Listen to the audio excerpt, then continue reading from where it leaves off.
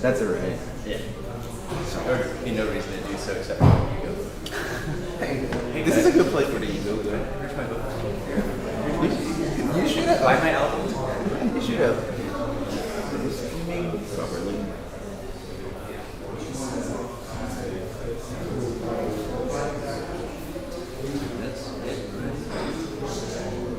I didn't restart my computer yesterday, so my stuff ran out of it. We're gonna start with you then. Yeah. If that's okay.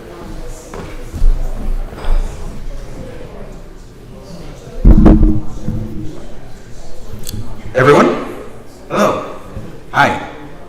Welcome to the fourth day of the gatherings in Semiotics, and I'm glad that there are still people that are alive after yesterday's outing and all the eating that we had to do.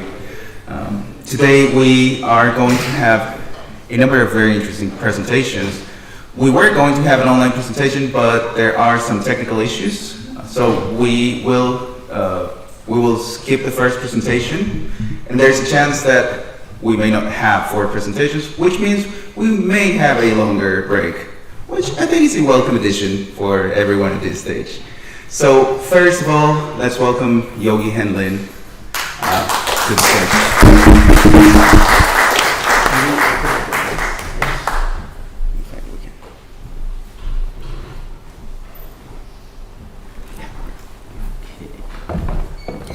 And where do I find, there it is.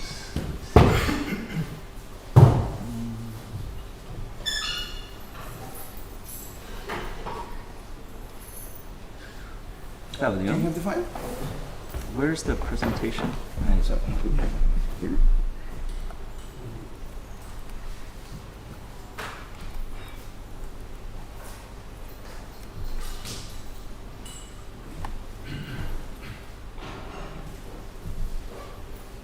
Thank you so much. Can you control the line? Yes, and I'll leave here, Okay. so there's no feedback. Okay. Good. All right. Let's see. Yeah. Yes. Okay. So welcome. My name's Yogi Henlin, and this is a presentation that you actually can't see up there. Let's see if we go like this. All right. There we go. Yeah. So this is a presentation with Matthew Slayton, who we met through the Pirates, through Terry Deacon's Pirates.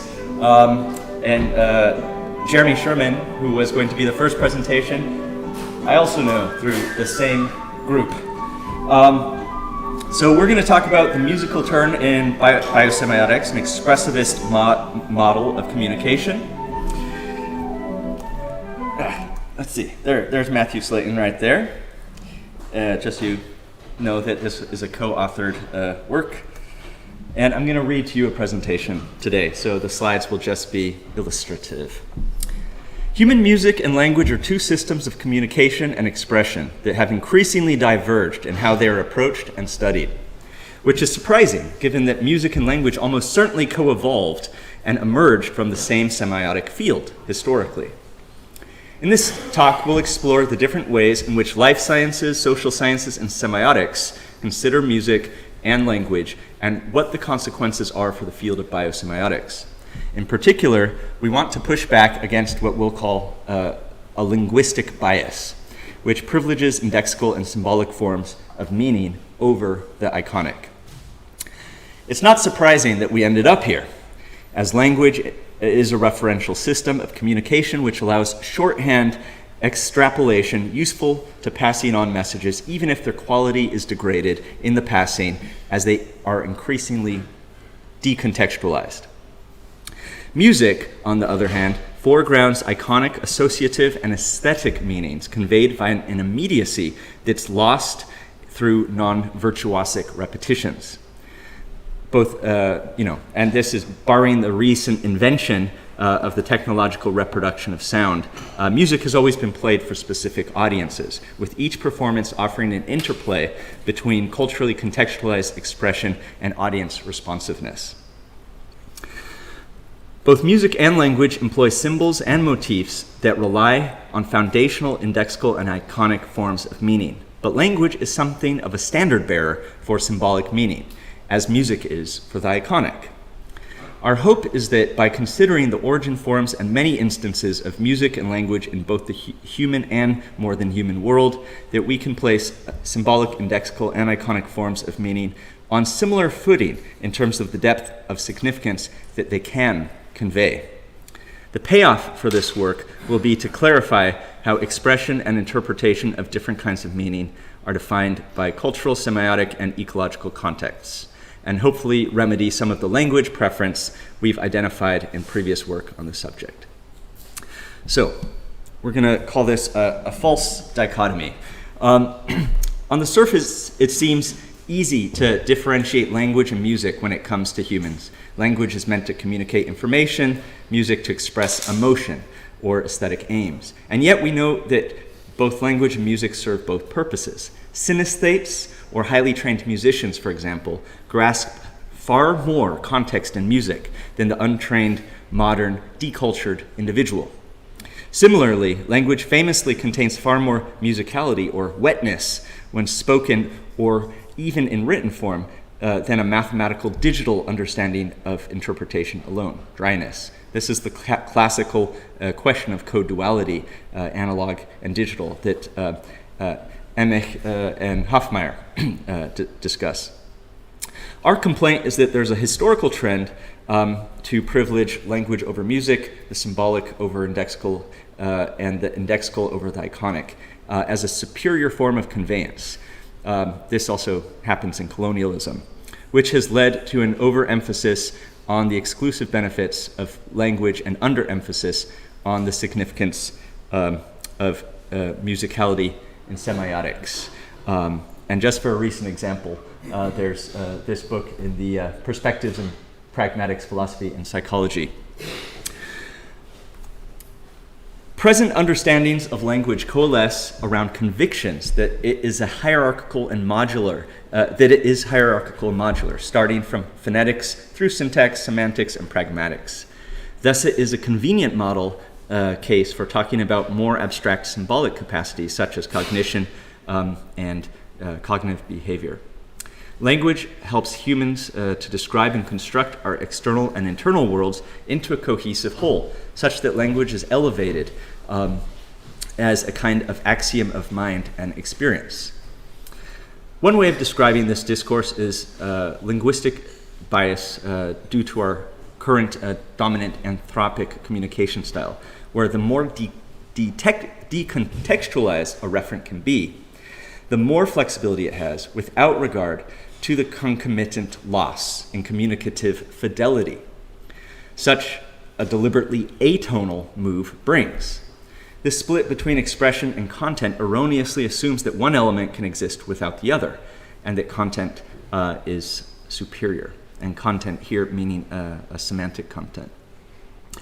In order to rediscover the iconic and aesthetic aspects present in all modes of communication, we analyze acoustic communication in its myriad forms. To put it simply, we call any and all forms of acoustic expression music, in the way that a zoomusicologist would. Martinelli, for example, describes zoomusicology as the study of, quote, the aesthetic use of sound communication among animals.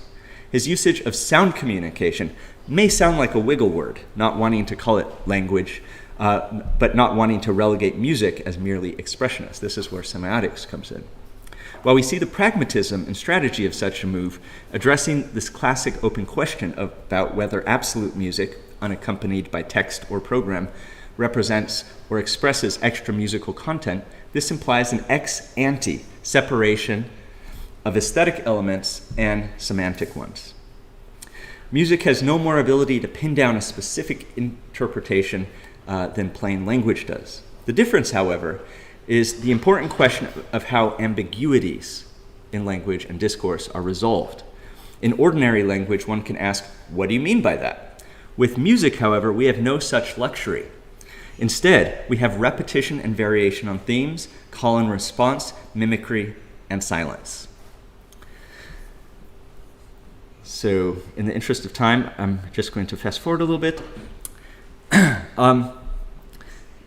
So utterances that contain musical qualities for animals and non-humans, and these musical qualities themselves, we can see aspects of semiosis that would be lost or impoverished if we merely try to interpret them in terms of our sort of concentric circles from our language as the baseline or as the default mode of most precise communication.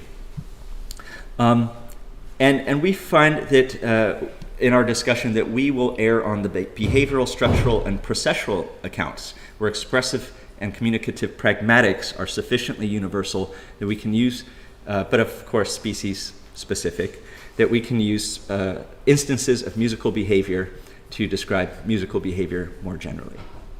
This move accommodates animal musicality as the null hypothesis to be defended against rather than an impositional structure to be otherwise accounted for. And it allows recuperation of lost meanings while, of course, introducing the danger of over-determining utterances as music, linguistic, or meaningful when they may be mere non-intentional expressions. But this discussion of intentionality already bifurcates semiosis, despite the fact that whether an act is intentional or not, it has an effect in the world. This more expansive and permissive conception of musicality does not discriminate between intentional and non-intentional musicality. If the overall synesthetic effect is deepened or heightened or made more precise by the incorporation of musical elements. This lands us in an expressivist model of communication in which no utterance or modulation of rhythm, frequency, or tone is for naught, even if it's not deliberate. Instead, these parameters are ripe with affective, pictorial, and propulsive immanency, and they are not devoid of proposition or argument. And here we cite Rothenberg, and we could also cite Sternfeld, of course. We can choose to resist the sheer elocutionary force of an utterance, but that doesn't mean that it bears no meaning for the agent or other audiences, intended or unintended. Okay, so let's take a look at a first example, alarm calls. Let's see what my next slide is. Yes. Many species of monkeys, for example, make calls to communicate to conspecifics that there is danger. Other animals may overhear or eavesdrop on these calls to learn information useful to them. Yes, one function of an alarm call is to communicate, but it is an excellent example of how musicality can feature in what appears to be the analog to a linguistic act. So Austin, of course, in the background here. The qualities of an alarm call beyond its reference to danger might include urgency or fear, or even something more basic, like a strong urge or need to make that call. What is it like to be the vocalizer in that environment or to hear that vocalization? There might be qualitative, affective, or even aesthetic experiences where the category of music can help us to clarify perhaps underappreciated aspects of the meaning making going on. Music has contextual aboutness. The idea that music is a language of emotion is one instance of this feature, but only one piece of a larger story. An alarm call is danger to those who hear it, to those intended interpretants. Or it is iconic of that danger in its onomatopoesis. Right, so here's some alarm calls. This is the work of Slabovnicek et al. On prairie dogs and prairie dog dialects. And what happens, this is a spectrogram, for example, of a typical prairie dog alarm call given in response to whether the human being is wearing a yellow, green, or blue t-shirt. So there is differentiation of something that they didn't have in their semiotic conceptualization before, that they're being creative and improvising with. So here's just some onomatopoeia right here. There's an immediate recognition and reaction by others of what the utterer is experiencing. Music is immediate because iconicity is immediate. an immediate aboutness that connects between an organism's experienced environment, its body, and those who hear the acoustic behaviors. The immediateness and aboutness of musical meaning can be seen in humans and non-human primates. In humans and non-human primates, where there's a direct relationship between embodiment and acoustic expression. Powell et al. Demonstrated that human vocalizations contain information about bodily states, such as muscle tension during upper limb movements. They're detectable by listeners who hear the vocalizations but cannot see the source. So participants were able to synchronize their arm movements with those of the speaker when they could not see the speaker's movements. These findings mirror those in non-human primates. For example, rhesus monkeys can differentiate age-related body size based on acoustic qualities of vocalizations. And orangutans exploit this sonic phenomenon to mislead others, cupping their mouths with their hands so that they sound larger and more threatening. It's worth pointing out that alarms take many forms. There are many examples that challenge the idea of what a sensible danger signal can be. Yellow-legged gull embryos, still in eggs, react to adult alarm calls by vibrating within their shell and transmitting the warning to their clutch mates. Moving beyond the animal kingdom, tomato and tobacco plants emit ultrasonic sounds when stressed by lack of water or if their stem is cut. They are detectable by other conspecifics. Rubber trees become more productive when bombarded with certain wavelengths of ultrasonic waves on their tapping surface, where you're going to get the latex from. It is not possible to infer intention on the part of the plants, but both cases are undeniably ways in which plants produce and react to sonic expressions in their environment. A lack of a signal can be informative as well. Gray squirrels, for example, have been observed to act normally when they hear bird chatter and stop and hide when the bird chatter stops. Bird chatter acts as a background sound, or muzak, of the animal kingdom, of which squirrels are always peripherally aware. The sound of a healthy coral reef promotes community development in fish populations, whereas the sound of a damaged coral reef suppresses it. Many species of fish appear to derive meaning from the acoustic environment about the suitability or potential of a particular location for food and shelter. It doesn't require a long conceptual leap to see that musical valence, so valence, whether the animal is perceiving a positive, safe, welcoming situation or a negative, dangerous, threatening situation, is an essential part of the information animals perceive acoustically. Perhaps it is evident from these examples how musical features like iconicity, embodiment, and valence feature in calls that indicate the presence or lack of danger. But why bother calling these behaviors music? Is this just overextending the concept past the point of usability, or is there really something to be gained? As we've argued, musicality helps us to emphasize the depth and effect of iconicity present in all expressions and communication. The general tone or mood, safety or danger, intensity of that communication, mild versus severe, and technical, acoustic, ecological, supracompositional elements of rhythm, pitch, frequency, and resonance for the right interpreters, other animals, other fish, other plants, etc., communicate clear environmental cues to conspecifics and often intraspecifics also. The immediate sensation of particular sonic expressions impart many folds of meaning, accessible for those with the disposition to hear and feel them. It's too easy when modeling communication to privilege certain aspects and to ignore others, and this is what we're trying to avoid. So, language and music also overlaps in human communities. Just as we claim that the iconicity of non-human music provides a full palette of communicative needs without added semantic specificity, which is thought to be the privileged domain of language. Turning to human music, we can now look at how in strictly coded musical cultures, human music's symbolic repertoire can serve the purpose of language's semantic specificity. An example from human culture would be the Yoruba people. There's been a lot of anthropological interest in the use of talking drums for long-distance communication as speech surrogates, sometimes across or down rivers, and their roar, which vocal speech would encounter sonic interference from. While the syntactical and semantic use of drums is not a comprehensive picture of the use of the drums in Yoruba culture, it's easy to see why there's so much excitement. So let's see.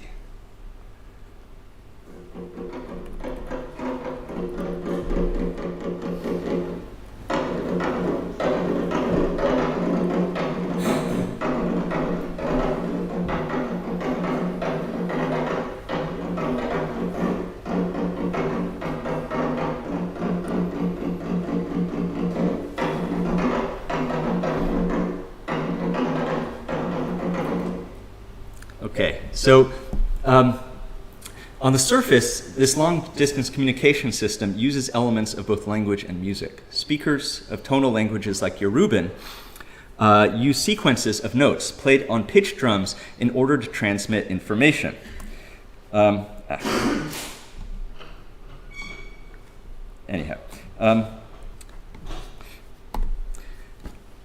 Drumming, in this case, uses musicality as a sort of Morse code, embedding and encoding very specific representation calls and responses deliberately chosen to minimize miscommunication on matters of potentially great importance.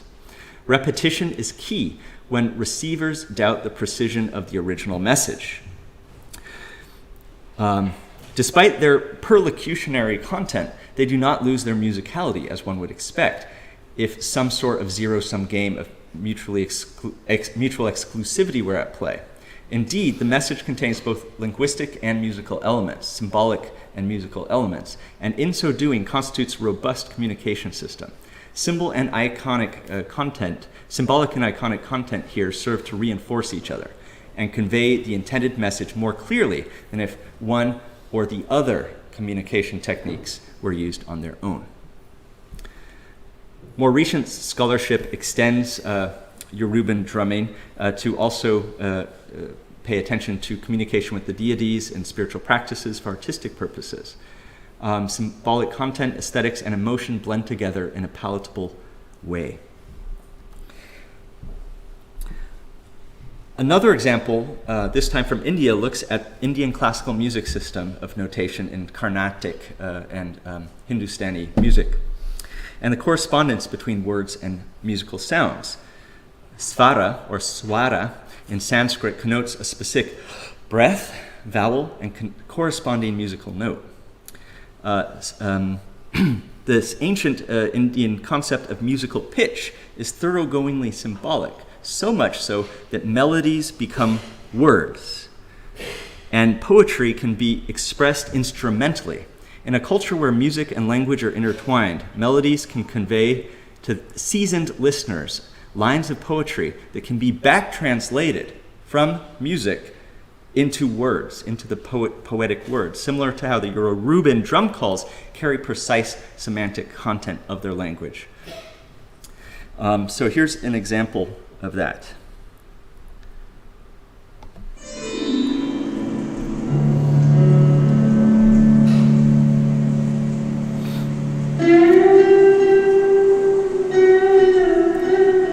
So that's the lines of poetry up there that he's playing.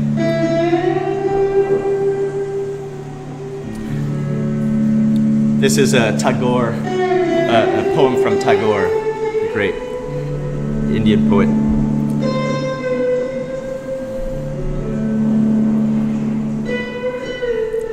So it is a common assumption that language is informative and music is emotional, but this view is incomplete, as we know from Damasio and many others.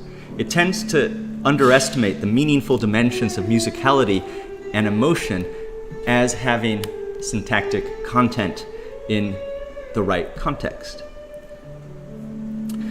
Music has different functions: performative, expressive, aesthetic, and not all music has all functions. Human music has different instantiations and purposes in different cultures, and exists in forms of communication and expression that might not necessarily be called music, although they involve acoustic and aesthetic choices. So finally, the felicity of utterances and umwelten. If all forms of semiosis, including language and music, are utilitarian in non-singular ways, I'll say that again. If all forms of semiosis, including music and language, are utilitarian in non-singular ways, non-unimetric ways, meaning that the composite semiosis is greater than any particular digital or analog component, then it behooves us to stop ignoring certain aspects of semiosis as superfluous extras. Achieving higher fidelity, semiosis, ecologically, biologically, and culturally, requires tuning into a full spectrum approach rather than settling for certain narrow bandwidths, even if the latter do provide exquisite depth. Perhaps there could be a zero-sum game of awareness, but then at least we should check once in a while to see if the findings of our narrow focus correlate with the other extant forms that are sidelined in order to concentrate on specific details. Otherwise, we risk entering the Hall of Mirrors of ungrounded symbolic communication, which Terry Deacon, Ian McGilchrist, and others have identified and warned about. And may I? Yeah? Okay, thank you. Attending to the musicality of language and other alloorganism modes of semiosis not only helps overcome the digital centrism of 20th century positivist linguistics, but it also permits anchoring semiosis in joy and pleasure. As Cole, in his recent Target article on beauty, has written about, beauty is the perfect semiotic fitting. The joining of beauty with precision is crucial to overcoming prejudices against ecological harmony, as if attending to the needs, demands, pleas, and lives of others somehow reduced our own happiness or fitness. Multi-relational fitting with other aspects of one's Umwelt suggests that the aesthetic dimensions of speech, lost in much of contemporary speech in most cultures, provides far more in terms of entrainment towards comprehension and mood attunement than we might have previously assumed. In other words, attending to the musicality latent in much semiosis opens our aperture of awareness to wider ranges of factors and signals, both endo and exosemiotically, enabling us to more fully inhabit our bodies and places and orders that constitute us. By becoming more aware of the way in which musicality informs our own semiosis, we can attend more deliberately to the musical qualities in non-human biosemiotics. Paying attention to soundscapes as cohesive structures also temper cacophony and other intrusive forms of anthropophony. Attending to our influences, say on distorting birdsong or other aural forms of communication by our non-human cohabitants of a given territory, can also give motivation to walk back the loudness which has come to represent our age. Perhaps in a quieter world, our own musicality, using the whisper or sottovoce as ways of gathering and conveying our thoughts, may introduce new modes of thought that show our current linguistic paradigm to be but one frame of reference, always pointing beyond, amongst others. Each frame of reference, each form of semiosis with its own insights that help us contextualize the rest. Thank you very much. Thank you for your patience. Thank you very much, Yogi. And now we'll have maybe time for one extremely short question. Maybe.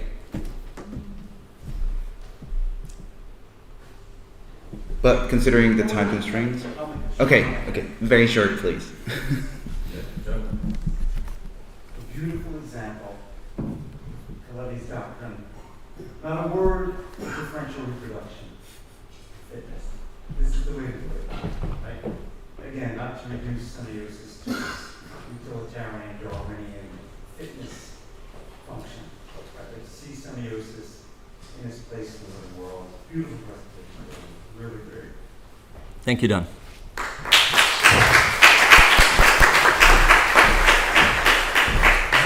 Thank you very much, Yogi. And now we'll give the floor to Alain Olteanu. So please welcome him. Thank you. You have your phone. The presentation, sorry. It's okay. So let me close this one. I'll start by saying Yogi had an amazing presentation. It was really enjoyable to listen to. It was soothing, calming, spoke to the soul. I'm gonna be dry. I'll talk about technology and I'll give you a headache. By contrast, I'm not managing. Sorry, Claudia, I'm not managing with the Czech language. Prezentace. I'm here. Oh, right, of course. Thanks. I gave a rather commercial, bombastic title to my talk, Umwelt's Embodied Mediatization, but what really I'm talking about is a biosemiotic approach to technology. And I think that during this conference, the topic was approached in a number of ways. You know, those of us who were here during the workshop listened to Elise Bizant's workshop on the matter. Yesterday, Sigmund Ongstad, I think, touched upon the matter. We had a panel on Simondon. Vinicius Romanini and Lumila Latskova and other colleagues also approached the topic. Specifically, and I was very happy to see all that, specifically, I'm going to discuss how biosemiotics can approach the mind-body problem, which I'll explain in a moment. I think that this is crucial for the academic salience of biosemiotics. Such a discussion will allow seeing technology as that which expands Umwelten, and as such expanding affordances, and technology is an expansion of affordances that results in an increase of semiotic freedom. And for this, I find particularly useful integrating a notion of medium in the biosemiotic framework, and here I mean precisely that notion of medium from media theory. This will then allow for an outlook on Umwelten as media products, and I argue as well that this should come along with a biosemiotic notion of the body. The mind-technology problem. Starting primarily with Descartes, modernity left us with the mind-body problem. If mind and body are different ontologies, how can they interact? This is what the modernists were trying to answer. Of course, we are now not concerned with answering the question, but with undermining mind-body dualism altogether. And technology is helping out here. The advent of digital technology recently, particularly its implications for AI, brings new perspectives in this regard.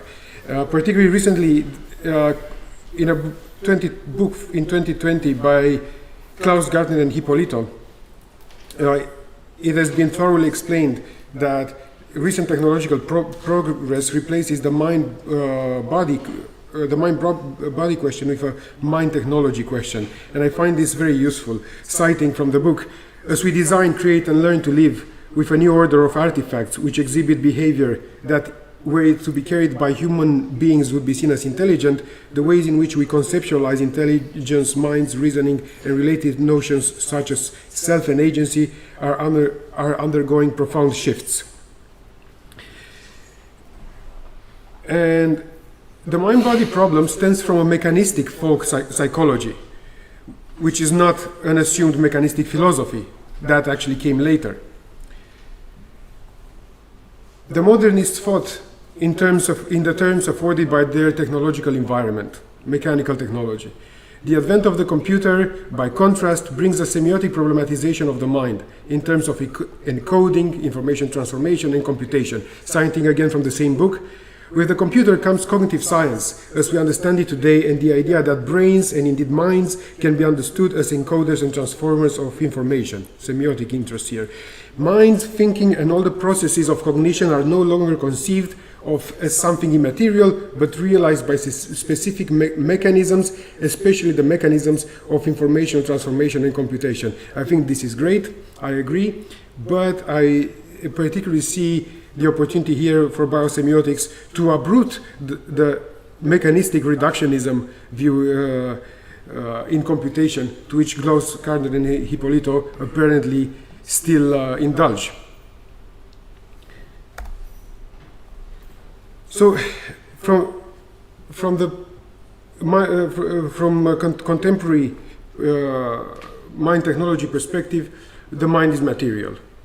Even though digitalization seems to add layers of representation in the construction of Umwelten, digital technology collapses mind-body dualism. It highlights the materiality of the mind. Citing the mind technology problem assumes that mental processes are material. Some problems, such as the problem of mind-body interaction, dissolve. If the mind is material, there is no mind-body problem as such, or at least no problem of interaction. And very early on, in 2002, his book, Understanding Media Semiotics, Marcel Danesi argued so too. I think he was really avant-garde in anticipating this back then, citing from Danesi, rather than take the mind out of the human body and transfer it to cyber systems or humanoid machines, the whole technology that undergirds the digital galaxy will bring about a reintegration of the body and the mind. This process of re-embodiment is a result of what McLuhan called retribalization. 20 years ago is a very long time for the digital age. Danesi remarked this before social media, before smartphones, and I would say this was really a remarkable foresight, revealed through a media and semiotic interrogation. He refers to McLuhan, he comes up with this notion of digital galaxy in analogy to McLuhan's Gutenberg galaxy.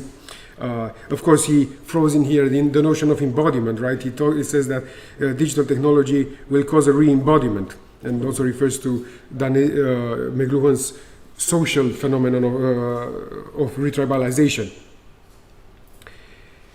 And I find particularly to bring the concept of medium into biosemiotics, I find particularly relevant the work of Lars Ellerstrom.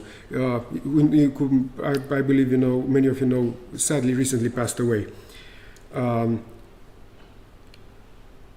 Ellerstrom had a thoroughly cognitive semiotic and media, developed a thoroughly cognitive semiotic and media theory. And he argued that a medium should be understood in a broad way as the intermediate stage of communication. Thus, the term medium here refers not only to mass media, but also media used in more intimate communication, not only external technological devices, but also media based on corporeality. And the notion of corporeality, I think, is of particular interest for biosemiotics. Not only premeditated media, but also casual media, not only practical purposes, but also artistic media. So Ellerstrom builds, of course, on McLuhan's notion of medium as extension of the self, but he also adds something new, which in a sense, he is explicit about the fact that contradicts McLuhan in some regard. So he clearly stated, in contrast to McLuhan, I define media products, so not media but media products, as extensions of mind in the context of communication. As being a media product should be understood as a function rather than an essential property, virtually any material entity can be used as one. So by expanding the traditional use of the medium concept across these old dichotomies, technology, body, and so on, mind can be interrogated as mediation. Particularly, the notion of corporeality here is important. Corporeality evokes or establishes mediality, I would argue. And it may seem, of course, Cartesian to define media products of extensions of the mind, but this is not the case because Ellerstrom is building on an embodied notion of the mind. This is quite explicit in his work. And this allows for a more precise notion than McLuhan's medium as extension of the self. And I would like to add a definition to to the notion, another definition which I believe is mutual to that of Ellerstrom, and I find insightful. I'm not sure what Ellerstrom would say about this. I would love to still have the opportunity to talk with him about it. I involve the notion of affordance and say that, medium is anything that presents affordances to an organism. And I think that this is mutual with Ellerstrom's take.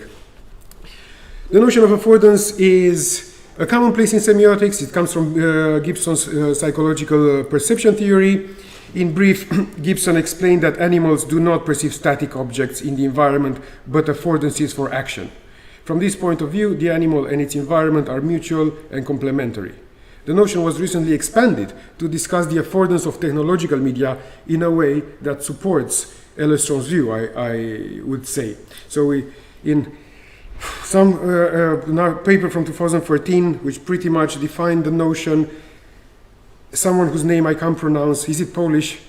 Maszczyrzak, something like that, with colleagues, define technological media affordance as the mutuality of actor intentions and technology capabilities that provide the potential for a particular action. And from this perspective, we see in authors such as Hopkins, but not only, this is a citation that I find particularly relevant, digital media is a uniquely human technology. Pretty much what Danesi was saying 20 years ago. Perhaps, Hopkins continues, the most human of all technologies that can be considered alongside other abstract human creations such as languages or art. And in a recent paper, I argued that I tried to identify a couple of similarities, a couple of shared affordances between digital media and, let's call them, human natural environments. I'd say that these seem to share affordances more than other historically previous technological media. Particularly in a semiotic concern, I identify them as multimodality versus the monomodality of print. I think this is something that also Yogi was addressing without a concern for technology specifically. Schematicity or iconicity, and I think this was present in Yogi's presentation away too, and what Danesi called collective participation on the spot, right? Say I get Snapchat texts and I answer back on the spot to this kind of messages, in contrast to how broadcasting works. Now, mediatization, the notion of mediatization easily supports a view of being as becoming, a teleology of the mind, like that of Peirce, for instance. Philosophy of technology naturally relates to media theory. And Fuller also observes, Steve Fuller, you might be familiar, observes an important link these two, technology and media philosophy, have with the pragmatic view on evolution. He argues that once in America, Kapp, the father of philosophy of technology, was captivated by Emerson's, the pragmatist who inspired Peirce, Emerson's characterization of the telegraph as an extension of the human senses, an image that McLuhan popularized in the 60s to cover all media. What might be called a strong mind technology thesis is that the philosophy of mind and the philosophy of technology are two ways of talking about the same thing, whereby technology is understood to mean the mind's outworking in nature. I think that thinking of technology as the mind's outworking in nature is very insightful. This view implies understanding subjects not as defined only by their past evolution and present state, but in light of their becoming. Right? I'm thinking Peirce here. Thus, the human is not only everything that evolved from the bipedal ape, as Linnaeus would have it, inclusive as Linnaeus' notion was at the time.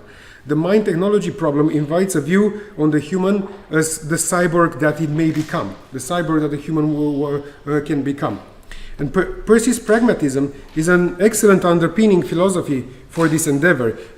Andrew Stables explained in a book that I like very much from 2012, Semiosis and the Myth of Reason. He explained that semiotics allows for a view on being as becoming. And this was also the main point in Colapietro's very well-known book on the Peircean notion of the self. Thus, from this perspective, the notion of semiotic causation lends itself to such analysis. The biosemiotic position, though, contradicts an important argument in Fuller's transhumanism, namely what's called morphological freedom. Some transhumanists argue that humans should not be ethically obstructed from taking any shape that technology allows them to take. Say, if technology can make me look like a peanut, is the argument in transhumanism, I should be allowed to look like a peanut. But biosemiotics, the biosemiotic position, as I see it, does not see this as a question of ethics. And the question, I think, is controversial, but from the biosemiotic perspective, if you look like a peanut, you are a peanut. And so in this regard, biosemiotics, I guess, goes against Fuller.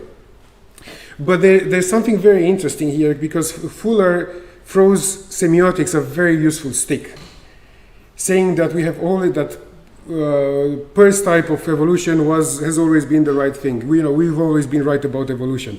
Because Peirce's semiotics thinks of evolution in light of final causation, not in the Lamarckian way, not in the Darwinian way. It's a transhumanist view, really, Fuller would argue, and it is anti-vitalist as well.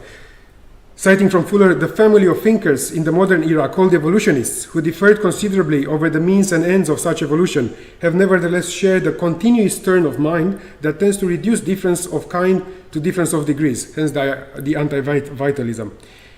And then, explicitly, I credit this insight to Peirce, and moves on to the medieval debate on universals, realism versus nominalism, and so on.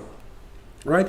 And further on, biosemiotics has exploited this view on evolution, of course, as I was mentioning a moment ago, particularly via what Hofmeier called semiotic causation, right? Based on the Peircean idea that the interpretant is always located in the future.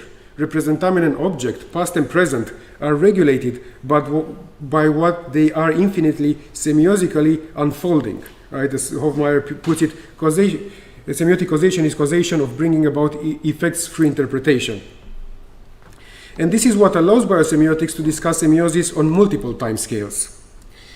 Now, for biosemiotics, the body is important, but we lack a notion of the body, right? And a biosemiotic notion of the body is mutual with a biosemiotic notion of the mind.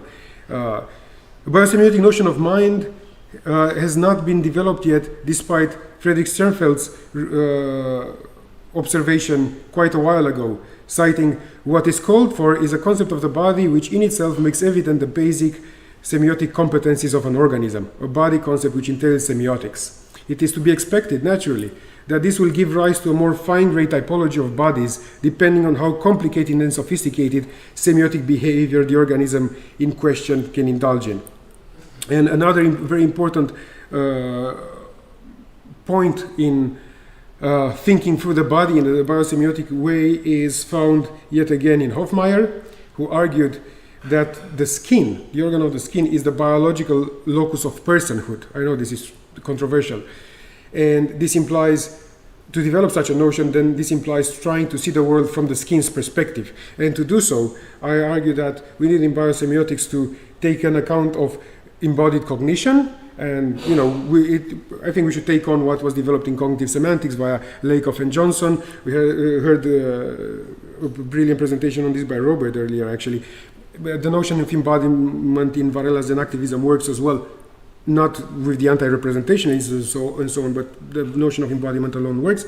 And I think that we need one more notion to explain this mediation that the body does through the skin between inner and outer. And I find in this regard very insightful Irene Mittelberg's notion of exbodiment or exbodied cognition, which actually also Ivan, I was really happy to see him mentioning this earlier in the conference. So Mittelberg explains that the body portrays, that is, exbodies, how the person or organism conceptualizes and understands abstracta. This is exbodied cognition. Mittelberg particularly observes it in gesturality. So I think that this allows a finer-grained understanding of, say, what Dilly meant from a biosemiotic perspective, that the Innenwelt founds the Umwelt, but the Umwelt grounds the Innenwelt. Or what Paolucci remarks in a cognitive semiotic perspective, that inference is inference is perceptive, not the other way around, affordances, right? And of course, both these statements are founded on Percy's notion of perceptual judgment, contradicting the Kantian synthetic a priori, perceptual judgment being basically defined as asserting that in perceiving the world, we assert in propositional form what the character of a percept directly present to the mind is. And from having assumed these concepts in a recent paper in Biosemiotics, I argued that, well, I define the body as that which simultaneously internalizes and externalizes the mind. So instead of discussing mind and body, I propose discussing exbodiment and embodiment as two directions of the same mind. So to answer to Stierfeld's proposal, together with Kerry Campbell and Kalevi-Kull, we scrutinize the notion of semiotic competence also in light of semiotic resources and affordances. So we define semiotic competence as the capability of an organism dependent on its embodied morphology, right, anti-morphological freedom, to discover meaning resources in a given environment and to recombine them in new pragmatically functional models. Further, semiotic competencies are then employed to scaffold knowledge, semiotic scaffolding, which is to say to develop models of their environment, which result in a capacity to navigate in the environment. And then together with this, we think of affordances as potential semiotic resources that an organism enacts to channel learning as choice in the environment. And these notions, of course, can be easily applied, generalized to media affordances generally. How am I doing with time? Thanks.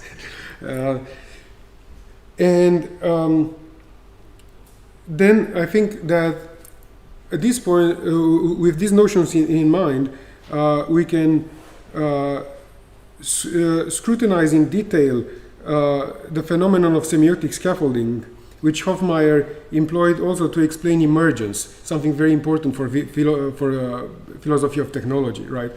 So Hofmeier argued that the invention of social semiotic scaffolding mechanisms such as dance, art, written language, city life, military organizations, cathedrals, movies, TV, cinema, what have you, the internet, most importantly, has gradually offered new generations stronger semiotic scaffolding structures, implying that not only new agendas for creativity are opened, but also deeper meaning contents can be grasped and shared through human history. And here's emergence. Each new jump to higher level semiotic scaffolding systems tends to homogenize cultural performances at the lower level while opening up new agendas of expressivity at the higher level.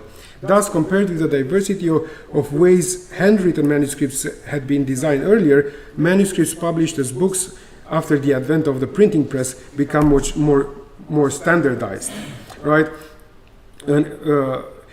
And from this point of view, the way we extend the mind actually is through semiotic scaffolding, right?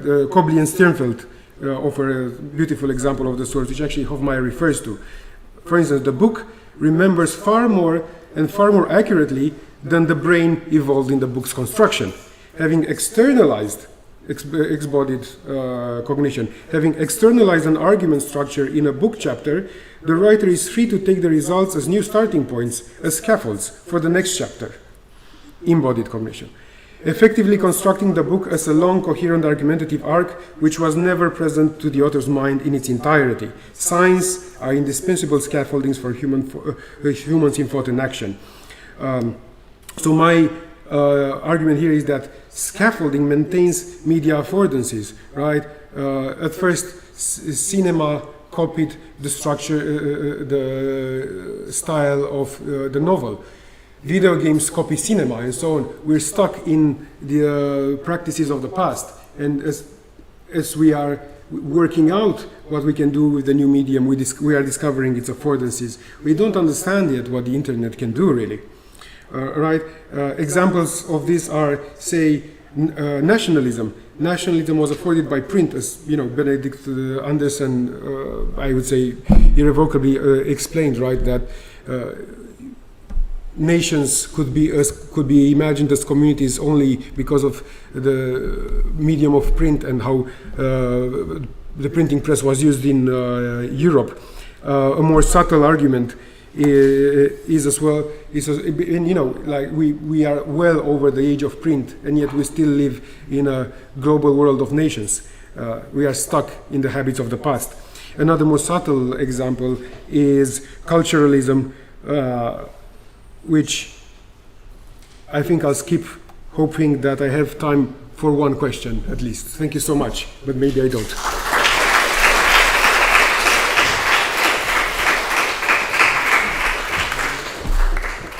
Thank you very much, Alan. And once again, we only have time for a very brief question, which Yogi will take. Go ahead, Yogi. I love the presentation. Thank you. I think that a lot of theory, you're spot on with. Question about pluralism. If we acknowledge that we all have very different bodies, like weird, then how does artificial technologies represent or not represent this? Is there a standardization and a rational model? Because if you're making this illusion between body and mind, the mind that we're talking about is a homogeneous, standardized mind, I would say. There's a really good book by Aurora that talks about the next billion users of the internet, that talks about diversification of digital technologies, one of those versus the big five, internet, and how might we overcome this and provide more, you could say, epistemic cultures in this way. Thanks, that's indeed a very important question. I don't have the answer to it. I'm aware of the importance of that question, right? Digitalization can take us both, it can take us in either direction, right? You know, we've seen the first, I guess, digital totalitarianism in China, right? Which really homogenizes semiotic systems. You know, and we're fighting with this contradiction. On the one hand, digitalization made Cambridge Analytica possible, right? We're talking about algorithms of hate and so on, which certainly actually homogenize the mind, as you say. On the other hand, the internet has produced unprecedented pluralism too. I think you know it's going to be a struggle. It's going to be ideological. I don't have the answer to the question. I think it's the question to tackle. Thank you very much. I hope I'm managing to touch upon what you're looking at. Thank you. Thank you very much, Alan. Now for the final presentation of this session, we'll have Martin Schwandner from Charles University.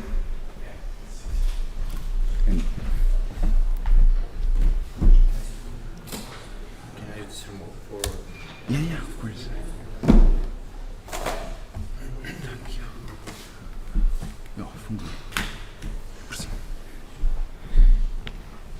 If you can talk to this mic too.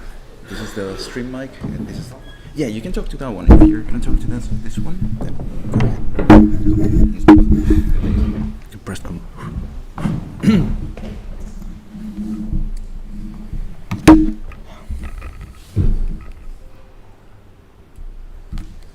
Down. On a One, two. On a sheet of paper left in Lombard's typewriter after his death was written, "One always fails when talking about what one likes." When I looked at this short abstract, which I wrote apparently in manic ecstasy, expecting at least a Nobel Prize, and considered 15 minutes in which I should try deterritorialize Deacon's ideas from the fields of evolutionary neuroanthropology to cognitive semiotics of music, and to answer if music is analogous to language and exclusively human activity, I have come to the conclusion that I'm doomed to fail. So I decided to follow not the melancholy of Barthes, which goes hand in hand with the impossibility of accomplishing or repeating something, but the more humoristic semiotic tradition represented by Umberto Eco. I would like to offer you two anecdotes which I hope to illustrate some aspects of relevance to the cognitive semiotics of music. First is a situation which is described in Percy's writings involving the invention of a new cognitive pigeon and the emergence of a new habitualization following hearing loss. A friend of mine, in consequence of a fever, totally lost his sense of hearing. He had been very fond of music before his calamity, and, strange to say, even afterwards would love to stand by the piano when a good performer played. So then I said to him, "After all, you can hear a little." "Absolutely not at all," he replied. "But I can feel the music all over my body." "Why?" I exclaimed. "How it's possible for a new sense to be developed in a few months?" "It's not a new sense," he answered. "Now that my hearing is gone, I recognize that I always possess this mode of consciousness which I formerly, with other people, mistook for hearing." Aside from presumed sensory deprivation and the social stigmatization of Percy's friend, there are at least three important topics presented in this brief narrative. One, the notion of calamity. Second, Percy's question to his friend about hearing. Third, his friend's account of embodied musical cognition. First, consider the notion of calamity itself.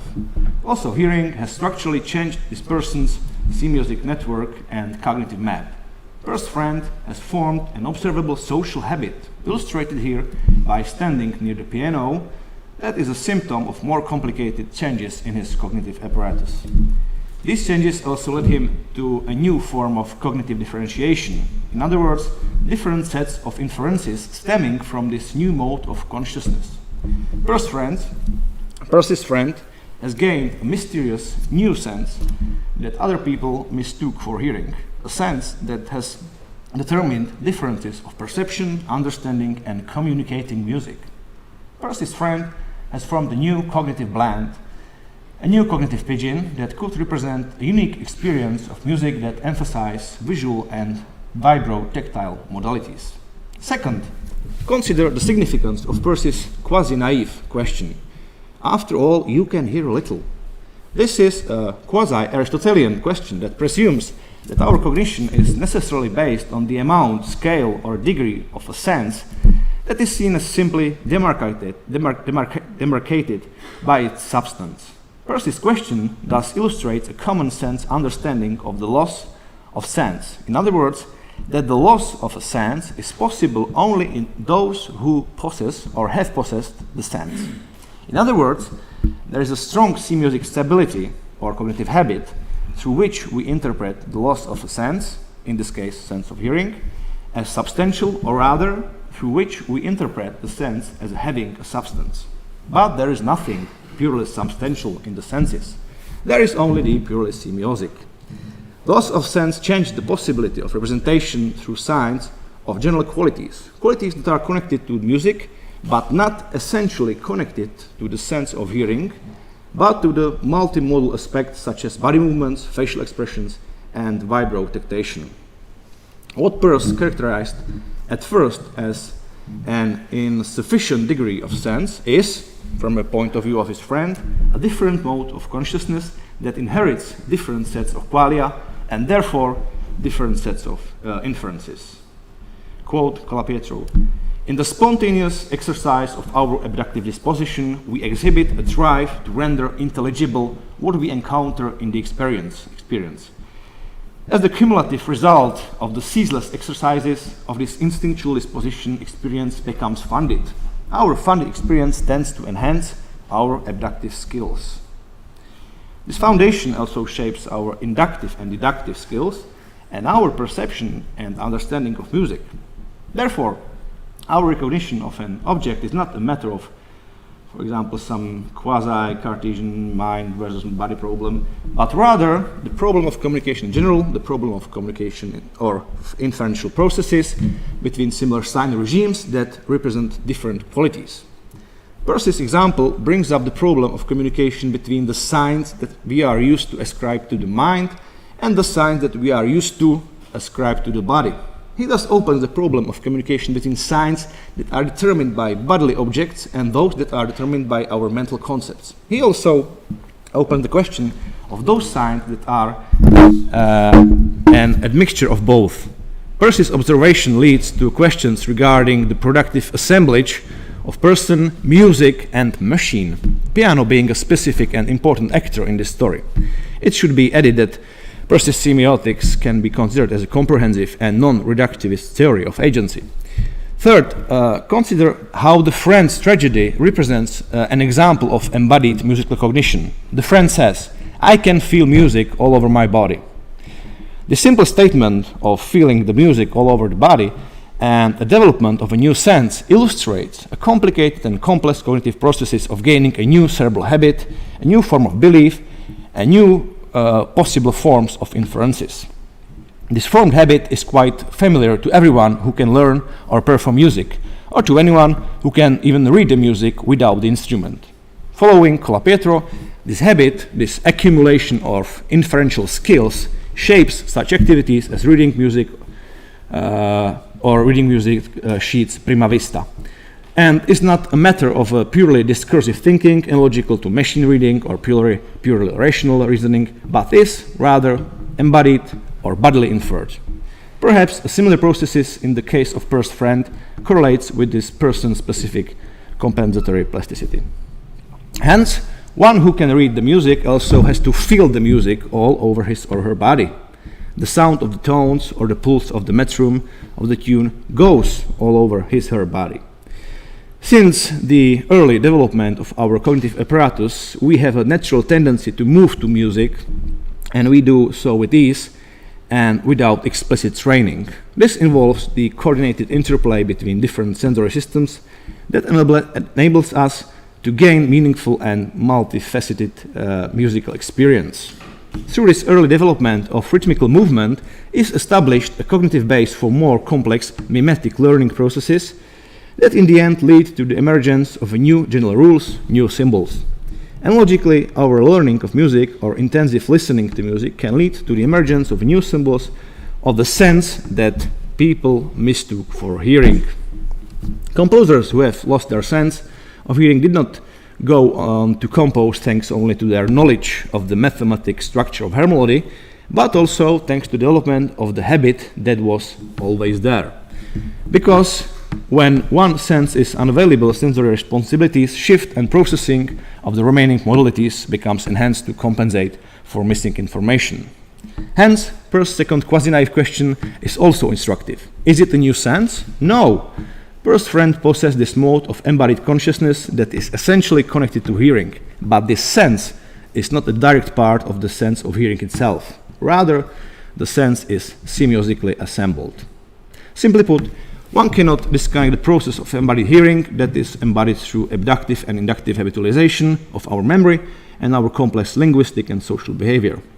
This rings true especially when we consider the actual nature of music, the most complex semiotic concept that was represented in the Peirce's short story. Musical perception is not only a matter of hearing and embodied learning of this hearing, but also an assemblage of social, cultural, and language behavior.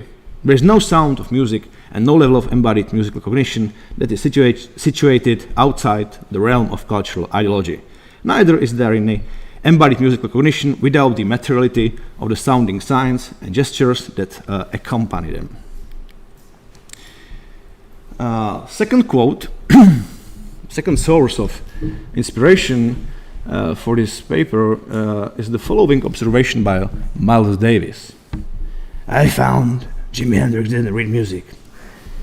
There are a lot of great musicians who don't read music. He would pick up things from whoever he was around, and he picked up things quick. Once he heard it, he already had it down. Or he would be talking and I would be telling him technical shit like, Jimmy, you know, when you play the diminished chord. I would see his last look come into his face and I would say, okay, I forgot. I would just play it for him on the piano or on the horn, and he would get it faster than a motherfucker. He had a natural ear for hearing music, so I'd play different shit for him, show him that way. Or I'd played him a record of mine or trains and explained to him what we are doing. Then he started incorporating things I told him into his albums. It was great. He influenced me and I influenced him, and that's the way great music is always made. Everybody showing everybody else something and then moving on from here. The inference is not here. Inference here is not enacted by the reflexive consciousness mind, by the natural ear. Jimi Hendrix didn't read music. Therefore, in this case, Miles has to work with another type of cognitive pigeon to mix his education and playing skills to form a possible habit, common to musicians, that is embodied in their practice of learning and performing music. Rephrasing Charles, Miles and Jimmy were capable of establishing common belief habit in order to judge, to distinguish between the vague, the special, and the meager, and to move toward the more precise, general, and full. The process of this development took place in their imagination and was constrained by sets of inferences toward thought. But the set of propositions that led to the principles was not established linguistically, but through propositions that were made by the horn, guitar, and piano.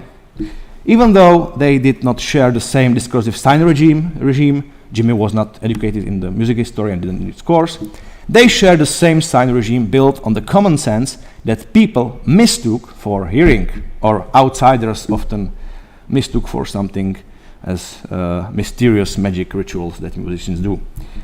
Music can be conceived as a virtual social agent, and learning music can be considered as a socializing activity in the sense that it may train musicians' selves in social attuning and emphatic relationships. This virtual social agent can be seen from a Persian point of view as the communication of possible inferential regularities, interconnections, and translations between observational layers of emotional, energetic, and logical interpretants.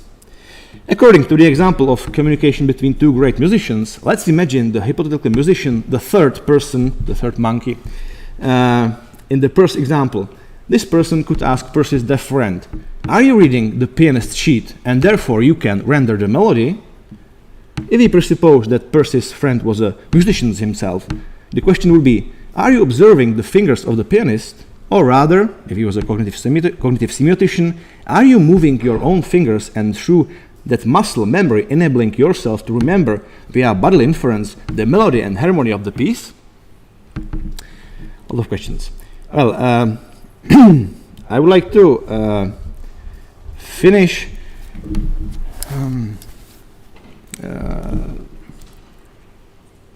I mentioned this question of adapting lower form of behavior to more complex and higher systems.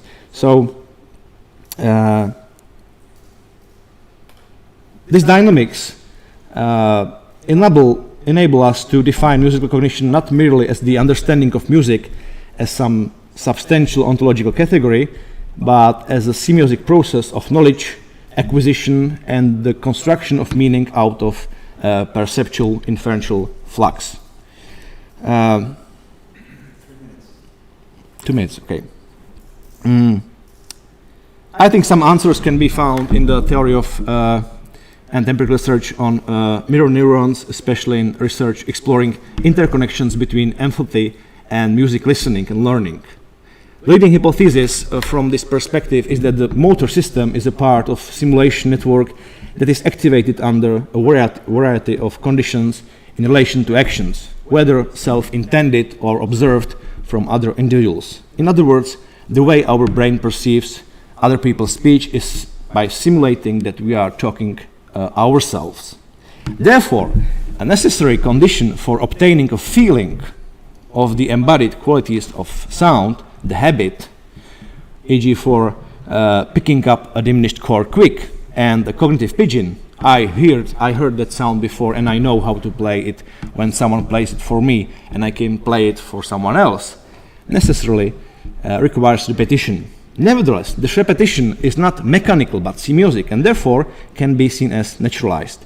Then the possible extension of this research can move from mechanical or language-centered explanation to the explanation taken from a semiotic perspective. For example, one that is multimodal and embodied while also taking into account indirectness of musical understanding. We are singing to ourselves. We are clapping the rhythm on our hands to ourselves. We are tapping our feet to ourselves, and so on.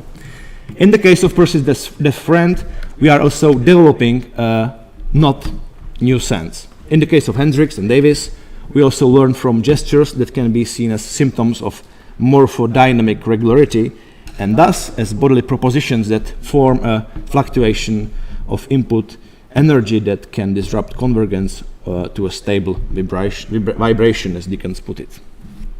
Final thoughts. My friend, who is a jazz drummer, said to me once that he often finds himself observing the dance of the other drummers behind the drum kit to catch their feeling and groove better. When musicians indicate good vibes, groove, or feeling, they are not defaulting to simplistic nominalist cliches or psychologism. So let me conclude. I have started with Barthes' melancholical figure. This melancholy is brought to us not only with a message in the given text, but also with the image of the abandoned external extended mind, the typewriter with an unfinished sheet of paper. And I'm going to finish with a more positive quote from John Deely's Purely Objective Reality. It is not only that all thought is in science. There is the further fact, as we know Morton's aspect, that all feeling is in science as well. So that we can say, in a Peirce's famous declaration, that man is a sign, the human being is a sign of what is known, felt, and imagined, and played about the world, rightly or wrongly, at any given time. Thank you.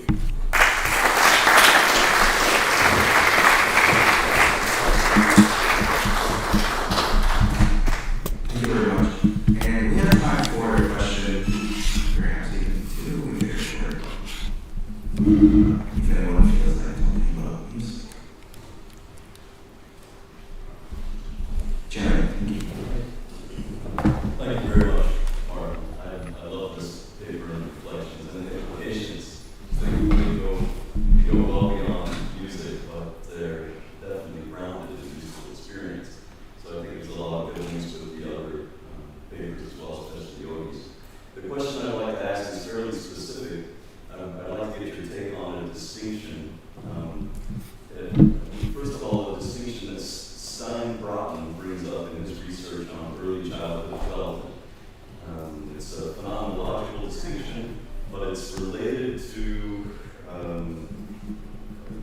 the difference between proprioception and alteroception. In proprioception, we feel immediately the experience of the body and its location in space. In alteroception, we feel also immediately the perception of our interlocutors, the people, and not just spatially, but also emotionally. So whether or not you're familiar with that concept, hopefully the description suffices for now. And I think it's what you're talking about, and that's why I bring it up. Also, how does that differ from what we typically talk about as empathy, strictly, and perhaps on a more psychological level? Mm-hmm. Yeah, thank you. The short question would be that, in my point of view, person semiotics can goes from all these psychologism or folk-like concepts like empathy in a way. So, and I see the at least me I see the way through this. Today mentioned Claudio Paolucci and Frederick Stanford kind of inferential point of view on this problem, that the inference is embodied, exbodied, is not only can be mistaken to only some reflexive conscious process, but is far more general. So perhaps that's also can be done with the empathy. That is kind of an umbrella term that covers many other operations like this appropriation and so on.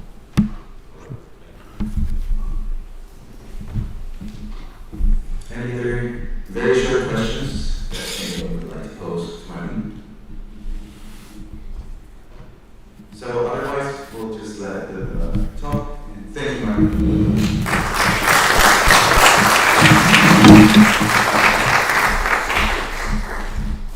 I just wanted to applaud and really for his presentation, but I also to yesterday's musical performance.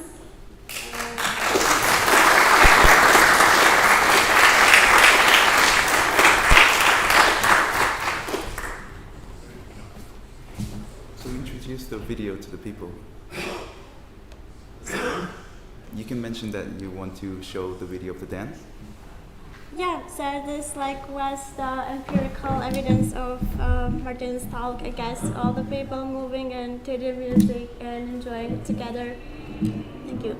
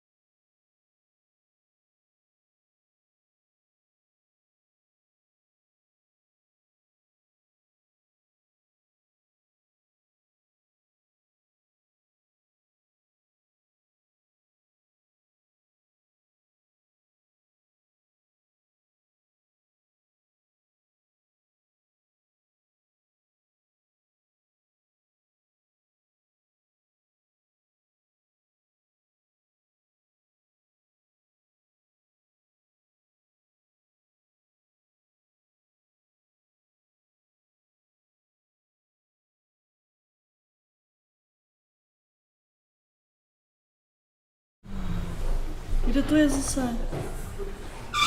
Tady. Sorry, Julian. Je tady.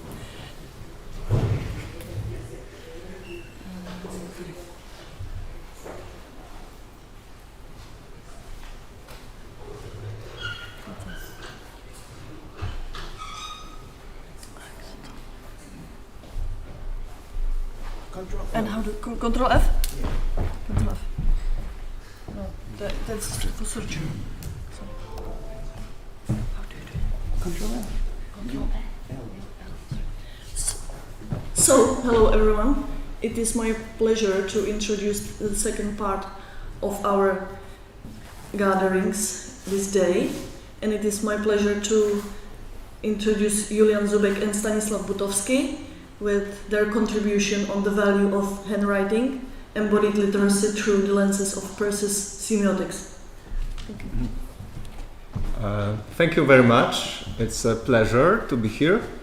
Stanislav, my co-author, he couldn't come, so I'm going to present this alone. I'm very excited, actually, after the previous session, that I am able to continue.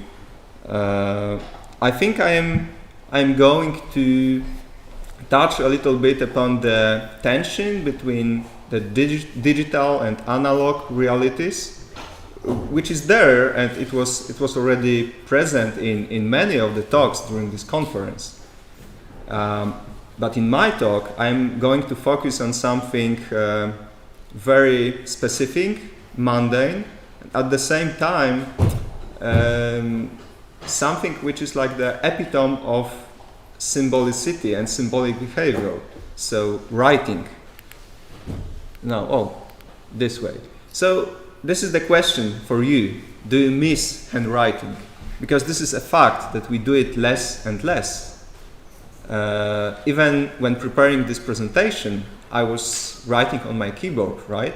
When I was exchanging messages with my co-author, I was writing on keyboard. So where is the place of handwriting? Is it really that important?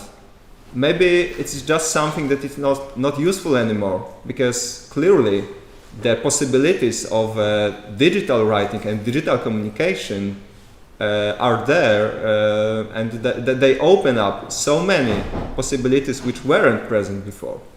So is this talk about the value of handwriting just some form of nostalgia, or maybe it's a purely aesthetic choice, which is not connected with the practical utilitarian perspective on writing?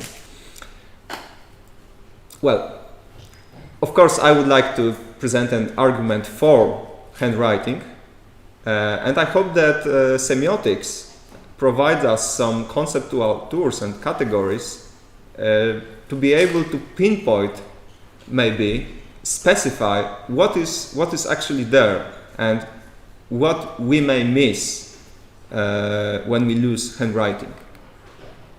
So let me start from briefly discussing something which I view as a received view on writing. It's not it's not specifically stated anywhere, but I think this is the view which is prevalent in computer science, some parts of cognitive science, and also it's prevalent in public education.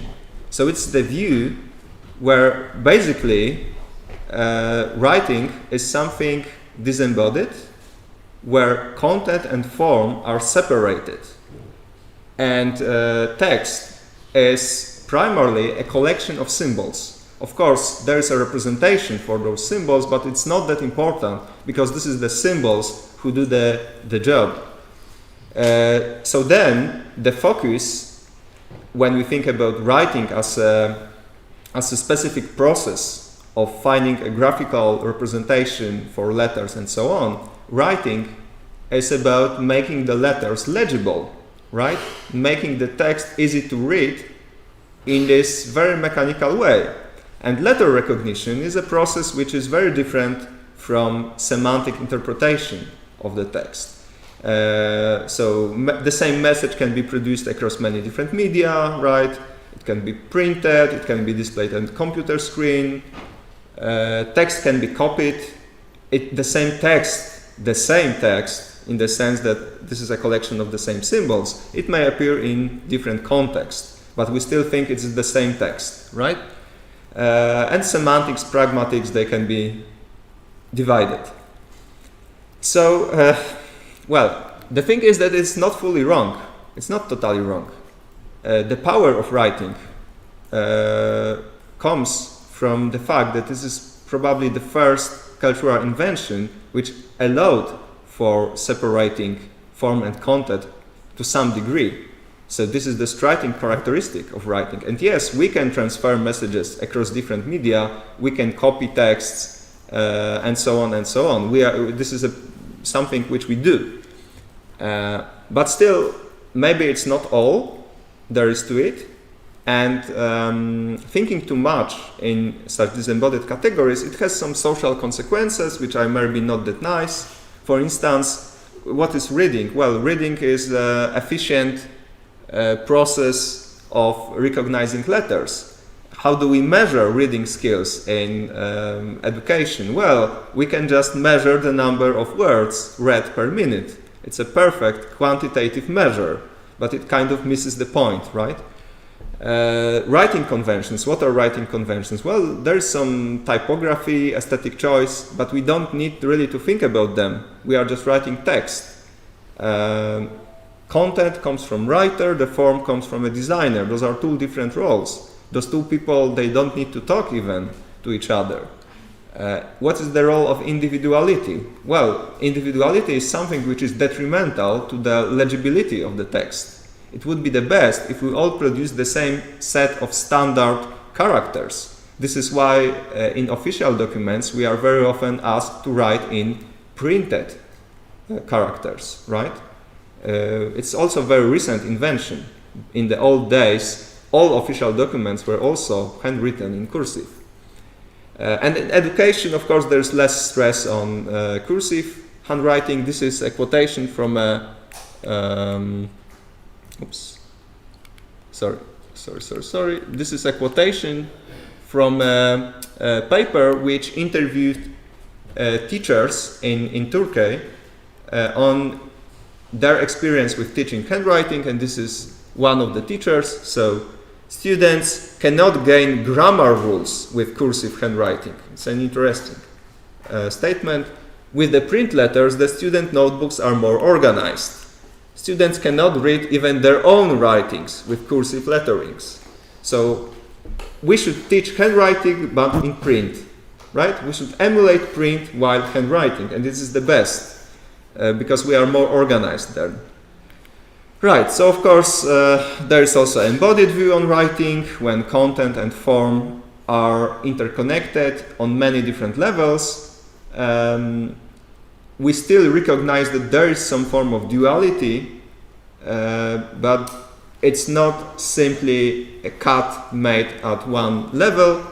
Body, mind, and technology, they all interact. There is also sensory motor component when writing, which is also important for the kind of meanings we are producing. Aesthetic experience is important, and so on. So, an example. Specific example. This is a note. Imagine that this is a note that you just walk around a university, and this is a note which you see at the classroom door, right? What do you see? Well, this is print handwriting, right? The efficient one. The text goes, the IML class moved to room 101. This is put on the door. There's some underline, some graphical ornament, text is centered, there's blank space, so a specific position, and so on. Right, so what do we read when we see a note like that? I asked a couple of friends, what do they see? And without giving them much of the context. And those are different, let's say, readings of this note, different things that they were able to deduce. For instance, yes, of course, that normally class would take place at that particular room, right? IML is probably an acronym for a course name. But then, the author was probably male, right? Interesting, there is nothing in the text which suggests that. It looks like it was written by a computer scientist. And by the way, this is true, I wrote this note myself. So, there is a lot going on there. And now, I think we can use semiotics to actually organize those different interpretations and find some structure, logic there. I'm going to use Peirce's 10 classes of science, which, as you know, are organized through those interrelated trichotomies, right? Without going into details, just a couple of examples. How can you unpack those interpretations? So, for instance, the first one, IML is underlined, D is made more visible. Why? Right? So someone is just interested why there are some salient visual elements there. So this is an impression, quali sign, right? This is an icon. It's all about visibility, which is there in this sign. And this is a rim, no external context, no external information. Then, the second one. The author does not have pretty handwriting, but they put an effort. So this is an interesting, what is there? What is this effort? Well, the effort is something which is connected to the actual process of producing those letters. So this is why this is a sun sign. Then, index. It's about author's effort. So there is note and there is a causal relation between the author producing this note and the note itself. And then this is a rim, so also this effort is all that we can state. There is no characteristic about the effort. But then, if we take this interpretation, this is about the character of this note, the usage of this note. This is a quick note. Right? So, probably the room change is not permanent. Why? Because there is something conventional about this note, about the conventional character of this note, the graphical form, which makes us think that if the author wanted to make a permanent notice, they would use different means. Probably they wouldn't use a handwritten note at all. So, this is a legisign, index, and descent. Why? Because we can verify whether this proposition is true. We can check later on whether this change was permanent or wasn't, and so on. So as you see, those are categories which you can apply to any reading of a written text, and they are all interconnected in some way. So the, let's say, standard notion of reading as understanding the conventionalized meaning of words is only there, right? So it's already legisign, symbol, rim, but there's much more that is going on. There's an aesthetic layer, there's a layer about the process of writing, circumstances of writing, author's disposition, some conventional role that this piece of writing is performs, the context in which it appears, and so on. And those layers are also there, and they also help in the symbolic interpretation of the note later on. So, for example, the interpretation of an acronym IML. Why do we know this is an acronym denoting the name of the course? Well, because of the context. Because we know that this note is on the classroom door at the university, and so on. And if it was written by a computer scientist, then maybe it's a machine learning course. So literacy, in this view, is of course the special kind of competence of filling gaps in interpretations, moving across many different layers of interpretation. It's never a static interpretation within a single layer, and it's not a sequential movement from the no, from bottom to top. It's rather constantly juggling between different layers and different interpretations and trying to make sense out of that. And it's not only in language learning. It's also when we already acquire a language, we are very proficient readers, we are still doing all those things. Okay, the role of handwriting in this. So it will be very shortened, but just to give you some examples and possibilities. Handwriting, it provides us unique opportunities to actually apply and exercise those different layers of interpretation, different layers of reading. Because in handwriting, we have, let's say, very clear connections between them. Those levels are also present in print or digital writing, but then the connections are more abstract and it's more difficult to actually perceive them.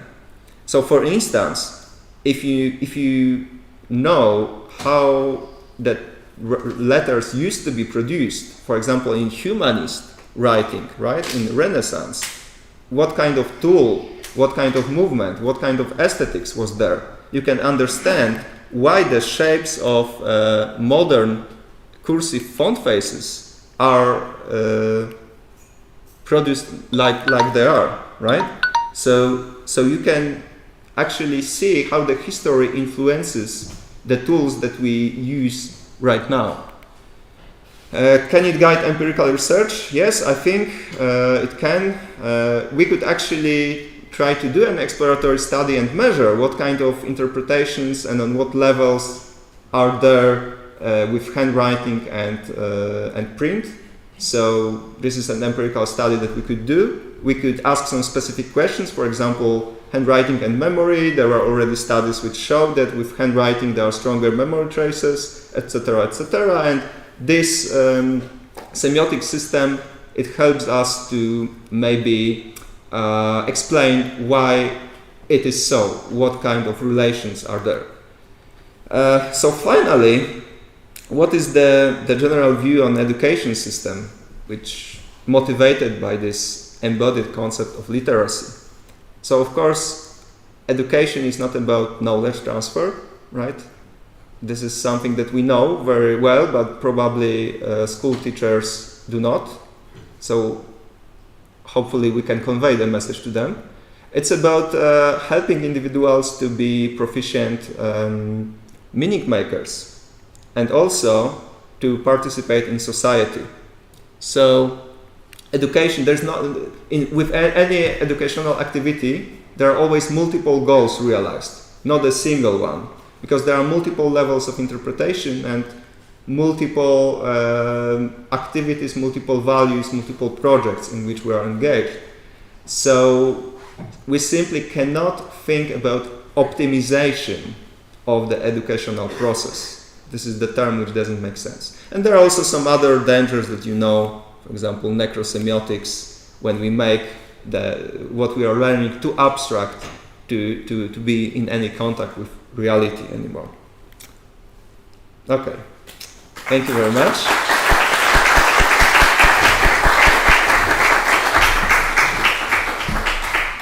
Thank you, Julian, for your presentation. And I think there is time for at least 3 questions. Thank you very much for addressing this very important issue and in a very beautiful way. I would like to say a few things. One is abolishing handwriting and sticking to tool-generated, computer-generated printing not only separates form and content of the process and its outcome, and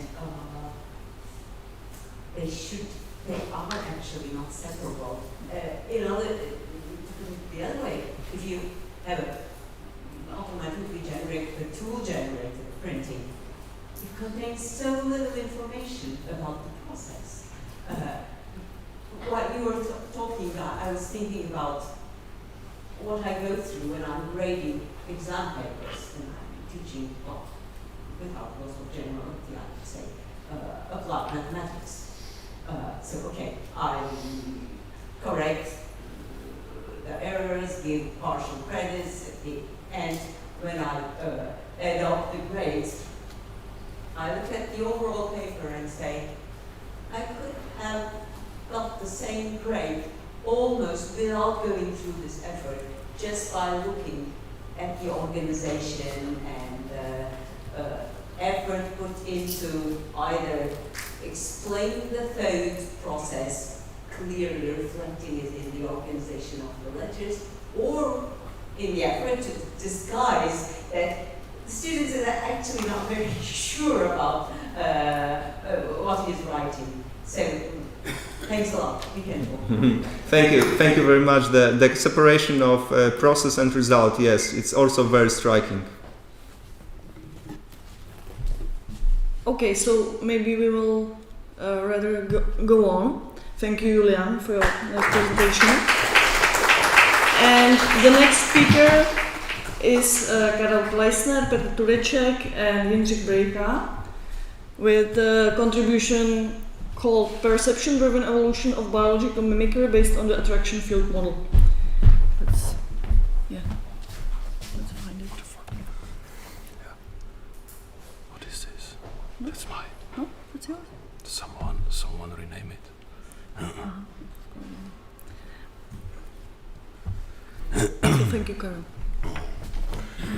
So we have a penultimate conference day, so that means that maybe my mind is in not a good condition like the presentation. So follow the presentation and I will try to tell you something.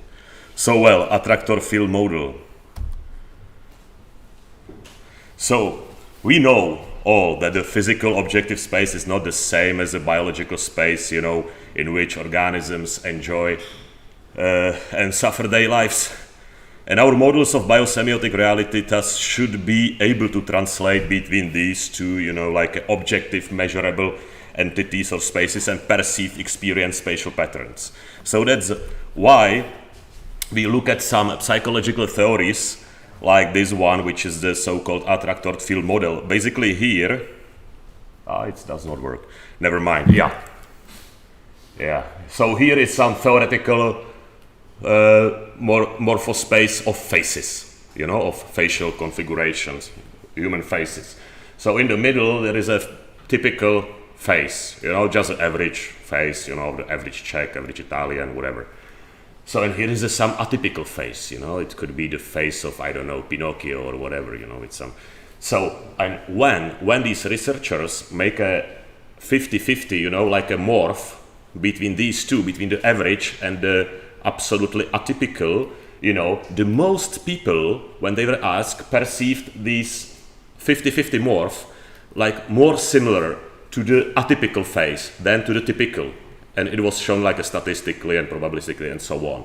So that means that we are, and they stated that these atypical faces, it's because these atypical faces, according to that theory, have a larger or broader attractor field. So that means that it like a fall down, it's attracted to this attractor basin, like with a higher probability and so on. So that the typical faces are typical because they are more common in the population, and the probability that we meet them is higher, so we meet them with higher frequency and we are able to, we have a better recognition between these than between the atypical faces. And we decided to, and it also validates, for the other objects different than faces, like the cars, and if you morph the birds and whatever and so on.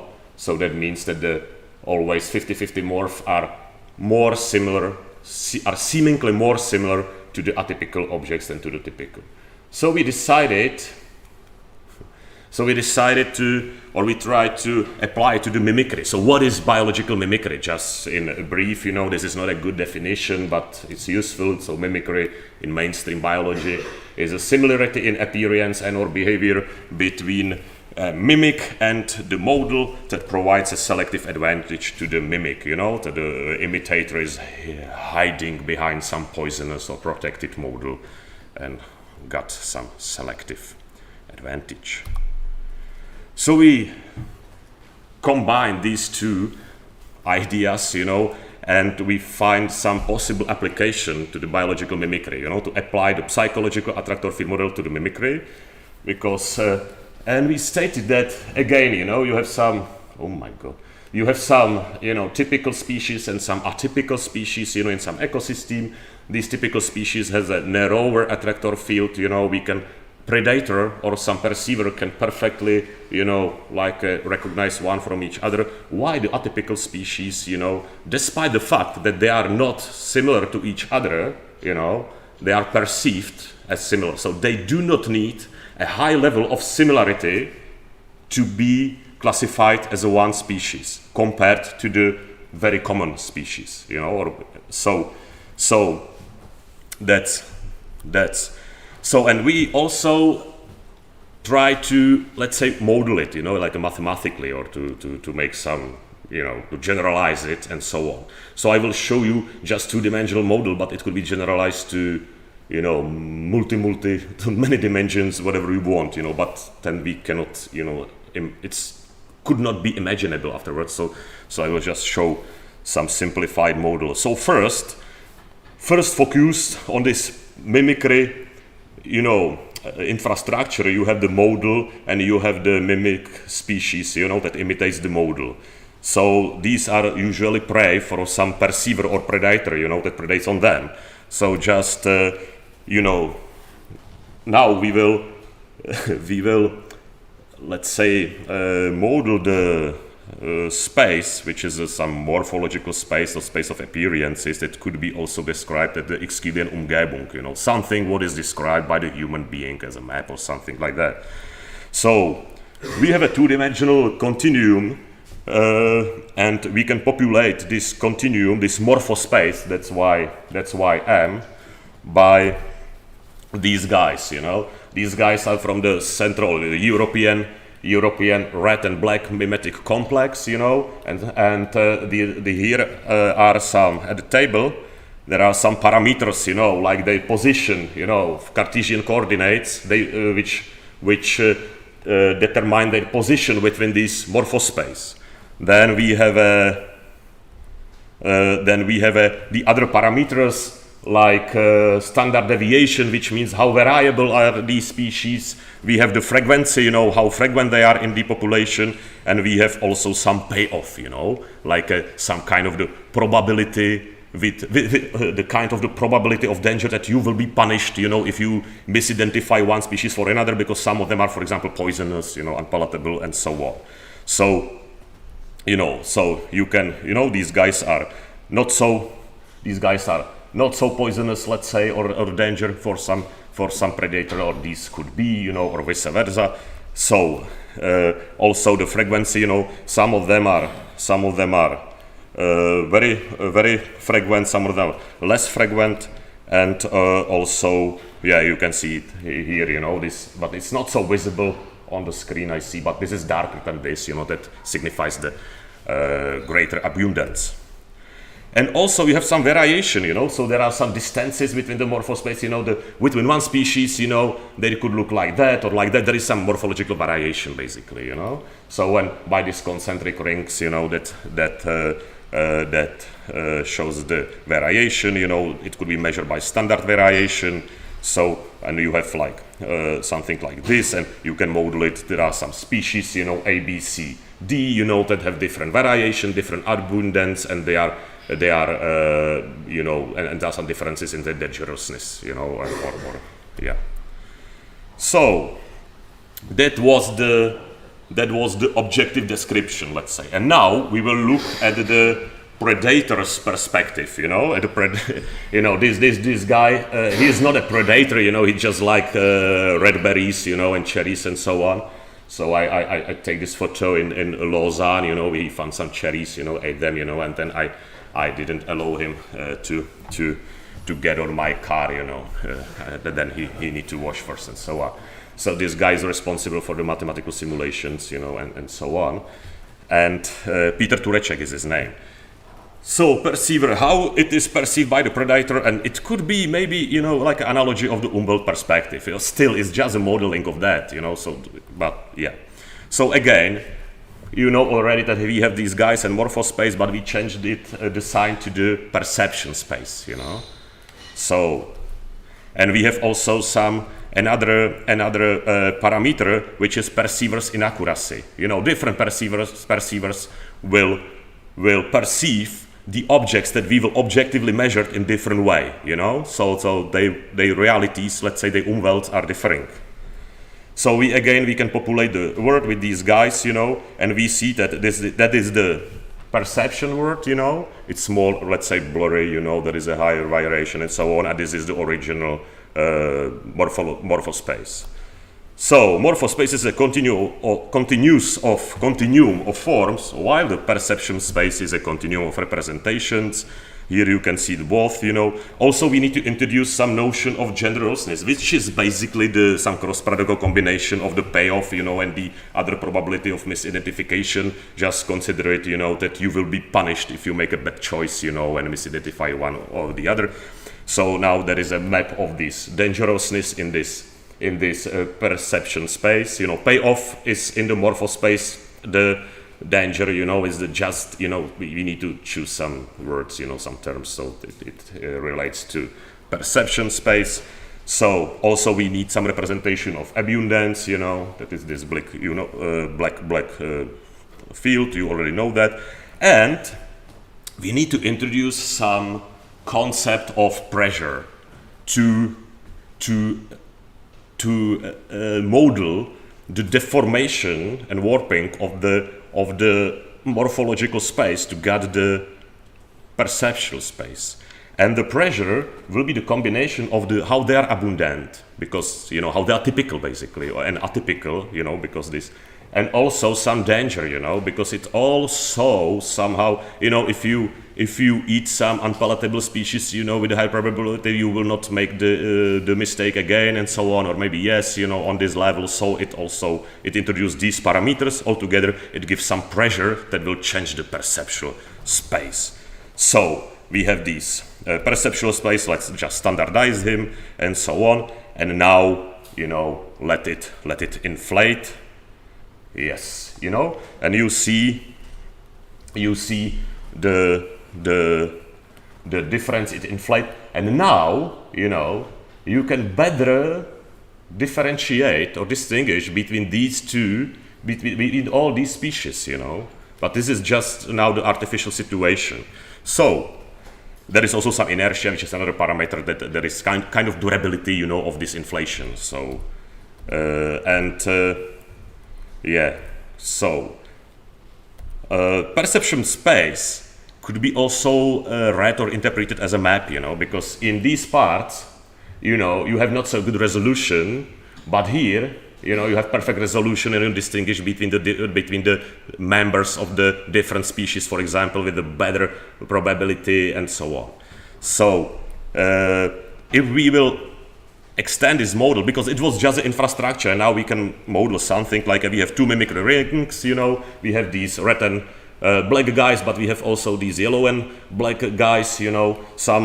One mimicry ring could be more, let's say, common, you know, in some ecosystems than the other. So let's put them there, you know. These are these red and black, and these are the other guys, I guess, you know. So let's populate the morphospace, you know. So then, you know, there are some, you know, abundances or frequencies. So let's go back, you know, and then according to all these parameters, you know, this will change. So you can see that also this could be projected back to the morphospace to see the attractor fields, you know, like that is a projection of the perception, you know, of the perception space to the objective space, and we will deform the objective space, you know, like, for example, the gravity deforms, you know, like, and so.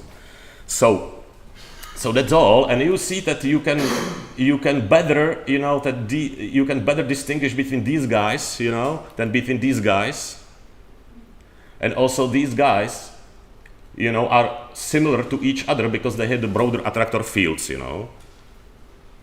So that's the model. I will, you know, so I need to go on. So basically, you know, we can also show it quite opposite, you know, changing the frequencies, again project to morphospace, and now it will be vice versa.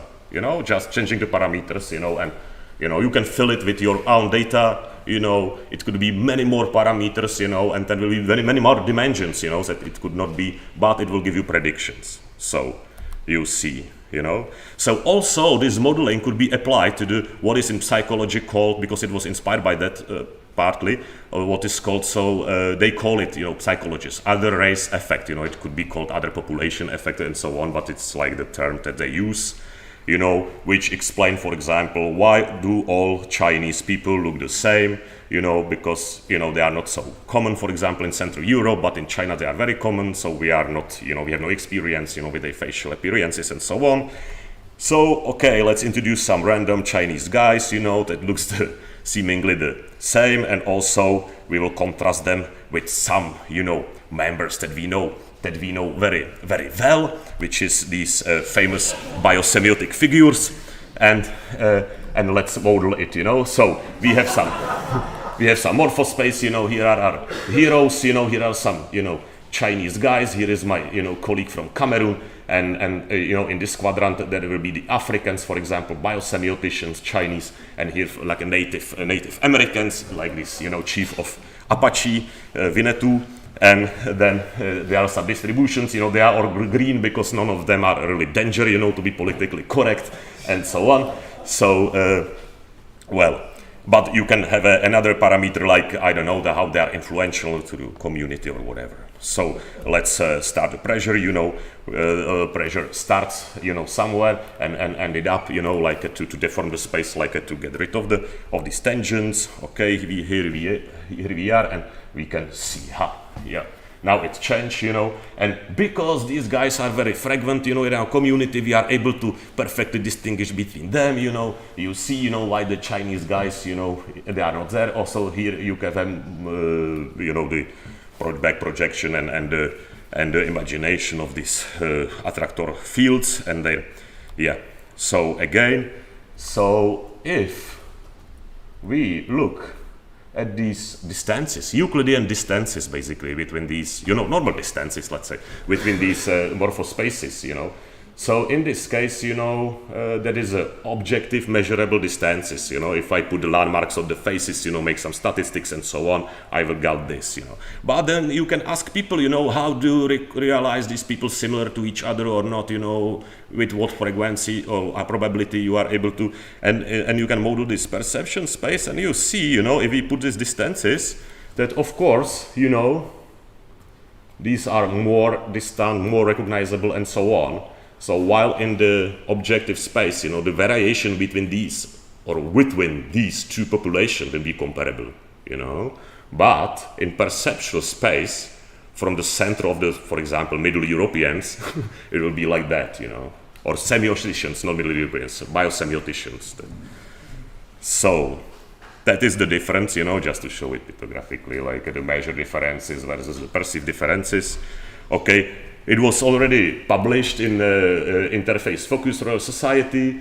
So basically, you know, the take-home message is that the less fragment objects tend to be perceived as mutually more similar to the common objects, which, you know, sounds vague and so on, but it has some critical, let's say, importance, you know, in many things where the similarity, you know, take on like a mimicry and other race effect, different psychological perception effects and so on.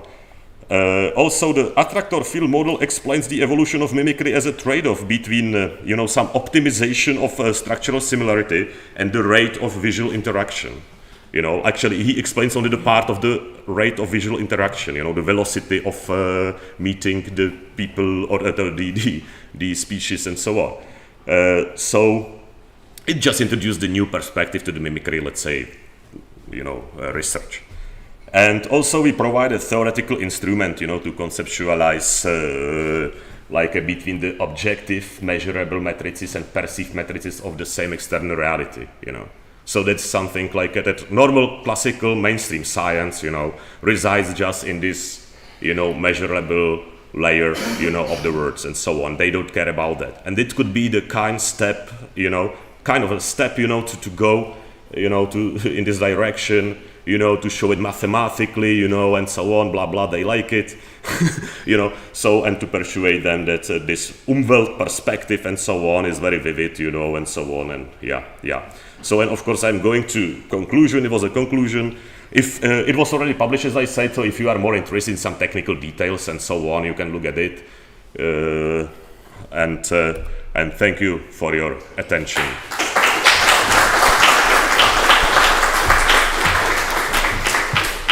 Thank you very much, Karel. So, questions?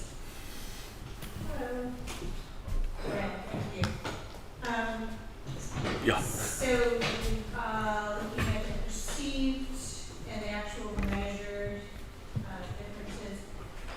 Sorry, I don't have the reference, but there is a study comparing the computer-generated faces. No. Yeah. Yeah. So Please finish it.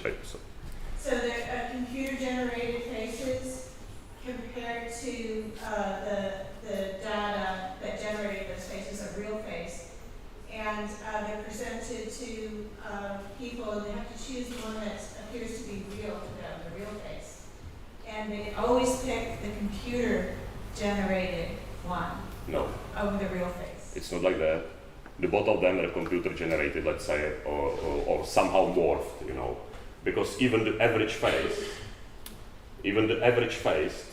or in their papers, you know, in these old papers basically that are not recent, they like average the faces, you know, to have some average face, and then they morph another face, you know, which was like untypical, but also it was a composite from many faces, you know. So they were comparable in this manner, you know. So, but if you measure the distances, the Euclidean distances between the faces, between the real faces, like between us, and we will compute the average, and then, based on the distance from the average, we will choose one of us, which is closer to the average, and we will take this one, you know, and the most, which is the biggest or greatest distance from the average, it should work as well. It should work as well. I was trying to reference another study, not saying that that's what you did in your study, but Yeah. I know, I'm explaining, yeah. Yeah, that like the deep fake faces are not a deep fake, but it's basically mimicry. But my point was, the viewers tend to choose the artificially produced face as being the more real one, and that's somewhat disconcerting. Yeah. And so what is it that viewers are finding to be more truthful in this artificial representation of, you know, merging or morphing all these different into some sort of a typical face? Yeah, that's scary. I don't know, of course, maybe these people that find it like that are transhumanist, you know. But yeah, I don't know. I should look at this problem more, you know, like, but from my knowledge, you know, I did not realize this kind of problem here, like in this part of literature. I mean, like these guys I showed in the beginning. So I'm not able to answer somehow properly, you know. Excuse me.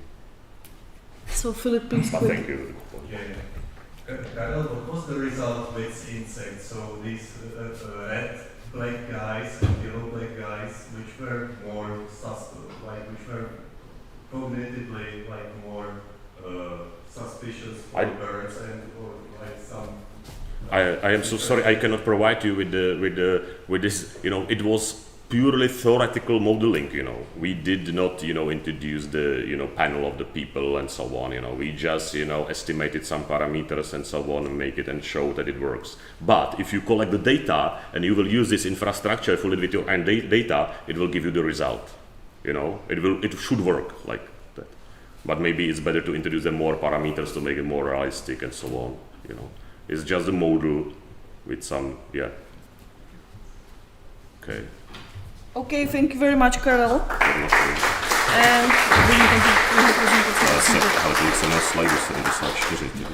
so our next speaker is Boris Jastrzębski, and his presentation is called Modeling Aboutness in Qualitative Constraints Network. BJ, it's here. Boris Jastrzębski. Yeah. Thank you, Boris. Stage is yours. This is real. If you want it. Do you think it works?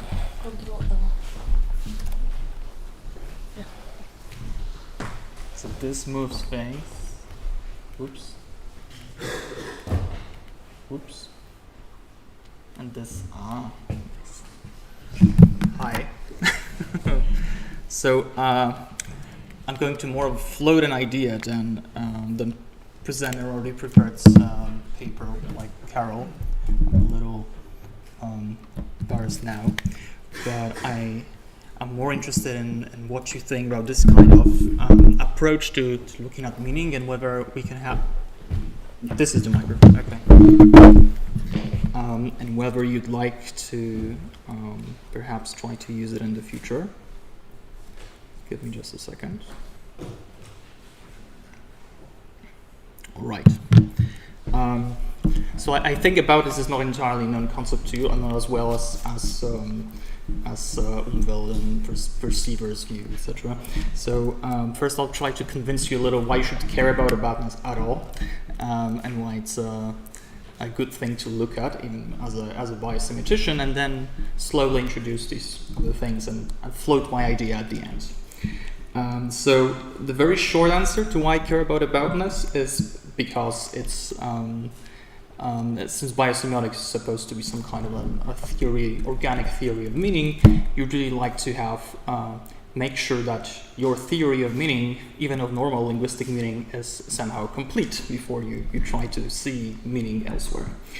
A slightly longer answer is that this is another component which poses a challenge to traditional theories of meaning and philosophy of language, those which are founded upon logical equivalence, aka those that equate meaning with truth conditions or reference. Now, it should be especially interesting since it came up in the last Terry Deacon's paper in Biosemiotics as a sort of another nice feature that he's looking for his minimal molecular model, and that's why I think should look slightly more into what this aboutness could be. So before we do that, maybe let's have a short primer on what this phenomenon is, and it's actually just as easy as it sounds. And the goal would be finally is when we get through it is to try to figure out a way to model it so we can reason about it and about the phenomenon in a way that does not require a very difficult and laborious semantic analysis of each statement that we try to look at, or an organic or an organism that we try to look at and maybe automate it slightly at least. So some attempts have been made in logic, for instance, to try to account for it formally by Feroldi specifically. However, they take it, all of those attempts, they take this phenomenon to be sort of a primitive and then show that a logic can be constructed to use it as a primitive. Well, I think it would be nicer to have a model where it arises as a feature, so you don't have to assume it to have it in there. So this is the story. Now let's look at the aboutness thing. So basically, well, most theories of presentation in cognitive science, they look at satisfaction conditions and they want them to be contentful. They basically equate satisfaction conditions with having a content. And by having content, it means that they have a reference, so in the old meaning that they have either intension or extension, and that they are truth conditionally equivalent. But there is a class of example, a very old class of examples in philosophy of language that poses a few challenges to that view.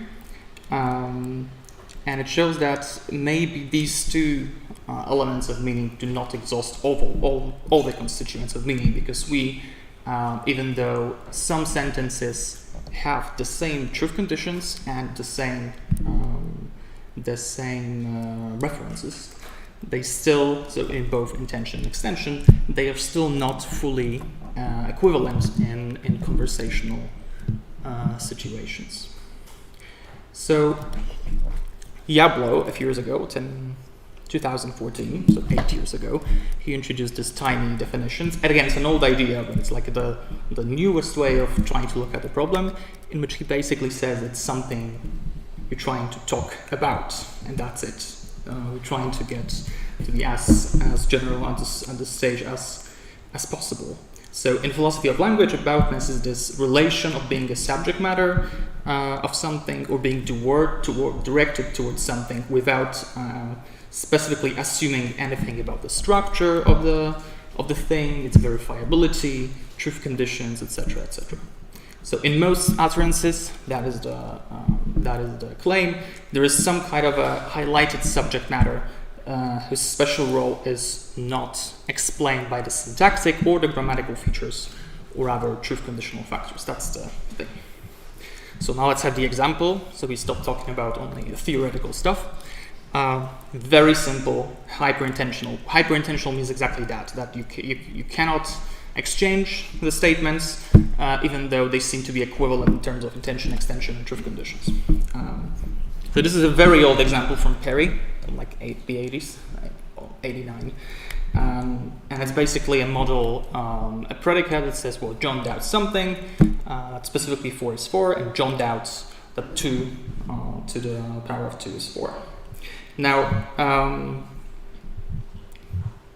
if John was an adult, let's say, and neither a philosopher nor a mathematician, so we do not expect anything weird, we would, when we hear the A1, so that he doubted 4 is 4, I think that it will make any competent English speaker question John's sanity.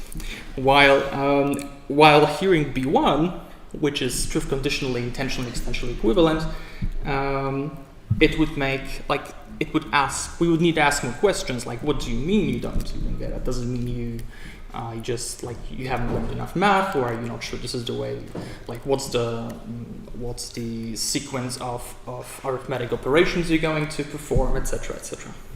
So in spite of having the same extension and conditions, these two sentences are not entirely exchangeable. Now this is a very narrow class of examples, but as Perry argues further, it gets really even worse, because consider the next one, switching mode. And, you know, respecting basic propositional logic, it should not be, respecting it should not be really a challenge to any theory of meaning. And yet it seems that appending a tautology to any perfectly normal sentence that has any kind of perspective of a speaker or another person, it totally ruins it and introduces a hyper-intentional context. So examples like these suggest that there must be at least one more component to linguistic meaning, because, we don't want tautologies to ruin entirely our sentences. They really shouldn't. So the question is, what's going on?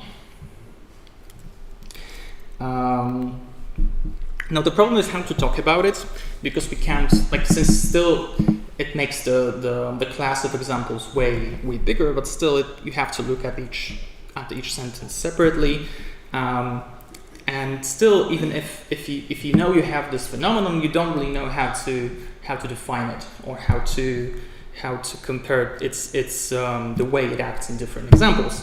So, or specifically, how to agree about a sentence is about the same thing as another sentence without careful analysis, debates, generating trees, looking for for synonyms, etc., etc.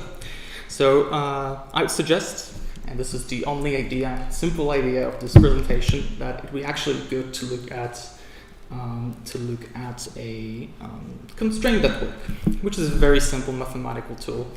And now my goal is to explain it in 2 slides, and I think everybody will be happy. Let's do it. So this is a constraint network. In short, it's a list. It's a list defined either naively like this, so just by showing all the values which are allowed. In this case, it's the example of the 4-queen problem in chess. So this is the problem is how to put 4 queens in a way that they do not attack each other. They do not attack each other. So each row is a variable, and each relation is between 2 variables. It's a simple binary network. And all you do is list all possible options between 2 variables. That's it.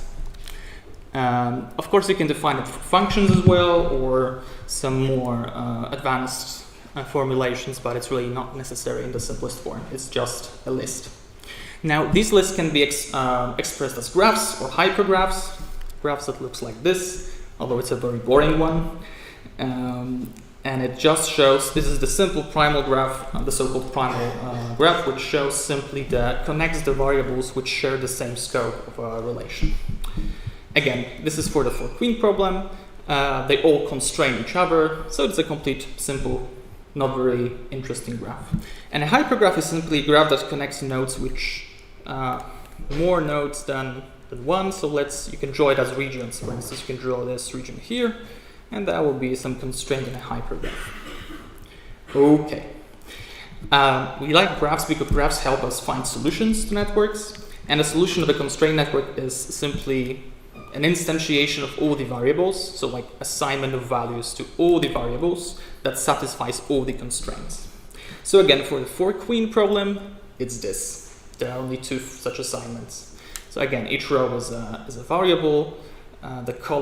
Each column is a variable, each row is a value. So here we have assignments of 2, 4, 1, 3, and 3, 1, 4, 2. And these are all of our solutions. Unfortunately, lists of allowed numerical values are not quite up to the task of dealing with language of any kind and analyzing it. So we have to look at a slight tiny expansion of this idea, which is the qualitative constraints calculus. Now this is again a very simple intuition. Okay, this doesn't look simple. Let's not look at it yet. So a very simple intuition that is used for efficient reasoning about continuous aspects of the world, basically. So you can think about it as providing an abstraction of on the numerical data, and you basically check whether a certain predefined relation occurs, and if it occurs, it's a constraint. That's it. I mean, the fact that it can occur is a constraint. So in particular, you can look at this, which is a possible list of such relations. This is known as Allen's interval algebra, and it basically is a way to represent the way that periods of times interact. So you don't have to check every single period of time of every single value at every single moment in a given period.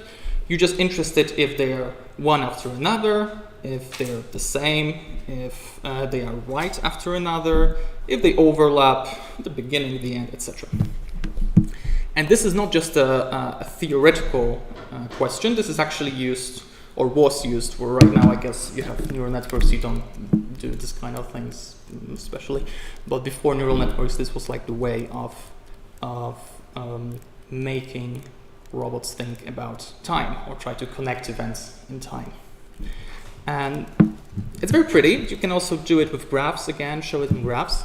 And qualitative constraint calculi have this awesome feature, which you can see here from the graph from World Festival, is that you can combine them. Which means they have proved that if you have any binary called QCN, you can combine them and still have a complete algebra and do calculations on it. Which means that you can have as many sets of relations as you like, and each of those relations, as long as they're binary, and you work on a direct to graph like this, you can have an algebra, which means we can try to define some lists of features for a language, which we want to measure. They don't have to be all of the features in the language, just the ones we're interested in, or preferably the minimal list, which could help us identify what's going on, and then combine them and still be able to calculate something, which would be incredible because you wouldn't have to look at every single sentence separately. That's the dream. Okay, so now idea is very simple, super simple actually, and it's to try to, let's analyze language using this and treat utterances as separate constraints networks. That's it. That's the whole idea. The hope is that then we can define the different aspects of linguistic meaning with these concepts from this tool, and see if they follow all of our typical intuitions of what is reference, of what is meaning, not meaning, different aspects of meaning. So reference, truth condition, and finally aboutness. So one possible formulation is this, just to look at the graphs. we could say, let's assume that when we talk about reference, we actually mean only how variables are instantiated. And when you intuitively think about it, let's say prima facie, then this is actually when we use a noun. We basically have a variable in a sentence that says this is a place for a noun or a subject or something else. We put something there, and that means it refers to something in the world. When we want truth conditions, all we need to do is, when we have a constructed statement, is to see if this instantiation is part of the solution. So if it's consistent, if it doesn't break any constraints. If it doesn't break constraints, it's true. If it does break constraints, it's false.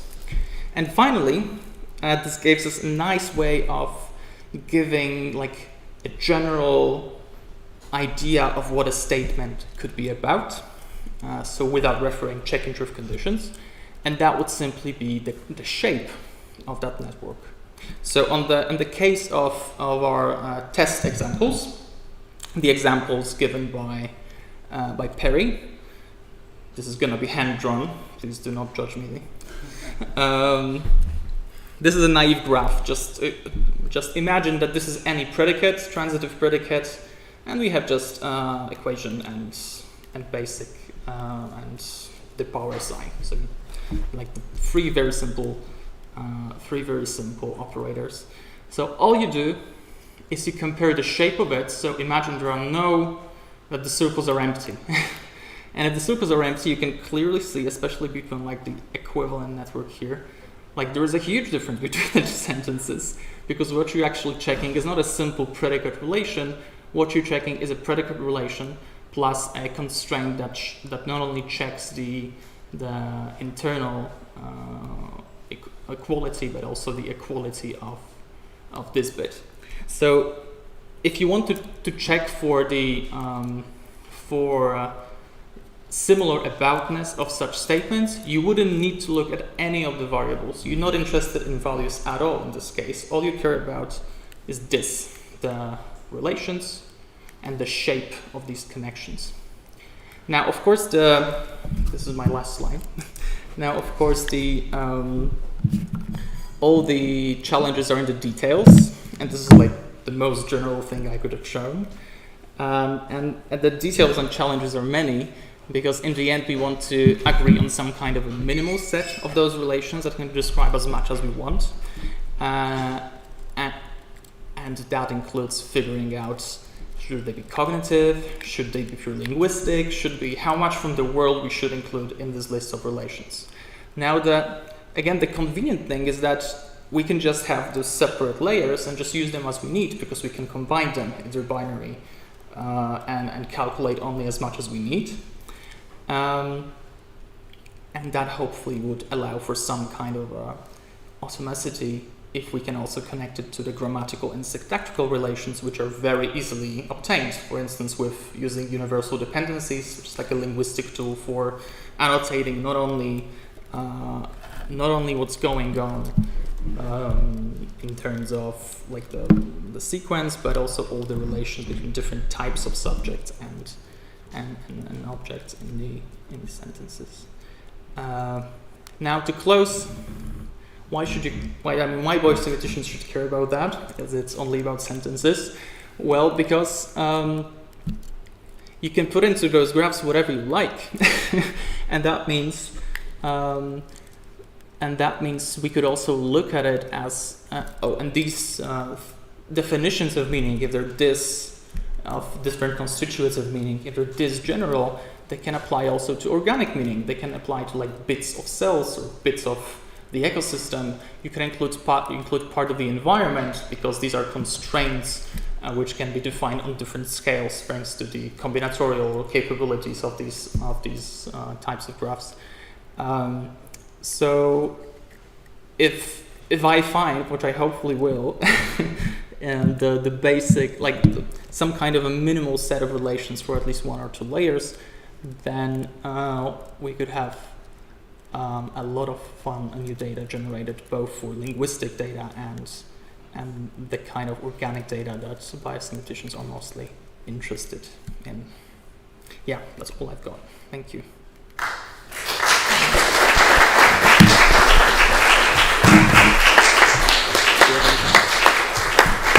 Thank you, Boris. I think we have time for like one really quick question. Perfect. Yeah. Boris, I really like it. Okay. And I'm very sympathetic to this approach for biosemiotics. I don't think we have nearly enough of this perspective. One thing though, and this is my issue in general, even when thinking about Paris default psychology of perception in particular, whenever we are faced with this range of options, if you will, we're still assuming a great deal of semantic content that we just cannot assume at the level that biosemiotics would like. Say, ascribing semantic content to a unicellular system is still much harder. Though I agree, the graph system can probably do a lot of work for people who may want to establish whether there's a semantic relation altogether. So maybe it's not so much a question, but rather a proposal for you would be to look into how to describe relations that are not clearly semantic with the intention of making them sound semantic. And I'm not sure if this is something that you've had a lot of thoughts about, but I would love to hear. So when I give possible definitions or formulations for this graph system of different aspects of meaning, like this is the only semantic thing I'm actually putting there, except for, of course, if you get into the details of what the relations are. But I mean, look at those relations. I mean, are they semantic? All you check is like you could imagine this is genetic code or whatever. Like if this is at the beginning of the sequence, if it's at the end of the sequence, if these two sequences join, if they're like one after another. I mean, there is really no assumption here except for the order. So I think it's kind of convenient then, like, because then you can say, well, okay, if I have just the sequences, well, the meaning of that sequence is, well, which like amino acids they refer to, or if they belong to the sets of solutions, and the sets of solutions being then, for instance, if we have like a part of a cell that's I don't know, what can you produce? Some phospholipids, whatever. Well, if you take this part of the huge network, well, this is the one of the solutions. So I'm not sure if you would be happy with it, especially if you're like a hard semanticist and if you want them to also be kind of conscious, because that's what I get from the psychological part of your question. But if you're fine with assuming there can be meaning without consciousness, this is it. So, yeah. Sorry. Yes, thank you very much. We have to continue. And our last presenter before lunch will be my colleague Jan Tomán with his presentation on biosemiotic aspects of evolution of evolvability. Right? No. Control L. What did I do? Here. Oh, great. Thank you. Good early afternoon. I know it's getting hotter and you are all hungry, but I will try to keep it short, and I will ask you for the last bit of your attention, so you might find it interesting, I hope. My name is Jan Tomán. I am from the Department of Philosophy and History of Sciences on the Faculty of Science on Charles University in Prague. But I must confess I'm not strictly speaking a biosemiotician. I'm more of an evolutionary biologist or theoretical biologist, and I deal mostly with macroevolution, some macroevolutionary trends or general aspects of evolutionary process. However, there are many biosemiotic aspects and phenomena in these processes. And the most important and interesting of them, the one I will be speaking about here today, is the evolution of evolvability.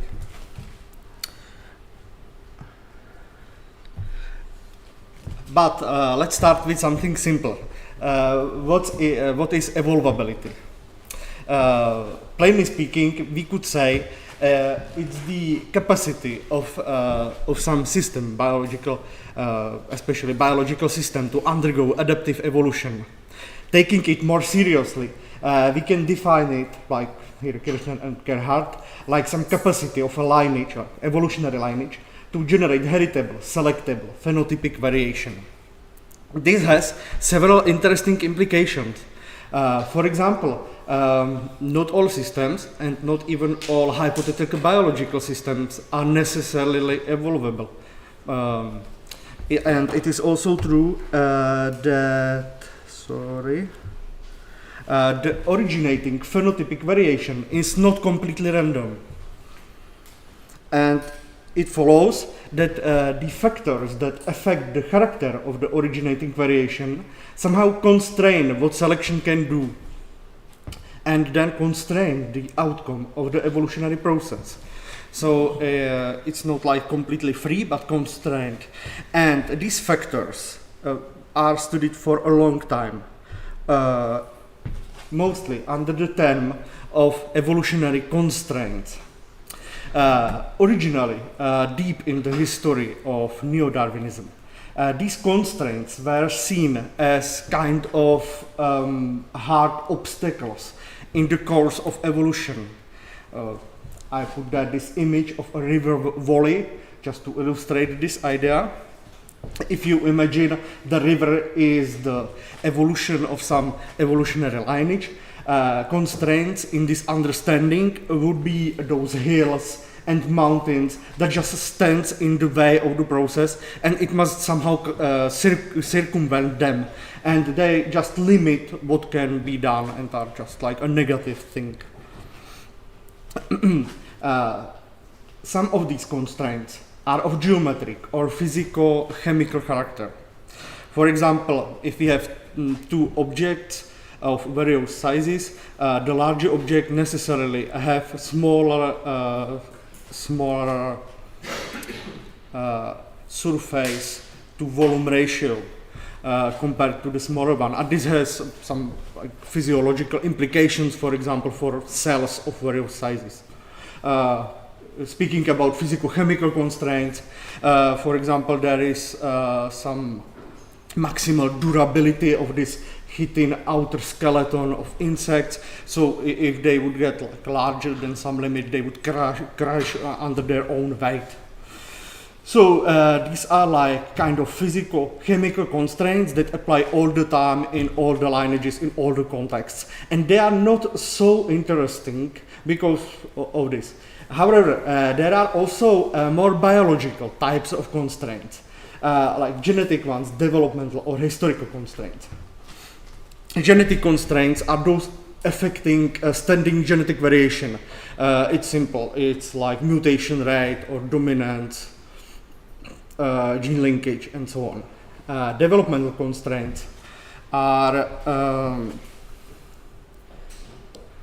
developmental constraints focus on the functional interconnection of genes or gene modules, some pathways, or even traits. And the resulting developmental systems that somehow constrain the possible phenotypic variation, which is then the basis for new adaptations. And the historical or phylogenetical constraints are somehow orthogonal to these developmental ones. They are based on the role of ancestry and inheritance of these developmental and regulatory systems that affect which way the evolution will take in a contingent way. So, for illustration, for example, the position of some species in this adaptive landscape affect which of these peaks these adaptive peaks will eventually be reached. To move on, later, these constraints started to be seen as a more of a creative factor.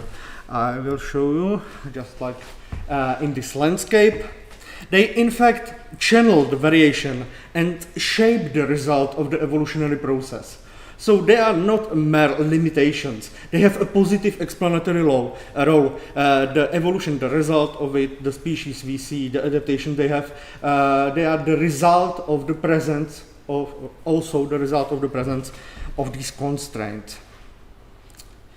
And even later on, this got even more complicated and more interesting because it was shown that the course of the evolutionary process itself also affects these constraints, those biological ones, not those physical ones. And so there is some like a mutual communication between the course the evolution took and the constraint it built in its own course. Just like the river like erodes all those hills in its path. So it was shown that the constraints are subject to long-term pressures that optimize the possible evolutionary reactions of the lineage based on its previous evolutionary experience. Or we can even say that the constraints, by doing this, may facilitate the adaptation, like make it easier, make it quicker, more effective, based on already tested reactions to the changes that were proven like to be effective in the past. I have this paper here cited by Melamed from 2022 because it's quite recent, and they showed that even the frequency of particular mutations in specific places of the genome is in fact non-random and is under selection. In this case, the mutation causing the sickle cell disease, which however simultaneously provides its bearers more resistance to malaria. So this whole process led to an establishment of some kind of map of relations between genotype and phenotype, and it is the evolution and changes of this map, like the changes of this landscape, that is called evolution of evolvability. Here I have an illustration of this genotype-phenotype map, of course extremely simplified because in real it's multidimensional. And we see that it spans from the level of genes, epigenetic regulations, interactions of these gene products, to modules of various levels like developmental, functional, regulatory pathways, cell types, organs, systemic modules, or even the level of behavior, learning, and culture. And it does not only go in this like bottom to top way, but also the behavior or the learning of culture can affect what happens on the lower levels. For example, the epigenetic markings regulating the usage of genes. And it was shown, and it is like a living area of research, that this genotype-phenotype map evolves by various kinds of selection, but also various neutral mechanisms. I would like to stress the stability-based sorting, because it's the one like we pinpointed and we kind of described, and that is based on the simple finding that the more stable elements, for example, of this map, are those that prevail without regards to anything else and just accumulate in time. So, how this all makes evolution of evolvability biosemiotic? I think it's quite clear from what I have already said about this river and the genotype-phenotype map and so on. There is clearly some element of memory, of learning, and even of interpretation. This was even shown in a completely different area of science, some comparison of computational science or science of learning with evolution. And it was shown that there is deep analogy between the principles of learning and evolutionary processes. You know, it has always been known that evolution, in whatever understanding, evolution by natural selection, in whatever understanding, is like vaguely similar to learning. But quite recently, it was summarized by Watson and Satmari, for example, it was shown there is a deep analogy, that we can see elements of Bayesian learning, correlation learning, neural network learning, or even distributed memory models in like various biological phenomena or evolutionary phenomena. And it follows that evolution cannot be understood as traditionally is in this like hardcore neo-Darwinism, as that it is not a cognitive problem solver, that it is some short-sighted, undirected filtrator of random errors, that it has no utilization of past knowledge or no ability to anticipate the future outcomes. especially that it does not have a higher level of representation of problems.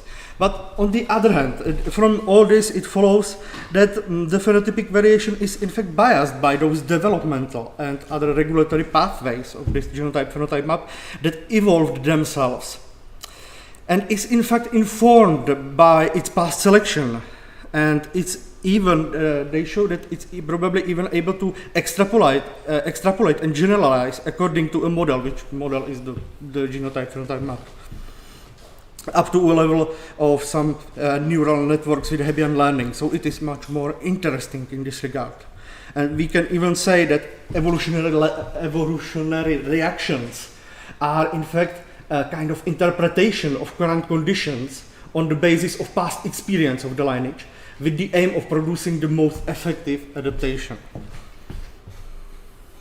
There are many examples of this character of evolutionary process. Just briefly, for example, Vavilov dozens of years ago described the law of homologous series invariation, showing that similar shapes of organs appear in various families of plants seemingly independently, but it is on the basis of the same developmental processes that are present in all of them and are only like recruited for this again and again.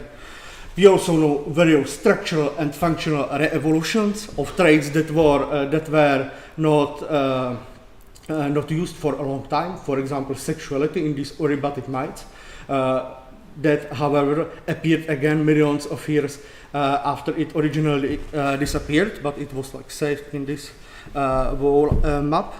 And we also know of these ancestral structures in the embryonic development that are built upon in the development, for example, these pharyngeal arches that are like analogous or homologous to gill arches in fish.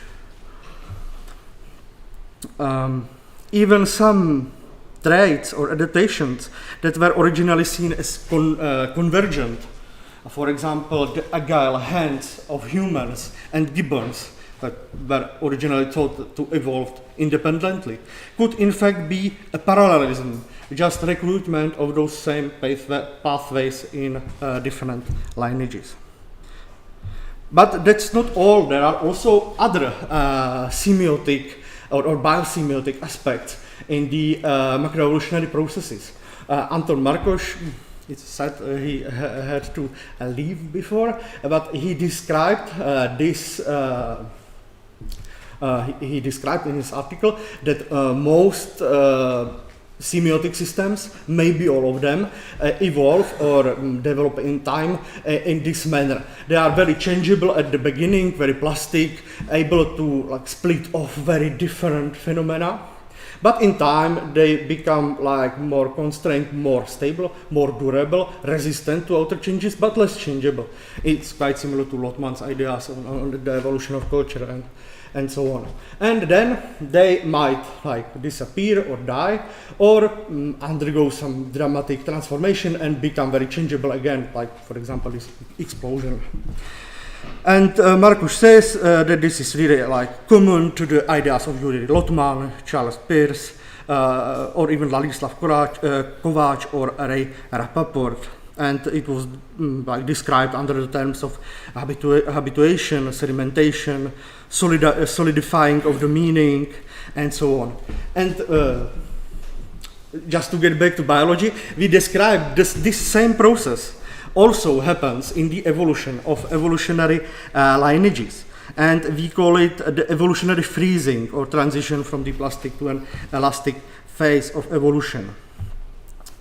It is this process is probably not so problematic in culture or cultural evolution, because it is very plastic as itself. It has some Lamarckian like aspects, and it is usually not very difficult to get around these like severe constraints in culture. But it can be more problematic in the evolution of evolutionary lineages. They optimize their robustness, their responsiveness to selective pressures, as I described before, but this also caused them to decrease their macroevolutionary potential. the ability to create genuine novelties, very, very deep novelties, because they are like constrained in those like ways they are used to make their evolution. They also decrease their intraspecific and interspecific variability, which is only like a consequence of this. And in longer time, they may even decrease their disparity, because these originally very disparate lineages die off, and those lately splitting are only with minor differences. And this macroevolutionary freezing, again, might lead to a need to circumvent this, for example, by transforming the genotype-phenotype map, which is, however, usually easy only on these very peripheral modifications and not on these core ones, like related to self-physiology and so on. It is also possible to simplify or restart, in parentheses, the evolution of their genotype-phenotype map, so that they can start again from a very simple state, like it is parasite Saccurina, which is in fact a rhizocephalan, a crustacean, but it doesn't resemble crustacean anymore at all, because it has only this form of roots in the body of its host. Or it's possible to evolve new systems of inheritance that somehow work in parallel or above this like freezing level, as was documented, for example, in squids which modify their RNA transcripts, and this capacity might in fact be the reason they have so variable and so interesting neural system. But all these ways how to circumvent the freezing are somehow problematic. So in the end, the only like complete repeatable one might be the transition to a hierarchical level of organization, like forming a colony, multicellular organism, a colony of multicellular organisms or such, that like start the evolution of the genotype-phenotype map on the higher level, and the lower levels become more or less unchangeable modules in the origination, in the organization. So just to conclude, Markos again defined life as a system born, endowed with semiosis, with history, and I quite like this definition because it basically says that life is an entity or living are entities that are semiotic.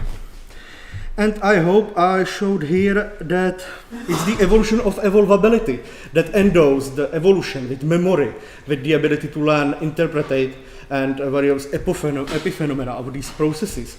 So it might be the evolution of evolvability that provided the first proto-living systems with the ability of semiosis and made them living organisms and not non-living ones.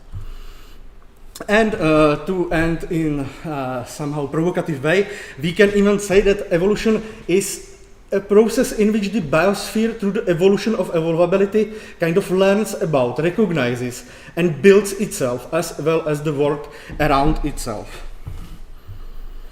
And of course, it shows that macroevolution, in contrast to microevolution, which can really quite satisfactorily be described in those changing frequencies of alleles and so on, that macroevolution is in fact a semiotic process. So thank you for your attention.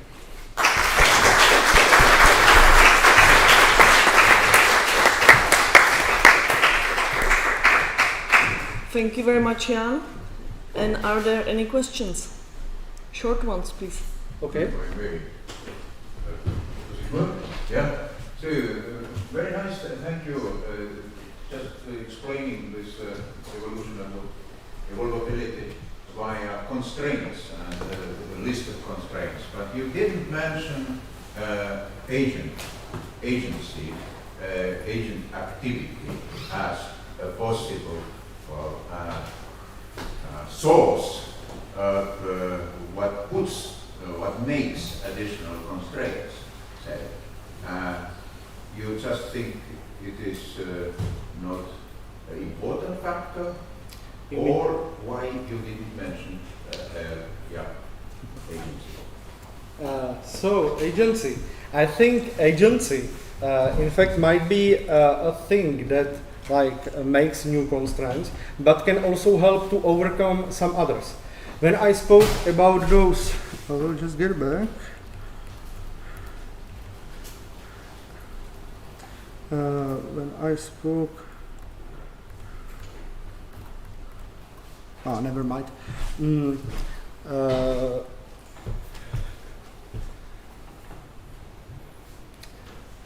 About those other systems of inheritance that might help organisms to overcome the older, here it was, sorry, yeah, with the split, new systems of inheritance that help the lineages to overcome some of the constraints. We can count many of those that would be intimately connected to agency.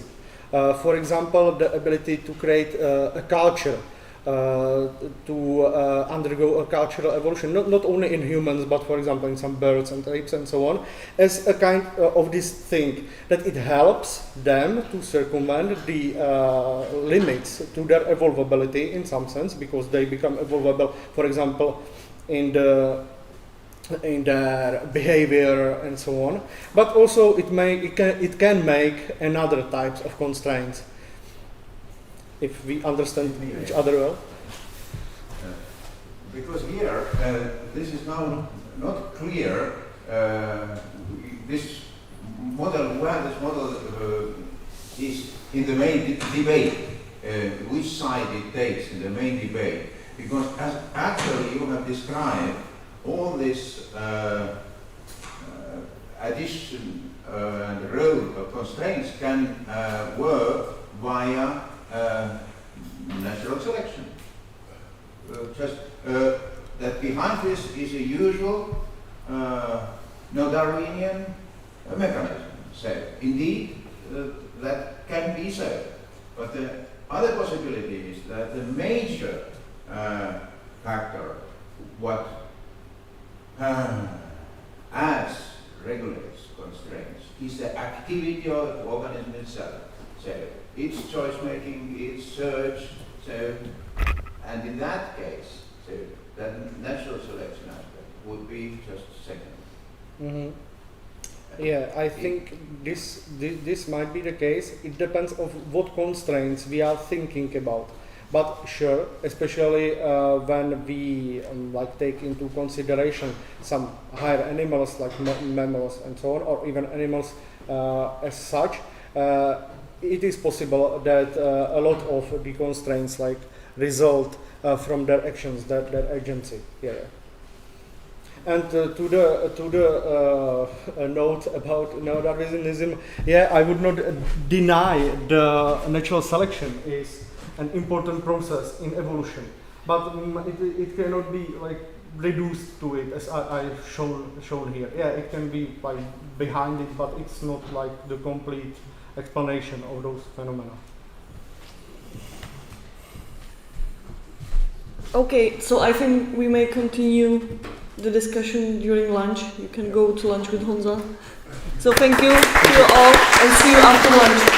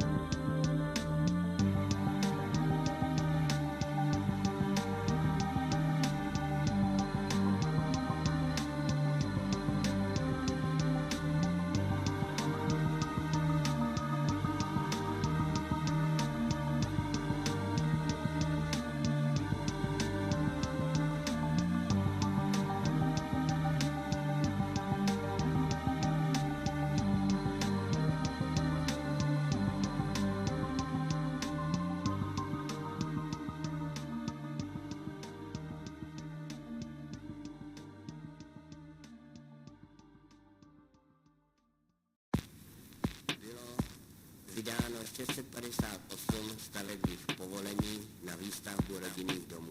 A roky bylo vydáno 658 stavebních povolení na výstavbu rodinných domů. A roky bylo vydáno 658 stavebních povolení na výstavbu rodinných domů.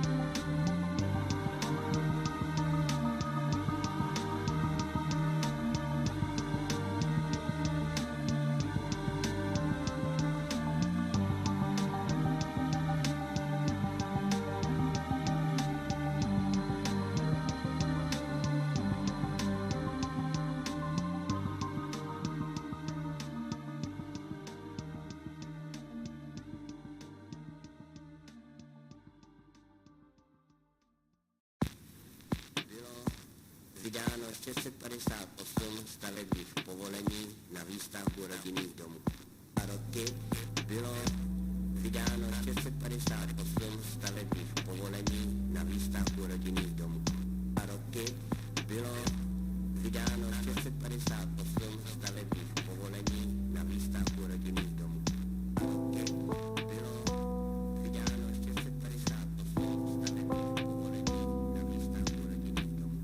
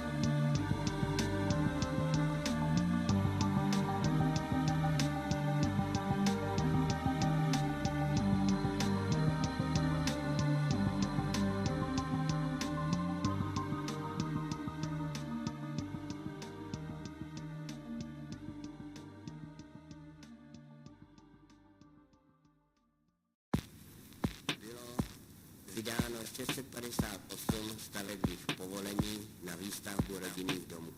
2 roky bylo vydáno 658 stavebních povolení na výstavbu rodinných domů. 2 roky bylo vydáno 658 stavebních povolení na výstavbu rodinných domů. 2 roky bylo vydáno 658 stavebních povolení na výstavbu rodinných domů.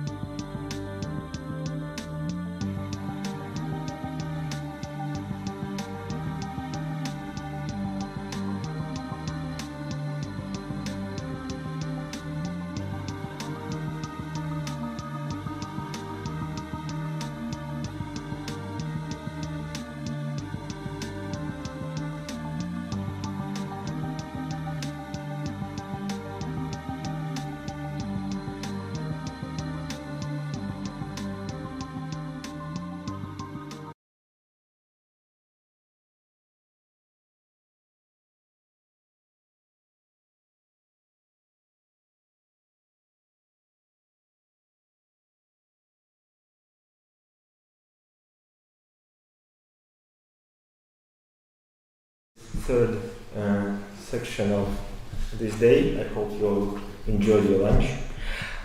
So we have 4 speakers, and the first one is Inna Levitska, who will be talking about biosemiotics patterns of agency embodiment in narrative discourse. Inna, please, the floor is yours.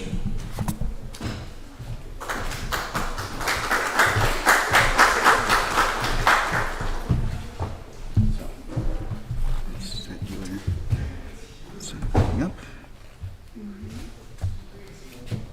You have your information. So, hello everyone. With this mic. Can you hear me? Yeah. Okay. I should mention first that I feel much honored to be present at this conference today, and I will explain why in a while. It said that I'm muted. Not? Okay. The older one. The small one. The smaller one. But it... So you speak to this one? And yeah, I'm trying to. If it's too hard. Because I'm smaller than this. Yeah, it would be better. Okay. So I'll fix the time. Yeah. So being at this conference is a kind of the feeling which you see that I feel like. So feeling comfortable and thinking that everything is fine despite all the threats which we face, and we're trying that to see that everything is good. And actually, this community of people who are here, so you make think that other possible future is much more real. So, and this is the idea of the biosemiotics, and actually what we are striving for. And in order to explain how close we are to this and how actually everything is interconnected, I would like for you to show, if Claudia helps me, I think I will manage, how close we are, how interrelated we are in terms of our globe, our close small planet. So the video I created yesterday just for you to see how my story started and how the story can be prolonged. You just make it full screen. So that's the program which is called Google Earth Travel. And if you go from one place to another in a blink of an eye, so you will appear absolutely in another place. And you can see that almost, that's where we are, a beautiful place in the center of Europe. And then surrounded in a quite beautiful historical area. And then we move to Kiev, to Ukraine, and blink of an eye again, you'll see in the scope that it's like 1,000 kilometers far from here. The situation is absolutely different. So my story started in Kiev, but now I'm in Olomouc. So, and if you look at it from the perspective of a further view, so you'll see that all this is not as important when you look at it from the scope of our planet. Just fix how beautiful it is. Yeah, and I need to. Okay, that was a moment. And we'll return to the presentation. Our beautiful planet might remain the same, and actually it might be as blue as it is. And it much depends on us, on humans. Because this planet is so far is inhabited with Homo sapiens. So Homo sapiens, that's we are, and we're unique intelligent animals, considering themselves to be supreme and exceptional among others. So, but what makes us so beautiful that we are oriented on the symbols, on the symbolical understanding of life and actually interpretation of life. So we are ruled by the notions of beauty, intellect, love, and life. And of course, it makes us very, very mysterious and at the same time powerful animals. that everything is not so good in our planet, of course, shows the tendencies in the research that we have. And among of these tendencies, some of them they have been mentioned already, that's the ecological turn in the humanities and social sciences, that people start to think that we need to change the semantic paradigm and scientific search needs other tools. So the second tendency, narrative turn in the humanity, which actually happened in the middle of the 20th century, but the result of it was the anthropological turn in the humanities as such. And that's why narrative, again, I will show you on the diagrams, it appeared again in the scope of attention. Another point in the tendency, that's digital revolution, of course, and according to the number of abstracts which I read in the conference proceedings, I also see that how many people are oriented on artificial intelligence. It means that everything becomes more and more digitalized, and it causes a radical change in information processing and the data gathering and such. And the next is admiration with this artificial intelligence. Raises the question, is everything clear with the human being that we already started with artificial intelligence? So integration of different spheres of knowledge and interdisciplinary research, that's where I am here, where I am now, and that's actually what makes narrative, and it connects narrative with all these things which we have been mentioned before. I made a small analysis of the books on ecological problems, which appeared, if you look at the using the Google Books Engine viewer, and you will see how many books have been published, starting with the 19th century up to 2019. So that's the last data corpus. So you'll see that though the problem of ecology is rather essential, the number of books being published being reduced.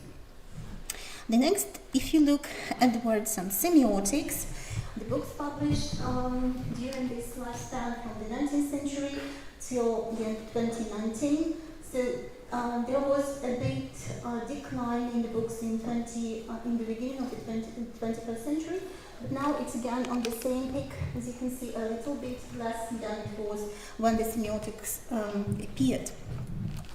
When you look at the books published with narratives, so narrative is a very interesting thing that you can see a decline of it, and then first then going again to the ubiquitous interest to the narrative as such. So, and the reasons for this we will speak a bit in a moment. And the most interesting thing, you look, that's the science which appeared, and it actually shows the tendency which has been mentioned before, that incorporation of two or even several spheres of biology, ecology, and semiotics. So you'll see that biosemiotics books have been published and published and published, and it means that this sphere, which integrates several approaches, works much better than separately semiotics or any other. Okay, let's move to my study.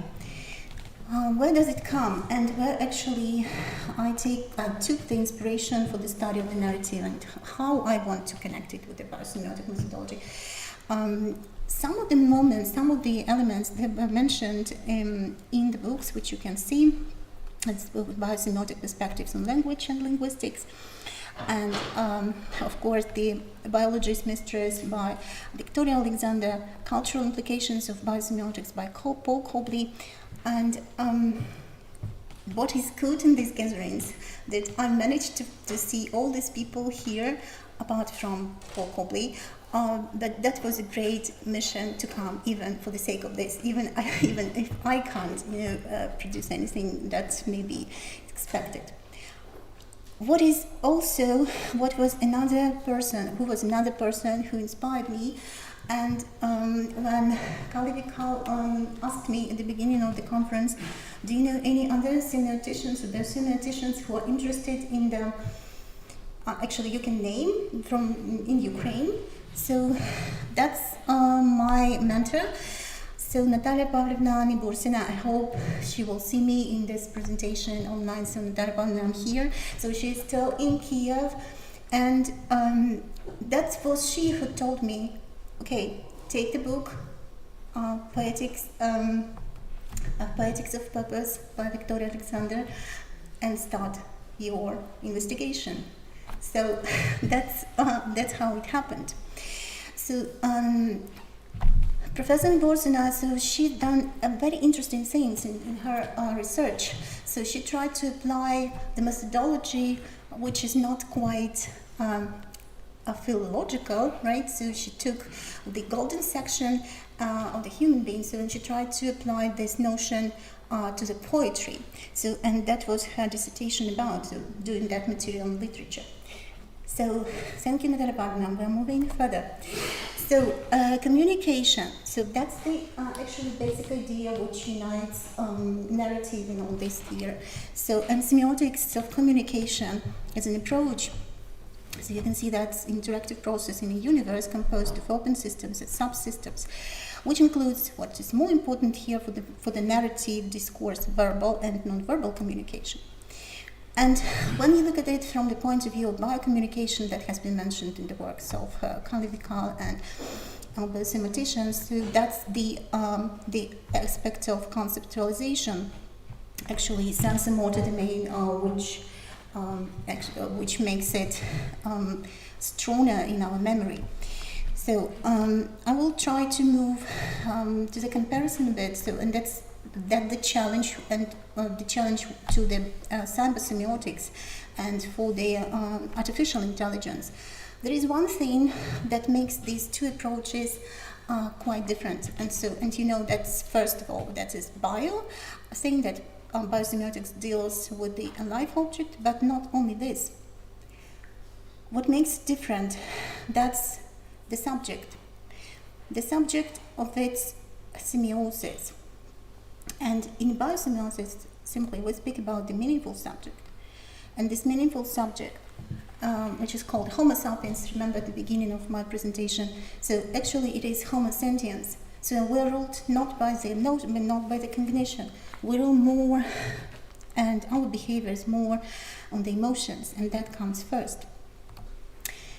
Apart from that, Homo sentiens, we adore narratives. We live by narratives, we tell the narratives, and we prefer to build the narratives, whichever we like. And that actually the structure of narrative construction reminds the structure of all living beings and how it has been created. But why emotions are so important? Because the narrative is not just a genre of literature. So narrative, that's the way how we build the world around us and how we're trying to make the sense of everything that we have around. So in this way, we again return to a very nice notion which has been mentioned in the first day and the second day of these gatherings. That's the notion of values. Because values are the roots of the tree. They connect people to a place at a given scale from a foundational approach, but they often not obvious to outsiders and observers. Why values are important? Because they see them in objectives, how we produce our behavior and how we form our policies. And that actually makes it to a wider context, and we come to culture in its widest sense. So culture here in all ways, it's all the ways of life, including arts, beliefs, and institutions of population that are passed down to generation, from generation to generation. That's why my metaphor, which I used at the beginning of this presentation, with the scope of the planet, so it makes sense. If we want this generation to exist, so we have to know how to apply narrative in the future, and what narrative we'll be using. So the meaning of the culture, if you posit it, I took it from the Soren Breer and his idea of the subjective umwelt. So we can see that culture is based on symbols, and symbols actually they become. So that's actually what we call human being is a symbolic animal. But at the same time, we deal with corporeal experience, which is emotionally bound. And why emotions come here? Because only emotional connection makes it meaningful for the person.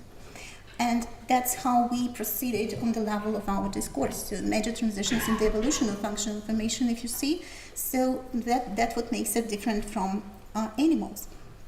We are social creatures, and we live in culture, and we operate with symbols. So, agency of Homo sapiens in this way can be explicitly and implicitly represented on three levels, as been mentioned: semantic, syntactic, and pragmatic. And when we look at that on the level of the narrative text, so so we have the emotive values, emotive concept, emotive interpretant, which was used by Peirce, and emotive dominant. So at the same time, this agency as a linguistic phenomenon has been investigated long ago, and we know that linguistics approaches, they actually consider it to be a subject, not necessarily a grammar subject, but it's typically something that can be ascribed the property of subjectivity. And a similar approach has been done by Barbara Sonnenhauser in her work Subjectivity in Philosophy and Linguistics, when she analyzed the following approaches to the subjectivity by Benveniste, Sora Lyons, Tregot, and Lenneker. And but all of them, so they do not include the trade conception of subjectivity suggested by Peirce. And there's a trade conception that he suggested. What he also says that in terms of narrative discourse, so here we deal only with two forms of deduction. Deduction is deductive semiosis. With deduction, the sign process leaves the object identical except for some specification in this case. And we also deal with abduction, which has been mentioned before, which makes abductive semiosis the object as such. So, as I said, the subject and his behavior is considered to be emotionally bound. And to do it, so we mean Peirce has left several very different statements about the emotional interpretant, but both of them, so all these statements, they somehow overlap. So first that he meant that he said that I term the emotional, the energetic, and logical interpretants, those that they are, and they consist prospectively in feelings, in efforts, and in habit changes. His abstract, he says that first, there is an emotional interpretant which consists in a feeling. So it's rather a feeling, or rather in a quality of a feeling. A concentrated piece of music, for example, brings a succession of musical emotions answering to those of the composer, but this is an extreme case. Usually the emotional interpretant consists merely in a sense, so more or less complex, perhaps amounting to an image, perhaps not, or the meaning of the sign. Okay, how is agency embodied in narrative discourse and what we have to look in it? So here we have beliefs, expectations, statements, prejudices, and values, and everything which can be caused by the emotion. Remembering that emotion is not a stimulus to the action, but it creates a special background which helps us to move to the next level, and then from that level you will have a special action or perception which will be formed. And narrative discourse in these terms is a perfect place for the development and for the meeting of these two Umwelten represented by two subjects. So because of our ability to create possible worlds which actually are determined by our Umwelt, by our roots, by our values which we create. So, observing the fundamental role of narrative in human society, scholars acknowledge the exposure of a human to a certain narrative practice. And what is even more interesting, that they produce narrative practice hypothesis, which means that a person can be taught how to change his narrative practice and how to change his narrativity if he's been taking, for example, from one surrounding and then to another. And it's also very interesting because in this term, so we change the situatedness of the narrative, and then we can change the identity as such of the human. So narrative poetics is something that, if you look at this, reminds the structure of our thinking and our world making. And actually what it's like, that's events, how they sequenced. And it is bound in narrative agency. So in narrative, that's a part of a subjective experience. That's why the reader and the mental categorization, they enter a wider self-organizing entity of meaningful relations between the objective world and the human semiosphere. And here you see that the notion suggested by Luman and the notion of Umwelt, they actually come together. So I'm actually finishing because the main idea which comes from this organizational poetics of narrative and agency, that it has purposeful behavior, so coincided with emergent nature, and that is going to be my further research, which I'm doing and I hope to finish depending on the circumstances. So anyway, also, I guess I like the question because I have to finish. I see that where else to ask big questions concerning the World Organization, if not at the Biosemiotics conference, and I liked this phrase. And my question is, what are the human values today? So can we really influence this formation of the values, or are they really unchangeable? So, and is it a question of choice? Do we really want to be ruled by love, by joy, by happiness, or we choose some other categories which we prefer to build our world on? So anyway, I'm a positive, and I want to believe that the story of human species should continue, and the narrative discourse will have positive narratives to transfer to further generations. So thank you for your attention.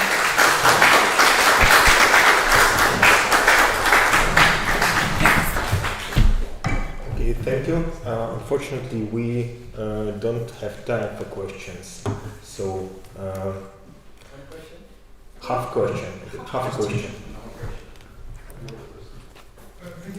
Thank you. I appreciate very much the topic that you're tackling. It's very important. I'm favorable of the approach. But is it that easy that comes down to a choice between these two simple things, model or the environment? I don't think it's a dichotomy. I think it is much more theoretically more complex, practically more simple than that. Yeah, and if you have noticed, so the question of moral molecule, right, which is embodied in the actually, which is avoided and which is not being discussed, but I missed it, but I thought that you may get it in between. So when people are happy, then they concentrate on positive things. So they are trying to make a choice on a better future.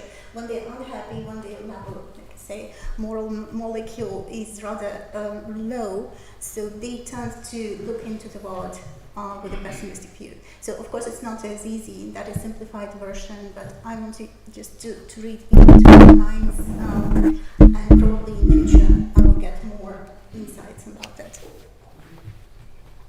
I hope I answered your question. Thank you. Thank you.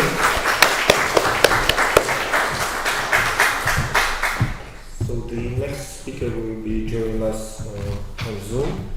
It will be David Suarez Pascal with the talk Natural Selection and Biosemiotic Reconstruction.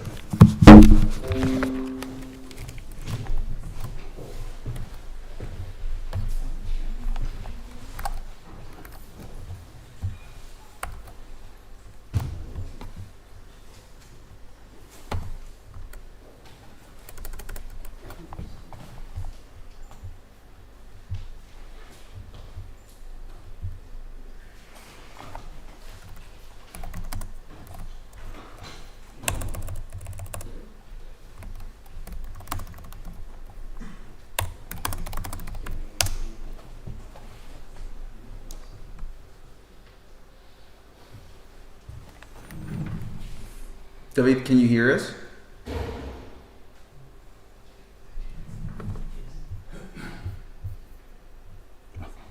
He cannot hear us. David, can you hear us? You will have to unmute yourself right now.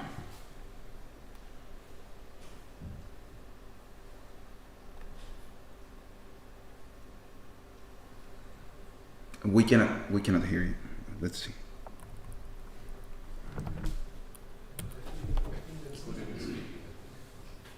David, are you speaking? We cannot hear you. No.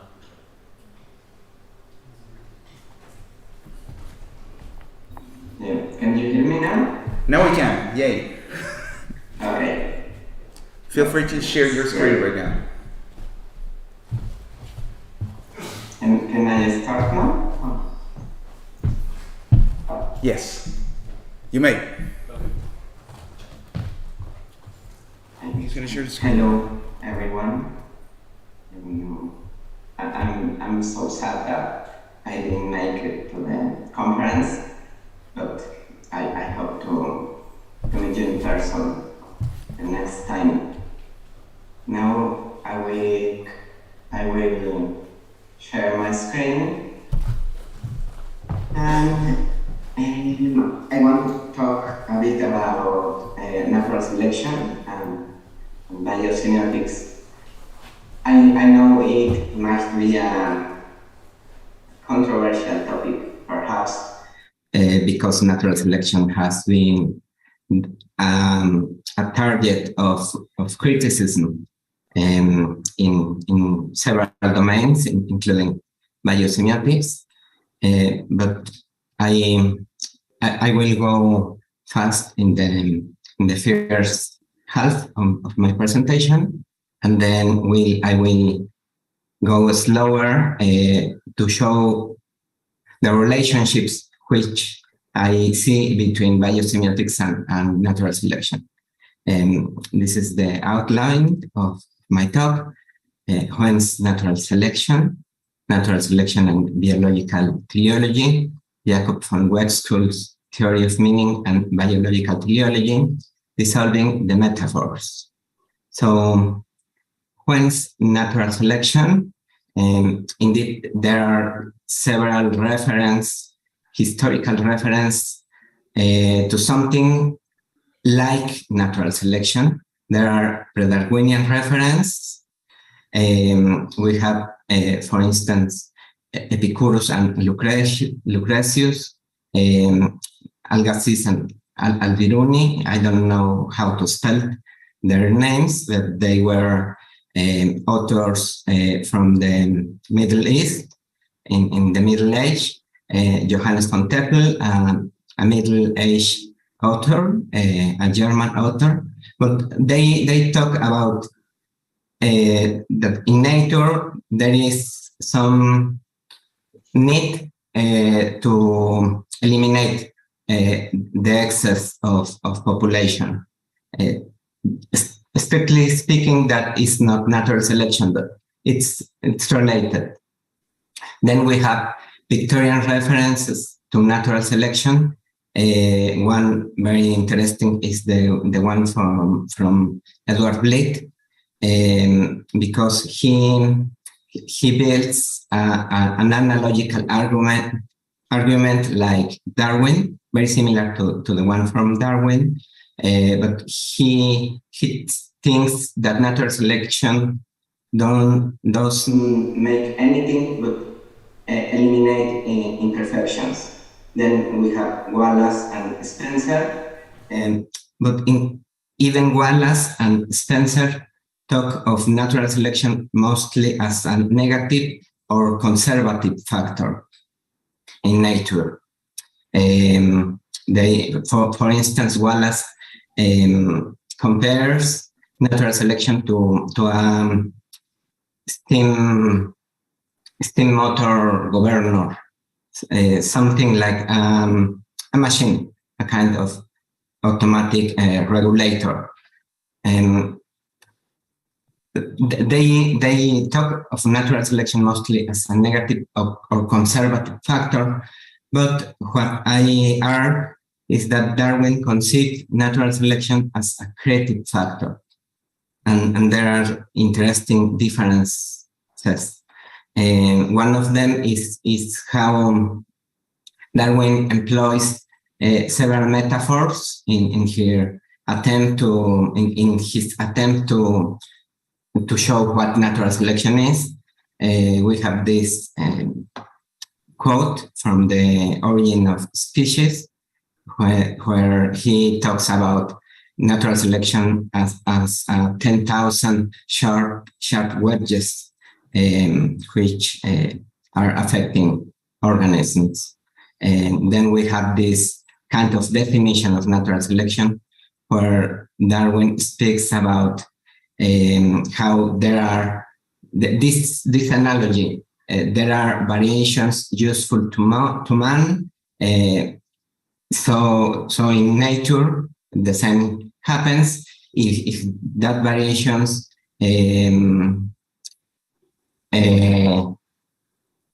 are produced spontaneously in the case of domestic selection, that also happens in nature, and so we can imagine how this variation, if it is useful, will be preserved. If it is injurious, will be removed from nature, and that is natural selection, tells Darwin. And then in his large book on variation, he seems to leave behind the metaphorical and the analogical part of his presentation of natural selection, and he talks about an architect and how this architect builds an edifice with uncut stones, and Darwin tells that the shape of each fragment it is accidental, but not because it has not cause, but because it depends. Its shape is not related to its employment in the building.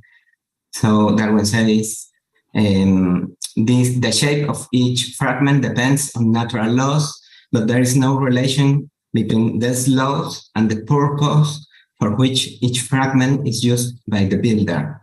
And then he talks about natural selection, and he says that natural selection, exactly the same happens in natural and artificial selection. But my point here is that he is speaking literally about selection in nature and in artificial domains. And he says that this is great natural selection, or the architects are creative because it's more creative because the stones were not previously shaped according to the purpose which they serve in the building. What is behind of this talking about purpose in regarding variation and the employment of variations is teleology, biological teleology. And regarding natural selection, there has been opposite conceptions. Some people think that natural selection eliminates teleology. That is many biologists' self-defeating, I think, opinion, since many biological concepts are prima facie teleological. Other authors think that natural selection naturalizes teleology. For instance, Asa Gray, Francisco Ayala, Daniel Dennett, and other ones. This is the favorite position of naturalized philosophers. But why it is so difficult to settle opinion on this relationship between natural selection and teleology? Because it depends on how you construe natural selection, as a mechanism or as something else. Now I shift to web school, in particular to Jacob von Webschool's theory of meaning and how it relates to teleology. What is I ask, what is the difference between a physical factor and a meaning factor? In web school, non-evolutionary and harmonious view of nature, physical and organic factors are not meaningful simplicity. They are meaningful because of their relation to the umwelt of an organism.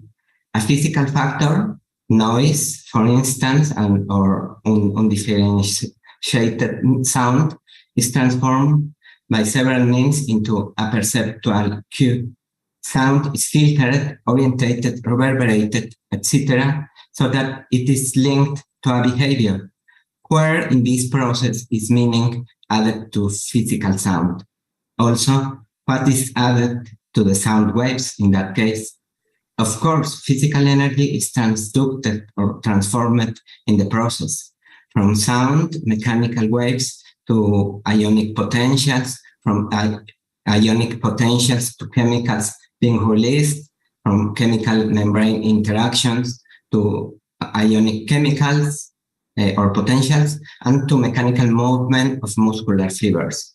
I was thinking about mosquito buzzing in our ear and how we react to this sound. However, similar changes could occur in non-living systems, and we could hardly talk about semiotic phenomena in that case. What is added in each transformation, I think, as Westcott asserts, is accordance to a plan, a teleological plan. I think that if we left teleology out of our reconstruction of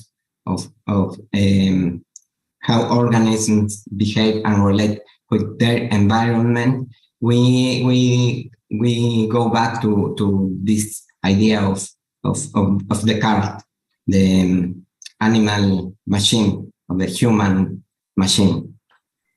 So how can we try to dissolve these metaphors about meaning, about selection?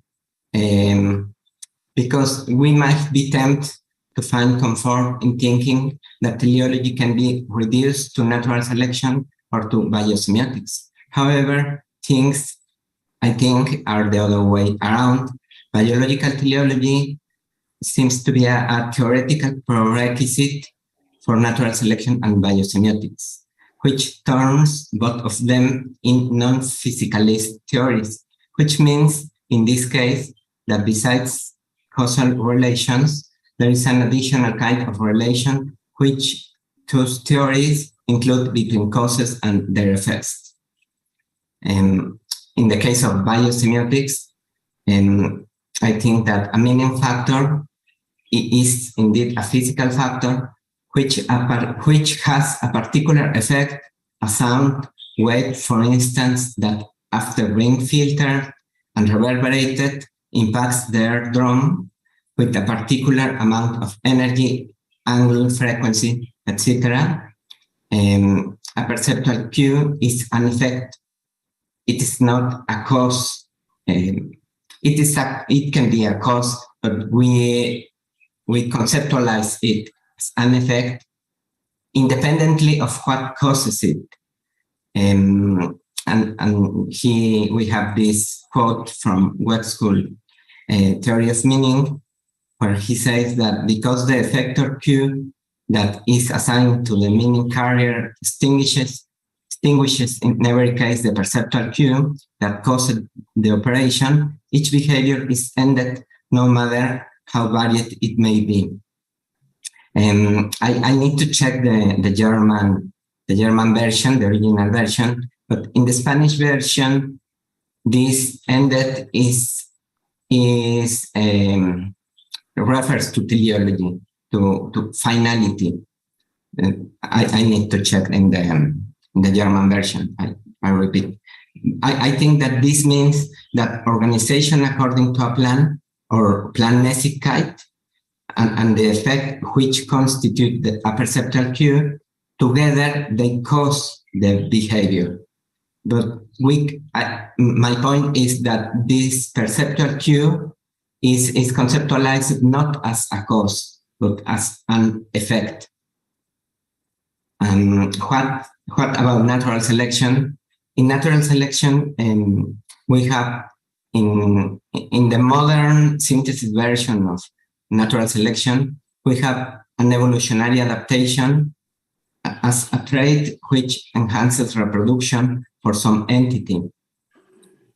It is also a positive effect on reproduction, but I think that it is not selection. It is perhaps selection in a metaphorical sense, but rather Pigwickian sense. on the other hand, a Darwinian adaptation is a trait whose contribution in the great and complex battle of life improves survival and reproduction.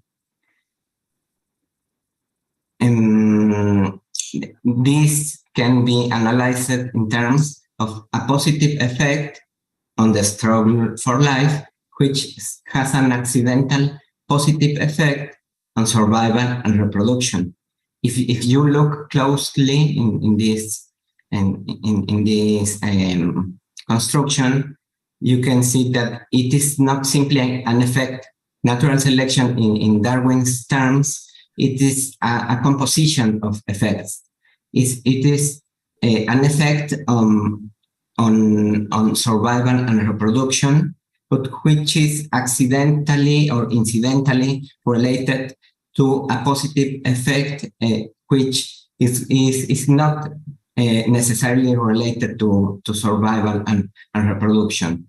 Indeed, Darwin was right in pointing out that some sort of non-intentional selection was occurring here, because we have this composition of functions or composition of effects. In addition to this, I think that if we combine Wexkulian biosemiotics and natural selection in this Darwinian version, we can deal with creativity in organismic and evolutionary context. To occur, Darwinian natural selection requires that some effects emerge which incidentally contribute to improved survival and reproduction, which is natural selection's goal. And Darwin's discussion on variation was addressed at showing whether or not environment influences variation. In his theoretical proposal, he favors indeterminate and undirected influence, with a minor role for directed and determinate influence, which places creativity entirely on the side of natural selection. But unwelten are closed in the sense that physical or organic factors either or not constitute perceptual cues. Environmental indeterminate influences ability to modify an umwelt is almost so limited as our shaking a book's ability to change the meaning of a sentence. Hence, while maintaining their connection with the environment, there must be some way in which organisms, even the most simple of them, incorporate new meaning factors in their umwelten. I think I will finish with this to have some time for questions or comments. Thank you.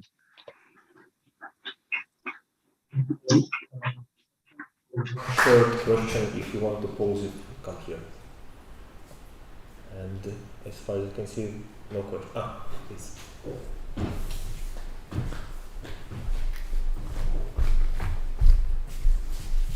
Hello, David. This is Oscar, a PhD student in Tartu. Great talk.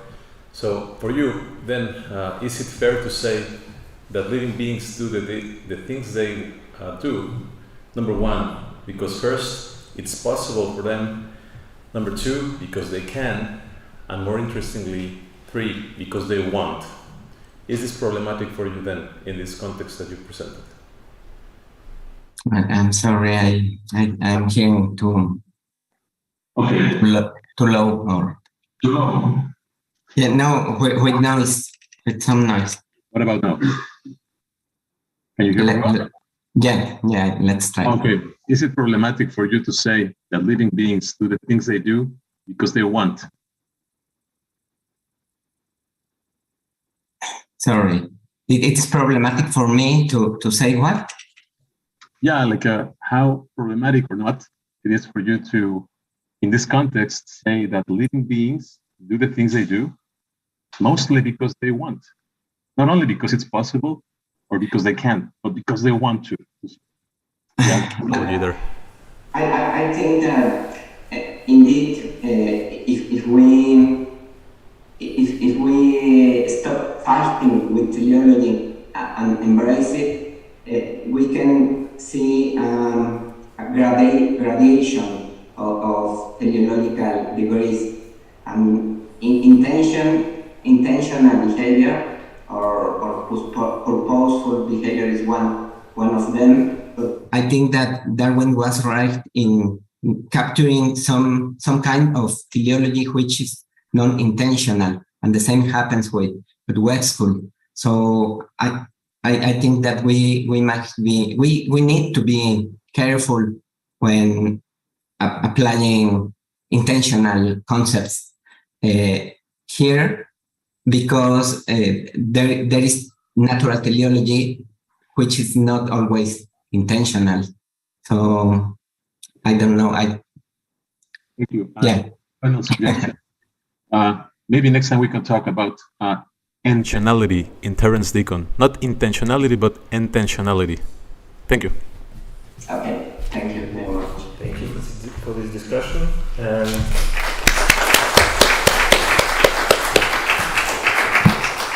let us continue with the next talk of Roberto Mendes and Oscar Castro. The title is "I Contain Multitudes: Biosemiotic Notes on the Holobiont and Individuation in Microbiome Studies."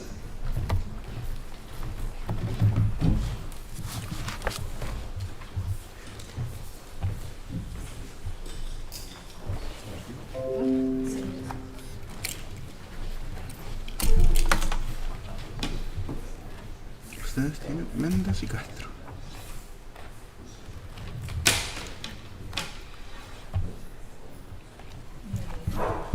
¿Puedes hablar cerca de esto? Aquí, voy a... Y esto para moverte abajo, adelante. Y el puntero. Yes. Okay, so let me just put the time so I don't abuse. Yes, ma'am. Okay. So thank you very much for your attention. We're going to try to contain a multitude of information today in a very short amount of time of a very interesting topic. We're going to talk about some biosemiotics in microbiome studies. And I just wanted to share with you first my excitement, not only of being here, but that in genetic research right now has allowed that we can actually describe a host with all its microbes and the metabolites. And this actually has a huge implication, not only for an individual, but as a society, we actually have some interesting results.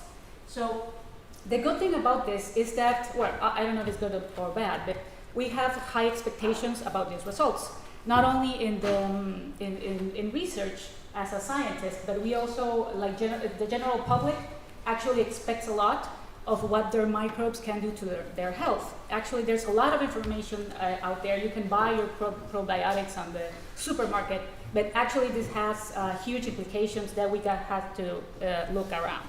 So even though we have all this information, there are some questions that still are not answered. And I would love to see what the biosemioticians have to say about this.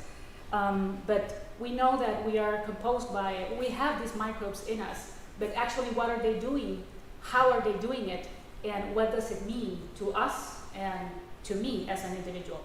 So first we're going to start with some concepts. And we know we define a microbiota as the microbes that are part of a metazoan host.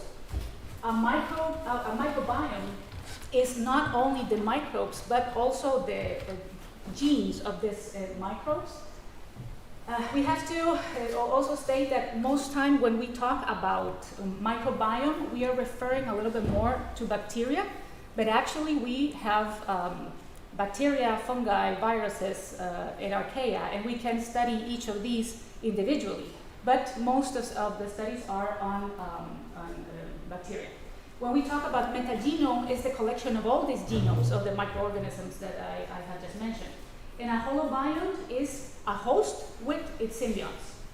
When we talk about hologenome, we're talking about the genomics of the host and the genes of the microorganisms. So saying that, I just wanted to emphasize in some points.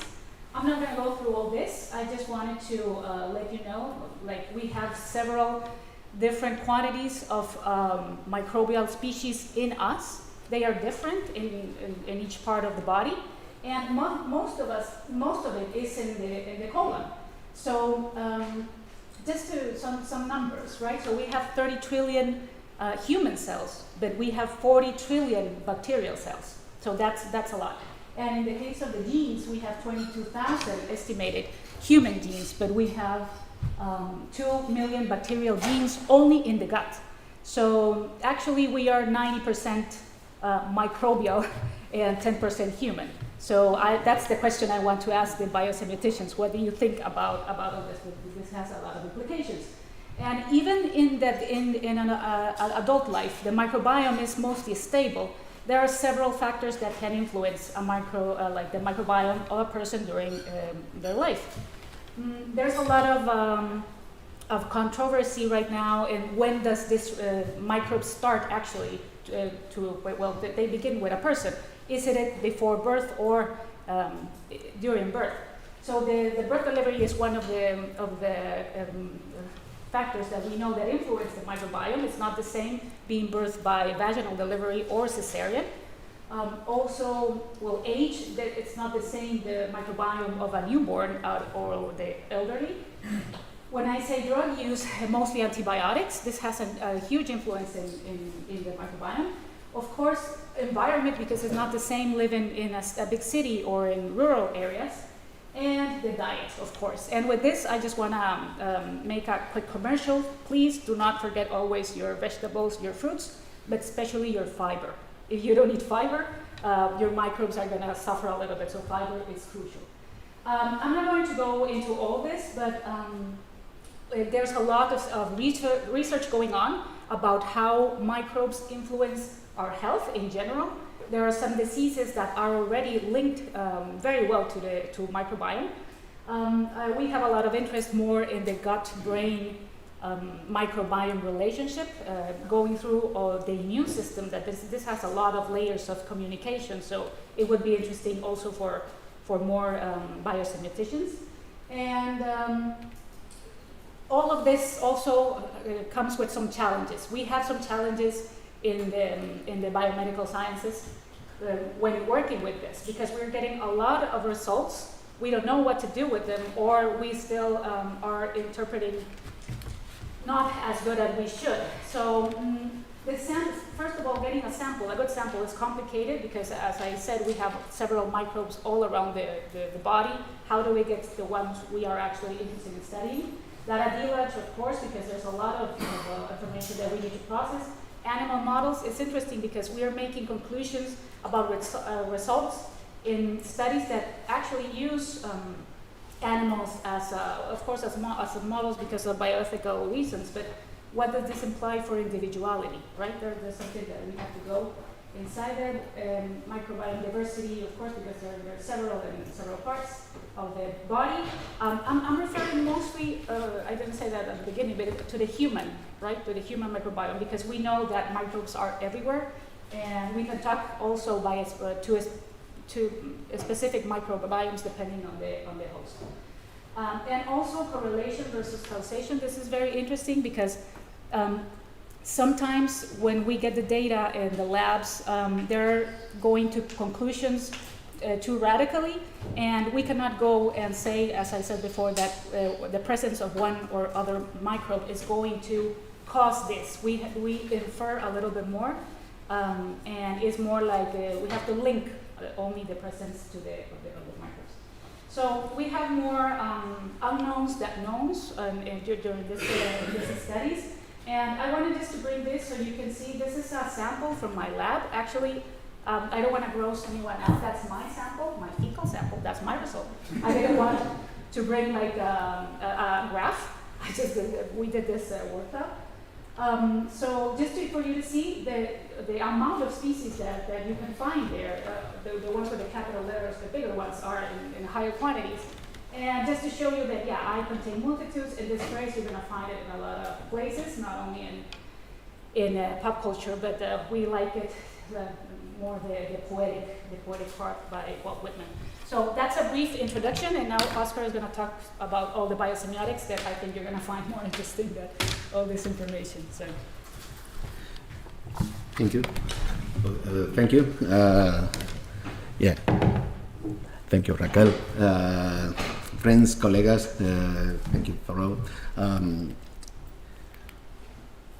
I want to focus the biosemiotic notes of all of you about these three issues and a bit conclusions. The idea, the swarms, starting by the in holobiont concept, has a homeomorphic equivalent in just pair of major terms on swarms. And I want to use this topic, algebra topic, and the homeomorphic equivalence that occurs with concepts that even have a difference in forms, attributes of functions applied in differentiated environments, take certain semantic similarities or equivalence in the functional morphological type, leading to a significant link between them, that they are equivalent in place, that they are also homologous. But it's go beyond of the concept of analogy. Is more than analogy, this concept. Art is not a metaphor. Also. Semiotic competence is delegated to decentralized units such as swarms, while Hofmeier reflected on the decentralized cells that swarm in the host organisms. We try to develop this concept in the set of microbiota that, for the most part, reside as symbionts in the digestive system and more specifically in the intestines. Our problem lies in the question of the holobiont has a meteorological and pre-individual system. Can we say that the holobiont is a whole of the single sum of the parts? Everything will depend on the future approaches to the functional and metabolic network of the microbiome as an agency that interacts with higher hierarchies of cells.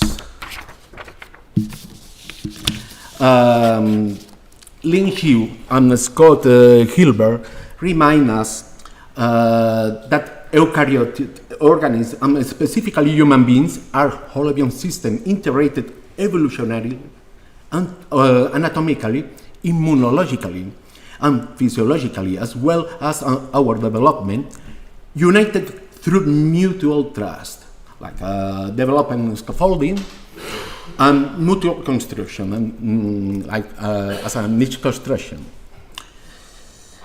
The multi-level semiosis generated between the species of microbes and between microbes and nervous cells and biofilms inside the intestinal rugosities makes up a new development of functional individuation.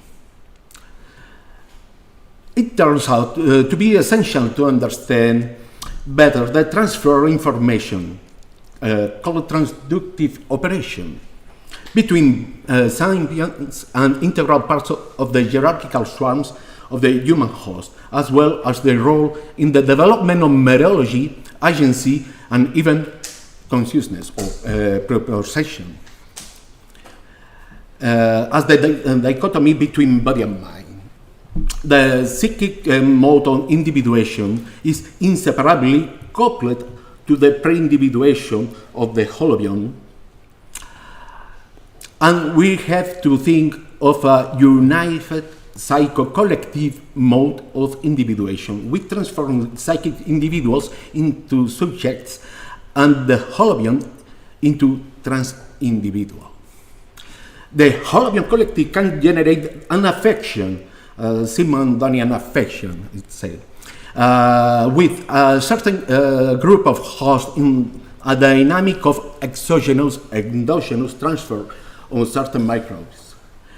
We can think of a situation of collective stress where an individual's microbiota can be modified by a set of control and psychosomatic metastability.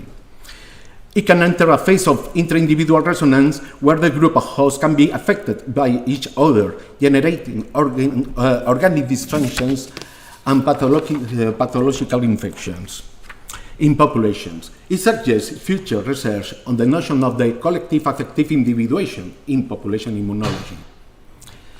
Who will also say that the holobiome integrates the viruses that host our body, lungs, gut, etc., with microbes? In this case, studies on immunology and epidemiology open up a new biosemiotic perspective from the biocommunication. Interspecies will extend the concept of individuation beyond the hierarchical model of encapsulation that is still a part of meteorological world. Simon Dunn's new method of alagmatic epistemology, an exchange of information between analytical science and analogical science, could offer this new ontological and biological paradigm of the living being and, above all, of the concept of the human being and their populations. Simon Dunn's transductive operations, continuums, and their interplay with swarms on swarms offer a new perspective on Hofmeyer's and biosemiosphere through the study on the ontogenetic pre-individuation of the holobiome.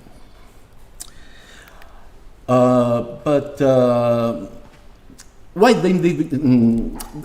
with the individuation issue, the meteorology entangles on the ontology process of living being agency. The problem of unveiled boundaries persists from the holobiome perspective. When the microbiome swarm establishing the topological zones or places of niche, we have a fuzzy zone in the body. With microbiome unwelten and microbiome unwelten developed. There are sub-unwells and sub-unwelled zones that require focusing on biosemiotic perspective to understand what's happening in the processes and how to say these biotopes. Meteorology implies that the whole is more than the sum of the parts, but it's not easy to deliberate what is the total sum of parts or genomes and microbiomes that are not part of the holobiome. We want to consider the meteotopology as a part of the answer that needs to study deeply.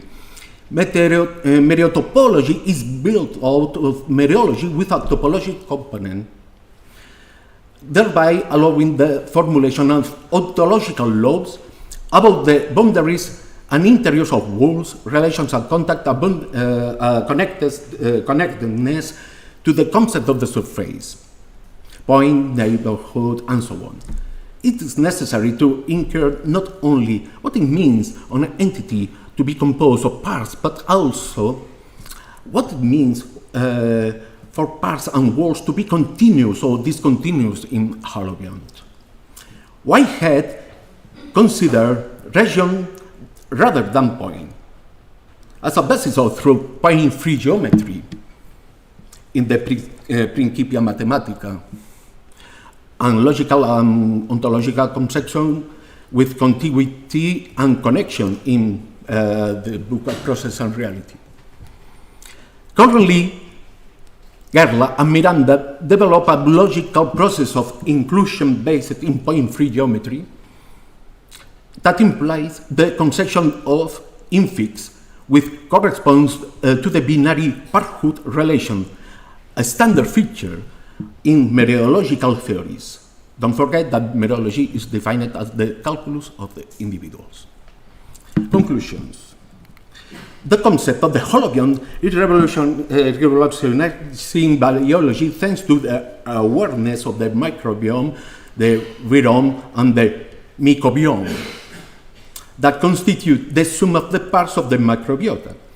It is a question that leads in the acceptance of the holobiome as an ontological entity in biology that surpasses and previously envisaged conception of the individuation. Anton Marcos and Hanna Zvorkova expose in Chapter 10 epigenetic processes and evolution in life a very exciting idea regarding the holobiont encompasses the concept of the multi-level selection theory, which argues that units of selection can function simultaneously and that across various levels of biological organization. David Sloan Wilson and Elliot Solberg used the example of Matryoshka dolls as multi-level selection models.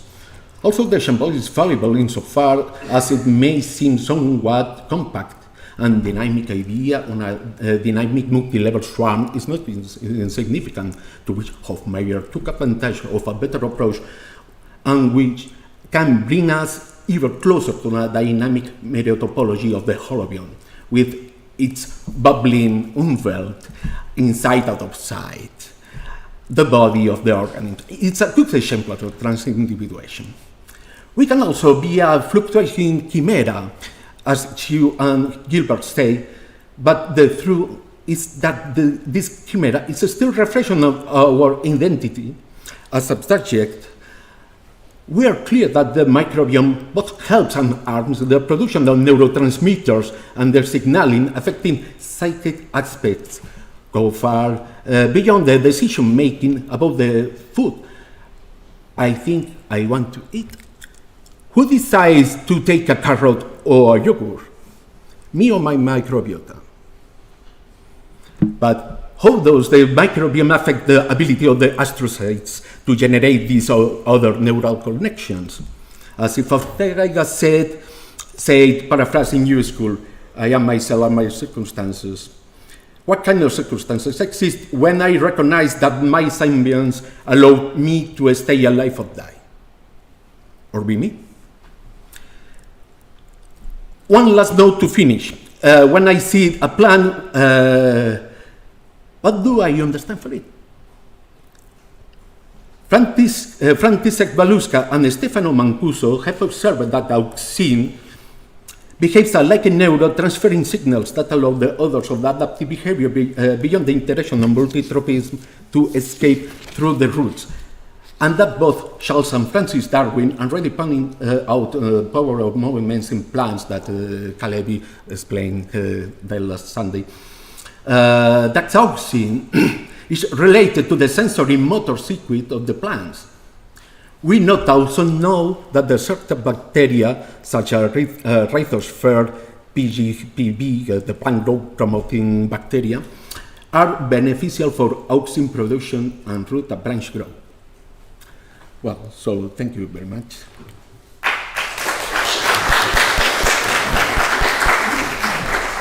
Thank you. I'm sure there's a multitude of questions, but we don't have time for any of them.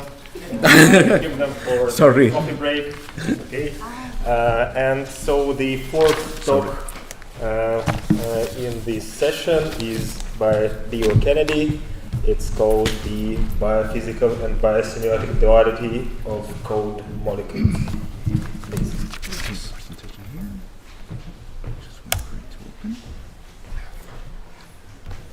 I'd like to thank you for giving me this opportunity to share with you some of the results of my research as an independent researcher. My background is in chemistry and molecular biology and bioethics.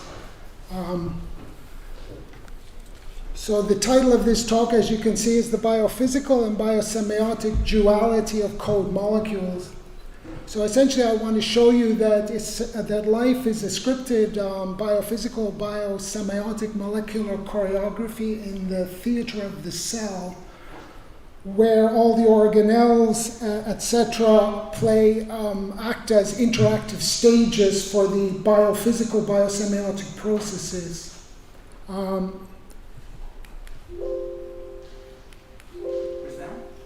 I did.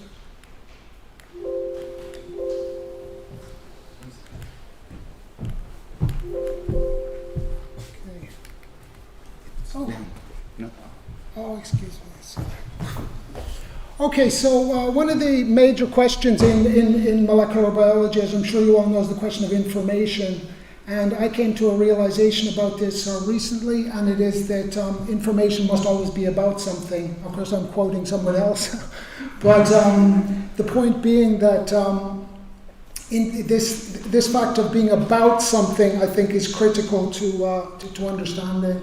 So, for example, if you look at astronomy, it's all about light, or if you look at the science of digital communication, it's dominated by Shannon's theory of information. And I came to the realization that people insistently try to apply Shannon's theory of information to biological systems, and therefore they fail because biological systems are fundamentally different. They're not like mobile phones. Like biology and technology are two completely different things. So the two factors that influence biological systems are the facts of, there's the, excuse me a second.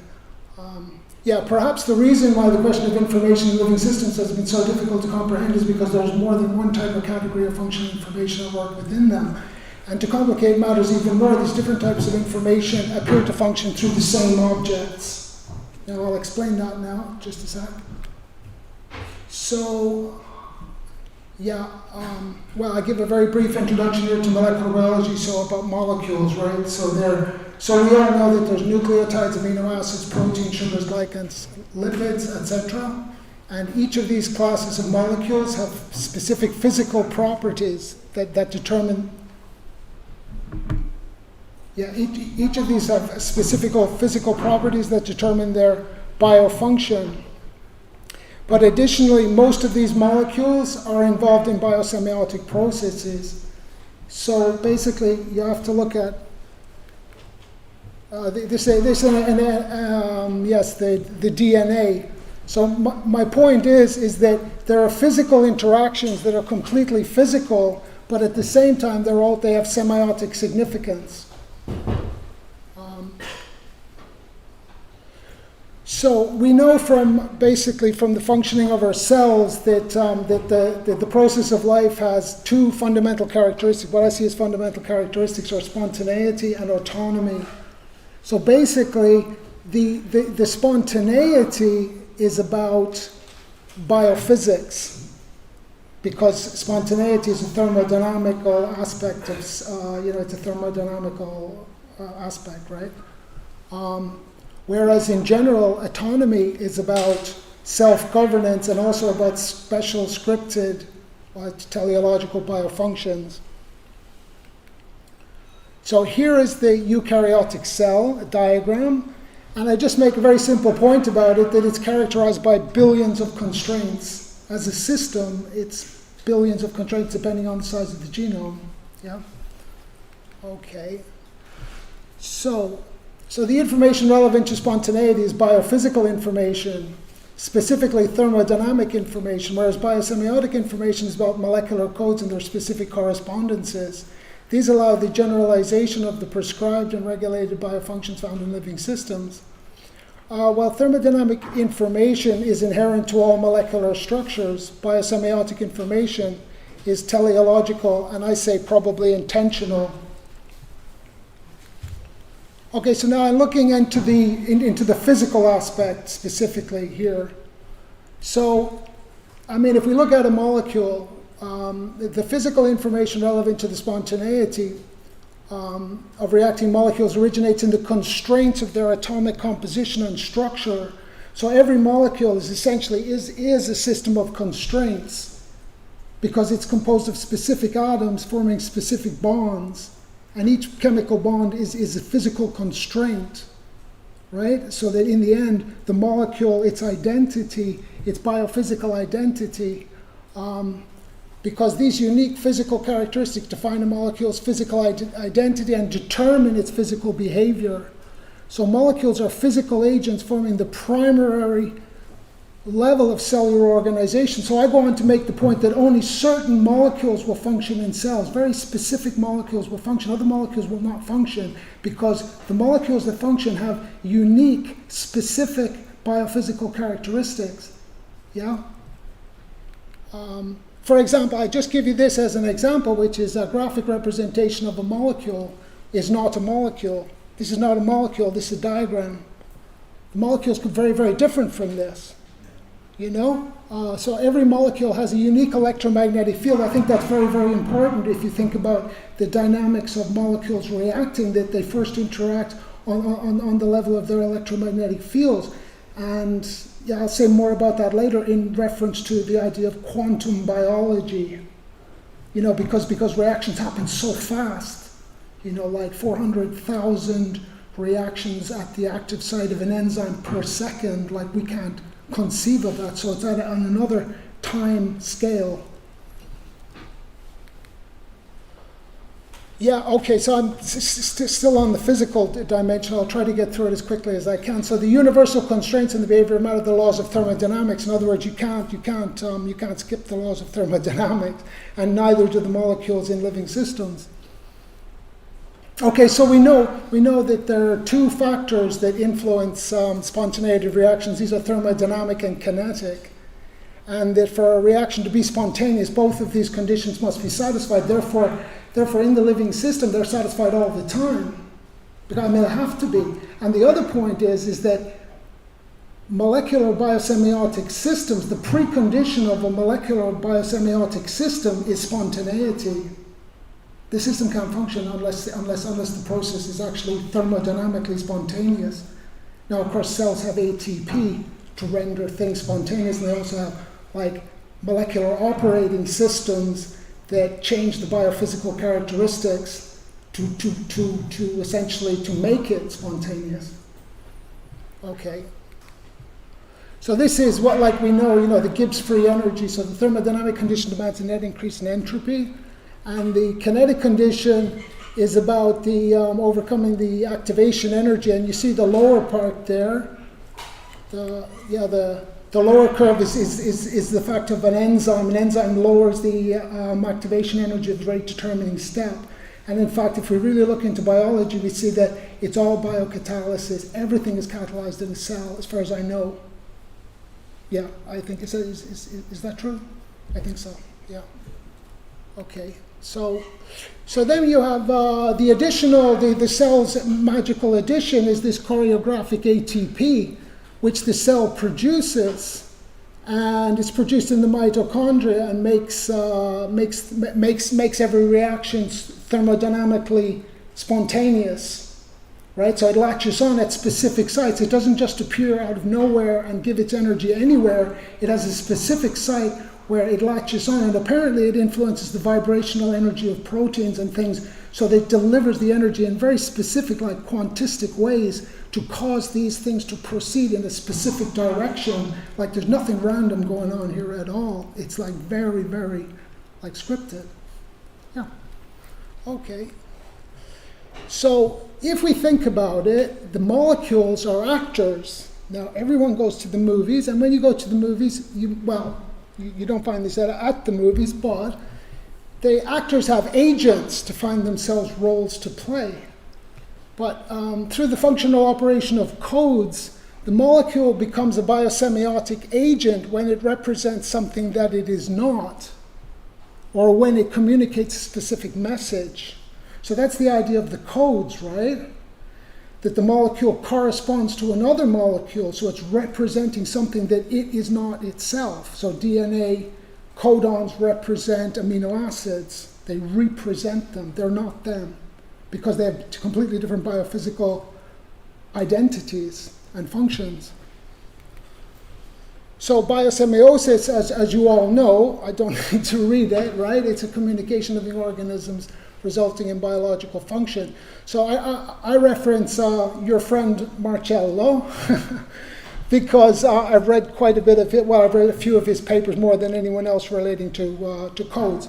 And as you know, he recognizes very interestingly this fact of manufacturing biosemiosis that creates semiotic artifacts called proteins, okay? And then you have signaling biosemiosis, which you molecular biologists know about signal transduction across membranes, and I say there's probably many more types that we don't know about. Well, I'm not actually, strictly speaking, a philosopher, but although all the biosemiotic processes have a specific physical basis in specific molecules and in specific operating systems that mediate their function, the scope of biosemiosis appears to be distinctly teleological. Okay, so this is a quote from Terence Deacon where he says, machines exhibit derived functionality and intention by virtue of a kind of teleological parasitism on human teleology. Living functions of the body and mind are intrinsically teleological. Okay, so we have to account for that, like why are they that way? Okay, so back to the codes, and well, as I understand it, molecular codes are an essential feature of biosemiosis, and Barbieri defines it as this correspondence between the objects of two different worlds or semiospheres. So I think what's interesting is that every code is a specialization described in terms of constraints of correspondence or biofunctional significance. And I just point out that there are other definitions by other authors of codes. This is just Barbieri's interpretation. So here's an example of the genetic code that we all know about. Okay, so I show it, and here's the arbitrary correspondence. And there are many, many other codes operating. Now, I mentioned the translational pausing code and also the histone code because John gave a talk about that earlier, so you might remember in the pre-gathering. Now, yeah, it seems that many of these coding systems, they're also accompanied by a complex biophysical biosemiotic operating system. In other words, they don't just happen spontaneously. Like the operating system would be the fact that the DNA is translated, and then you've got spliceosomes that edit it. They conduct complex editing processes, and there's a splicing code as well. There's other codes working in there. So it seems that the codes are just a way of a specific kind of specialization that's exclusive. Yeah, and I mean, you also have an operating system working on the epigenetics is regulated, it seems, by some kind of operating system. Okay, so here's the idea, right? That every code permits a specific type of specialized control over the behavior of matter through a biosemiotic process. For example, this is like very, very interesting that the translational pausing code is buried within the genetic code. And this code allows biosemiotic control over the precise timing of biophysical, biosemiotic events. And this control has a specific biophysical consequence in relation to protein folding and therefore protein biofunction. So when people thought that the genetic code was redundant, they actually found out it isn't redundant at all. That those different codons influence the speed of the translation process and therefore influence the folding of the protein and therefore influence its biofunction. So there's a code hidden within a code. So here you see that the physical characteristics of the nucleotides that form the codons have biophysical and biosemiotic significance simultaneously. Okay, getting to the point now. So this So it says, since the specific biofunctional ends are realized through the spontaneous and ATP-assisted acts of specific molecules that are part of biosemiotic processes, then there must be dual functionality in all biosemiotic molecules that is rooted in the constraints of their specific biophysical characteristics and in the constraints of their specific biosemiotic relationships. That's it. Okay, so this is kind of an example. So I just give you an example here. Like the famous peptidyl transfer reaction where you've got the mRNA and the transfer RNAs, like everyone in high school knows about it. It's quite well known. Well, the example that I give is that this process is assisted, ATP-assisted, biophysically spontaneous, like it happens really fast. Yeah. The codon-anticodon alignment is simultaneously biophysical and biosemiotic. But like the biosymbiosis is not conscious. Like it's the physical dimension that makes it happen. So the ribosome has been described as an algorithmic nanomachine that functions by bringing specific sets of biophysical and biosemiotic constraints that constrain specific outcomes at catalytic speed. So research into this shows that research on the mechanism of the rate between amino acids in protein synthesis, with and without the ribosome, that the difference in entropy is sufficient to account for the 4 million-fold enhancement produced by the ribosome. Okay, so the ribosome increased the rate by 4 million times. So again, it's coming back to the specific constraints, the biophysical and biosemiotic constraints, because a ribosome is made out of semiotic artifacts, proteins, and RNAs. So this is actually the norm in molecular biology. Like there's nothing remarkable about it, that it's so accelerated. So I mentioned here this quantum biology, and again, I think it's worth mentioning because someone was speaking about it earlier a few days ago. Yeah, the guy from Prague, your colleague. The point about it is that the specificity of the molecules is so defined and so precise that these reactions happen on, well, it's quantum biology.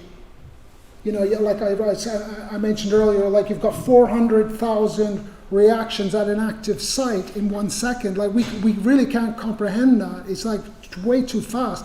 But that's really what's happening. So it's not like, you know, our macroscopic world. It's really very subtle and very like so specific. I'll just give you one example that like on the when you're doing the epigenetics, okay, the difference of a CH3 group, like added or taken away, methylation, can change the destiny of a cell.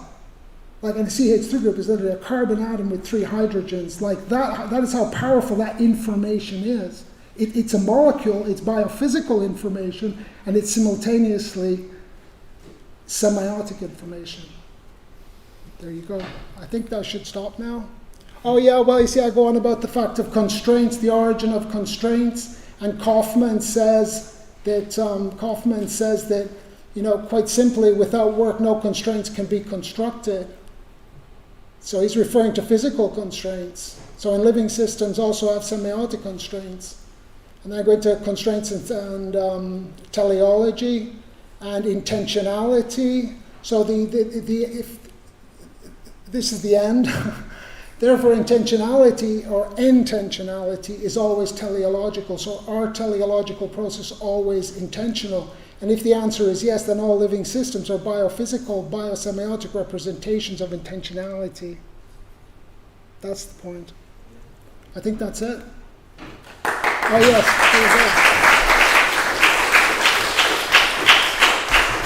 there are some references. Oh. Okay. Okay, Is that thank it? you. No Yeah. questions? Unfortunately, we don't have time for questions and even barely have time for coffee. But I suggest we at least combine these two things. And I want to thank all the speakers and see you in the next session.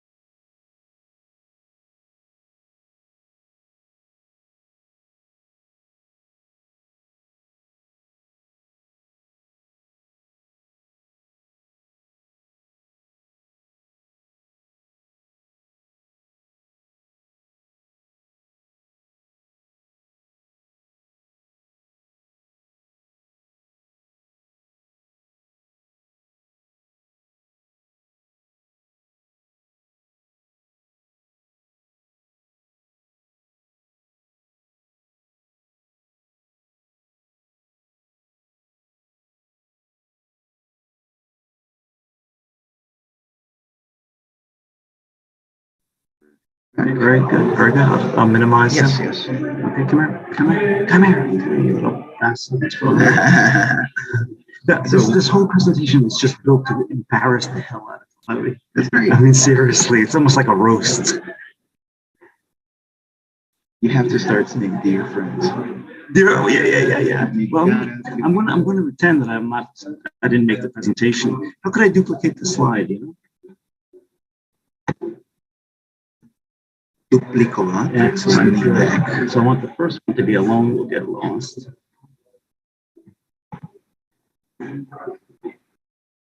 Okay. Is this English? Keywords in English, yes. I need the capital A. I'll let you do it. Capital? Yeah, alone, comma, capital A. Capital A. Oh, it's okay. Oh, sorry. It's all right. I heard capital. Where's A capital? alone. Where's capital? Okay. Oh, no, wait. It's okay. How about backspace everything? Backspace. It was 20 something. No, there's backspace. There's backspace up here. Undo everything we did. Yeah, that's it. Good. Okay, backspace more. Okay, comma. Get lost. Capitalize each word. That's will. W-I-L-L. No, will. Very good. All right. What about the next slide? That's kind of. We'll take that out. That's too snarky. Together we'll get lost. So is this it? Okay, delete it. Just delete. Okay, should be good. Should be very good. Okay, so I'll let you get out of the way. I just want.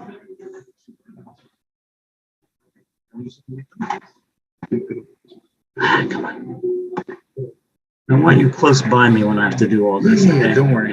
I'm going to be there the whole time. And wait, let me just see how the presentation thing looks. Is it a presentation view? Oh, this is the presentation view, huh? Yes. Okay, so I'm going to spring it. It's like read more. So no, this is actually another presentation. Oh, okay. This is a presentation. Okay, you'll put it on.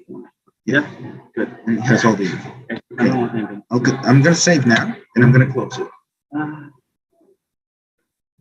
It's saved. Yeah. Hey, that's Yeah. Okay. Good. okay. That was.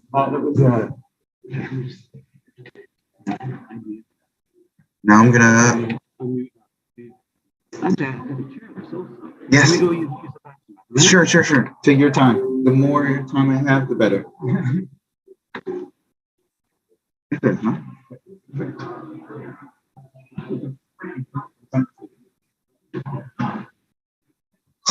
No tienes que apuntarlo. Es un coso, un asunto acá. Y solo hacia abajo. Ningún problema. Ahora voy a. Ali, can you hear me? Yes. Yes, you can hear me. That's great. Yes, I can. Yes, I can hear. It's perfect. So I already have you on the main screen. Are you going to be sharing your Word file? Ali, can you hear me? Yes, I hear you. Yes. So are you going to be sharing the Word file? Yes, I can share it from my. All right. laptop. So, everything seems to be working fine. I already shared it. I am already sharing it. Yeah, I can see both your face and your paper. So everything seems to be working all right. So for now, mute yourself, and I will let you know when we're back because people are still having coffee. Yes. Okay. So thank you for waiting. Thank you. Yes, You're here. thank you. I'll let you know. Okay. No Yes, problem. okay. No problem. Okay. Just stay there. Thank you. Thank you.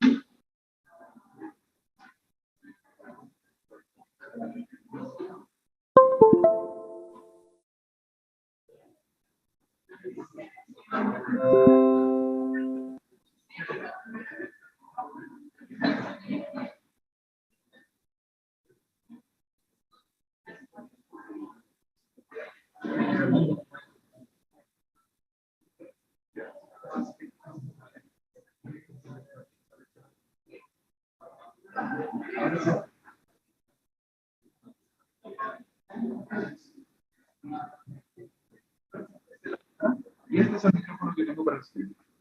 No lo puedes usar si quieres para la sala.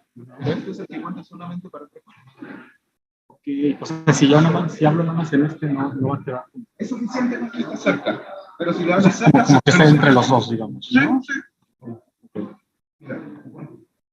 Mira, porque los gente está hablando de cosas que suena horrible, pero como está hablando muy fuerte, eso suena súper bien. El stream suena mucho mejor que la vida real. Ok, ok. No, pues sí, puedo poner aquí la.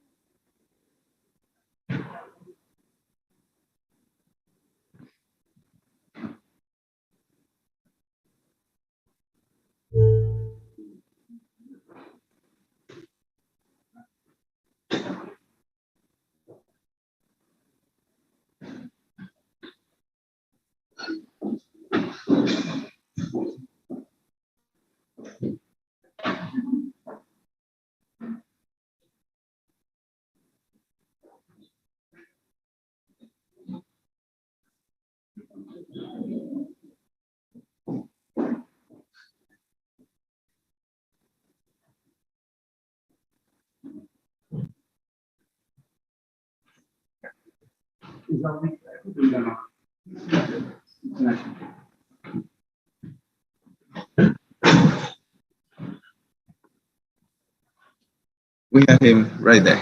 Big name. All right. Very good. Can you hear me? Or? Actually, I think the microphone is here. That's why people can Okay, hear very you. good. Ali, can you hear us? Yes. Great. Good. Just a few more minutes, Ali. This is Don, incidentally. Hi. A few more minutes, okay? Okay, okay. No problem. Very, very short.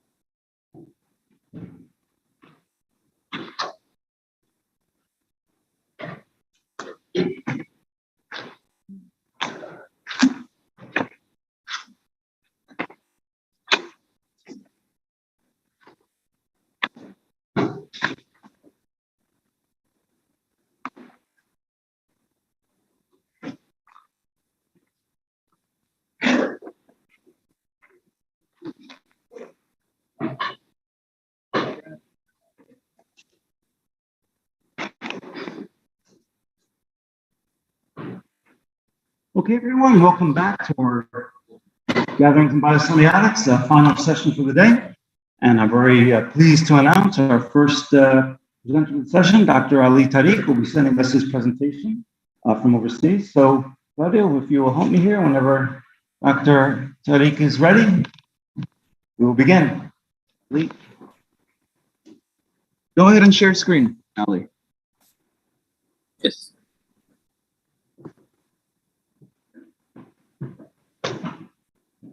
Good afternoon, everyone. I can begin? Yes. I am thankful and grateful for everyone who work on this, making this opportunity for me to share my paper and work in biosemiotic psychodermatology.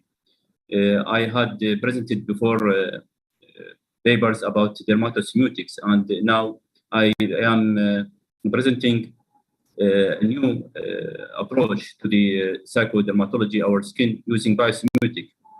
Psychodermatology is an evolving specialty of medicine, working at the interface of dermatology, psychiatry, and psychology.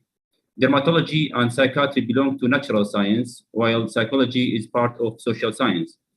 The aim of this paper is to integration of these two cultures into an emerging third one, which is mediated by biosemiotic as transdisciplinary stance. I use biosemiotic as a transdisciplinary interface that creates a space for marriage between dermatology and psychology. That is the skin and the cell. the body and the mind.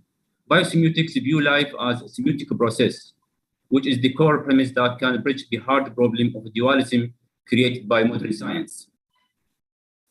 You hear me?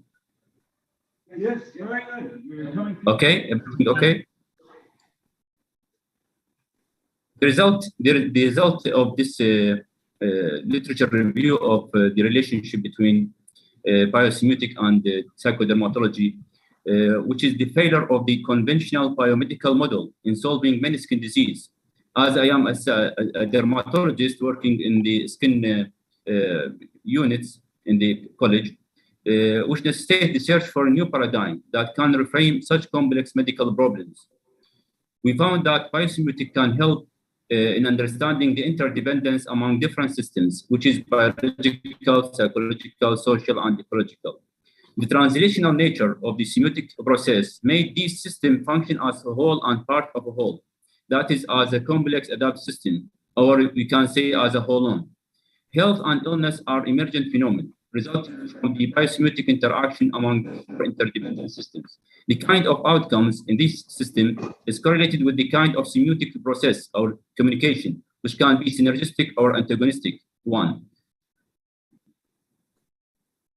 Dermatology emerged as a result of encountering patient with a skin problem, which cannot be explained by the biomedical model. The dualistic nature of the biomedical model reduced the etiopathogenesis to external pathogen, overlooking the role of the patient as semiotic agents.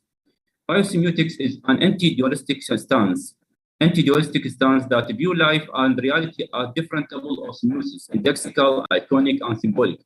Biosemiotic view life as a semiotic agency can explain the complexity, emergence, and chaos inside the biological system at all levels of organization, from a cell to a human being. Understanding a human being as a symbolic species rather than a linear machine system are the first towards semiotic personalized medicine and psychodermatology. The symbolic nature of a human being make their health and illness dependent on interpersonal communication, in addition to that of non-human animals like microbes. The psychophenomena and the psychoneuroimmunology model are empirical evidence that confirm such claims. Human being differs from other life forms by their ability to respond to the absence, the possible, that is the meaning, not just physical things. Self and body are different levels of skin function. Self and body are different levels of semiosis and different ontological stances. In psychodermatology, the physical skin function as a signifier medium that communicate our thoughts and feelings.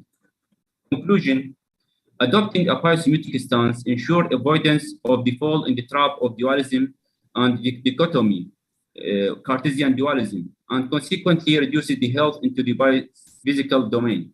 Biosemiotic as a transdisciplinary stance will embrace both the search for indexical causality and symbolic intentionality. Skin diseases like vitiligo, eczema, psoriasis can be understood as a symbolic disease, as a metaphor. If we bracket the positivistic modern science stance, understanding inside biosemiotic technological one. Thank you for listening.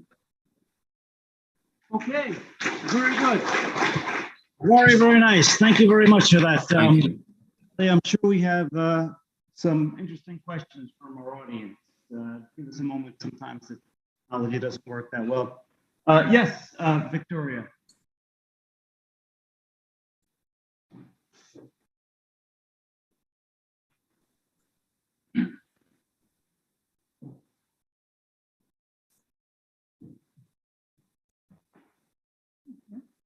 Yeah, actually, this is good. Try this. Can you hear me? It's frozen. Uh-oh. Can you hear me now? Let him unfreeze for a minute. Hello? Can you hear me?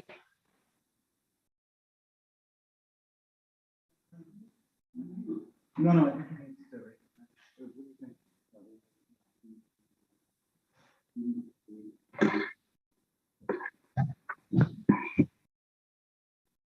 Ali, can you hear us?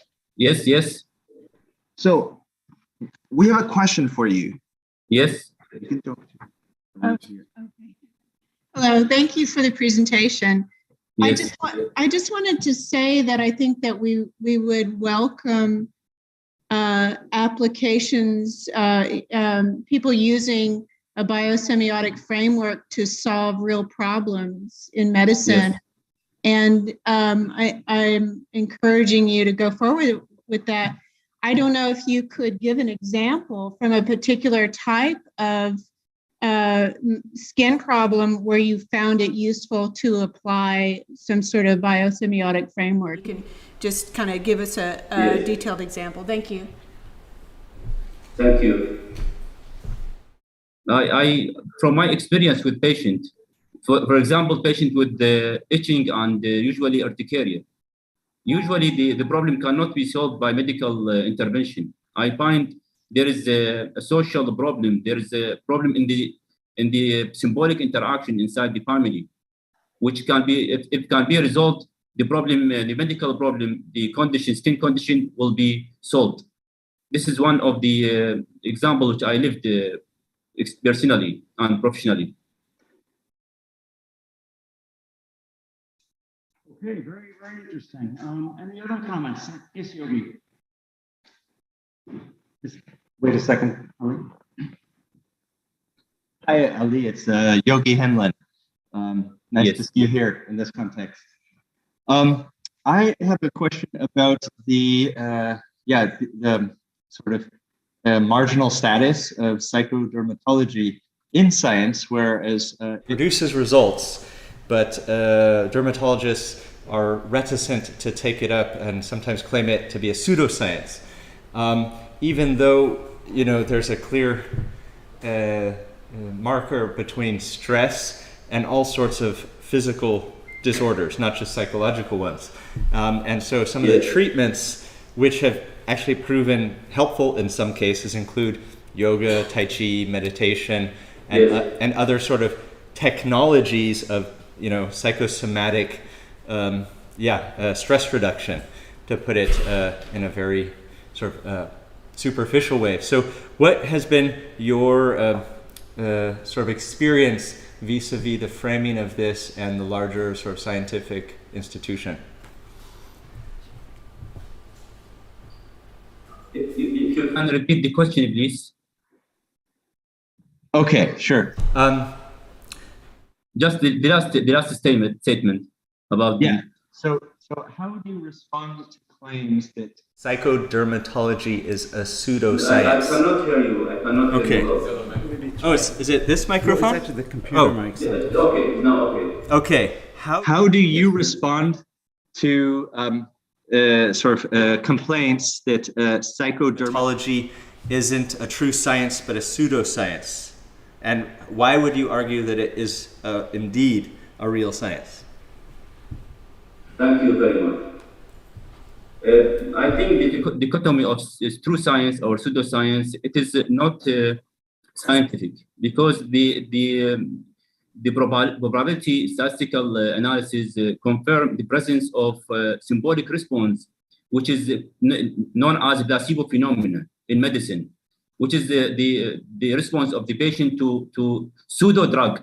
When we give pseudo drug to the patient, it will make respond and can heal the patient. This experiment, this is empirical evidence that the human being respond to the meaning of the drug, meaning of the stimulus rather than the stimulus itself.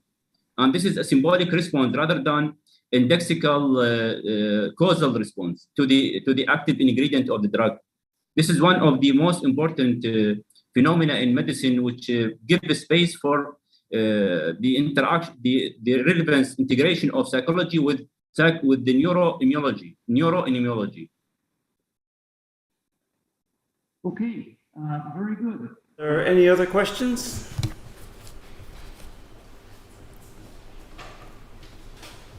No? Okay, well then, Ali, thank you very much for your very kind talk, and we look forward to reading more of your work.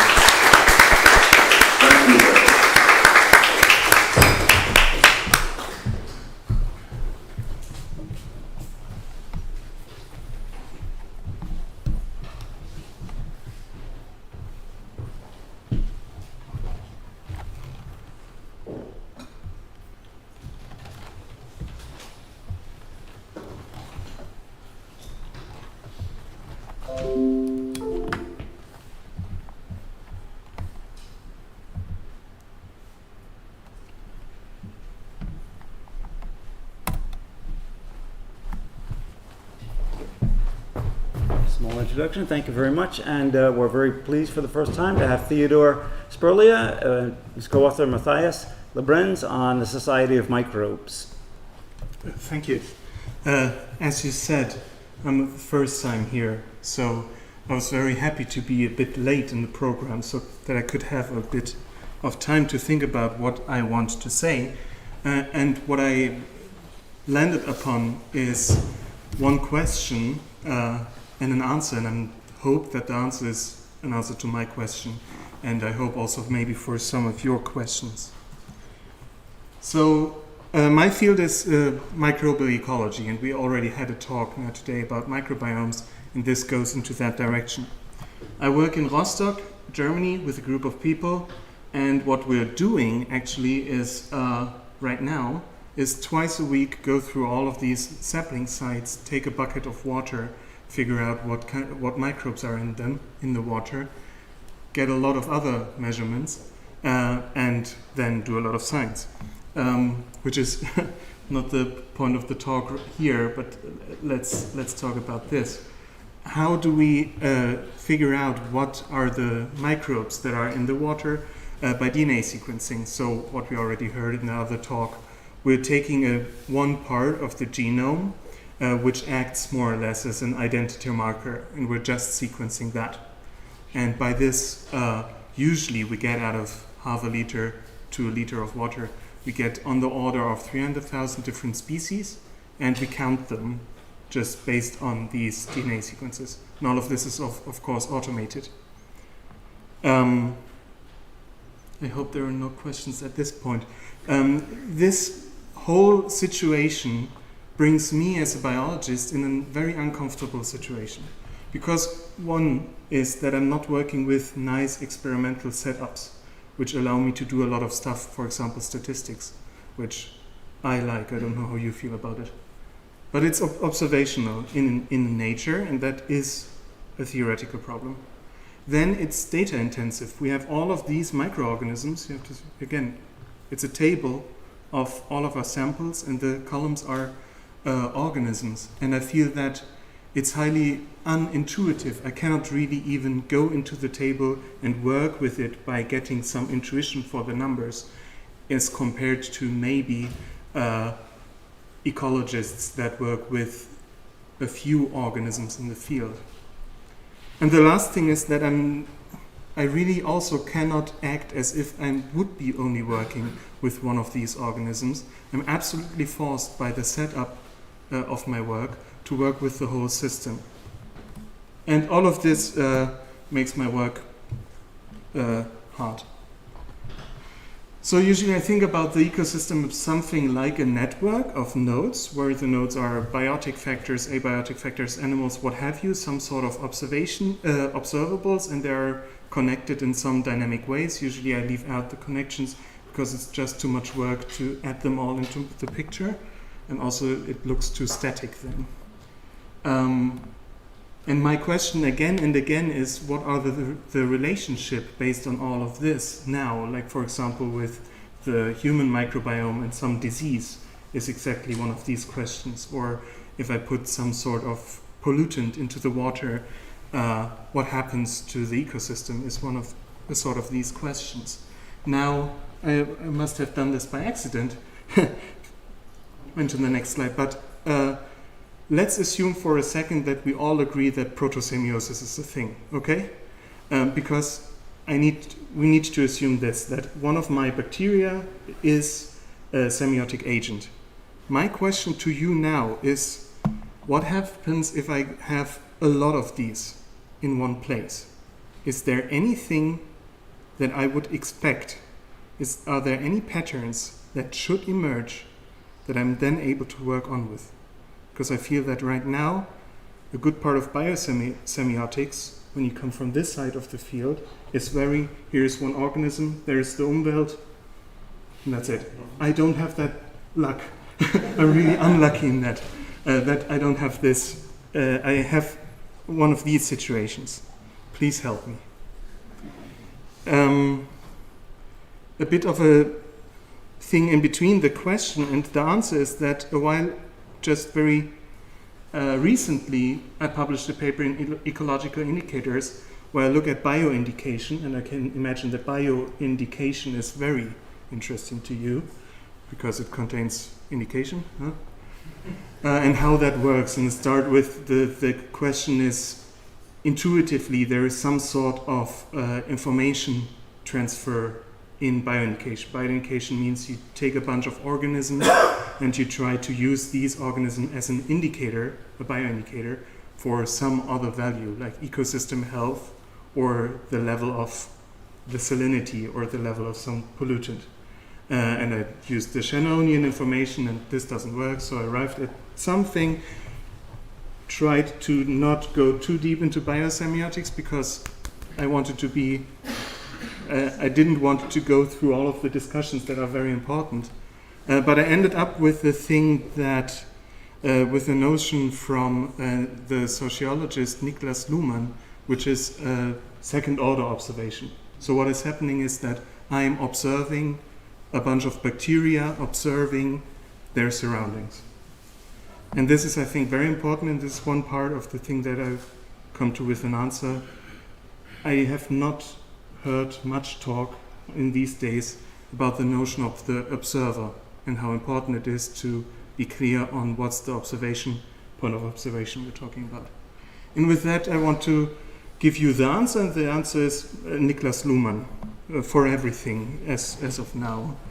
Niklas Luman, I don't know if you know him. I've talked to many people here, and they said, yeah, in Germany he's big. Also, he's dead. So he's been a sociologist, wrote 70 books and around 400 articles. So you know people like that with Peirce, right? In contrast to Peirce, and very lucky to us, he himself wrote 2 books, 1 in 2 volumes, that bring all of his thought together. So I find it easier to get to this. The first one, Social Systems, is 700 pages, so you can read that. And he combines a whole lot of stuff that is also there in biosemiotics, I feel. He does not work on biology, though, so this is now the task, maybe.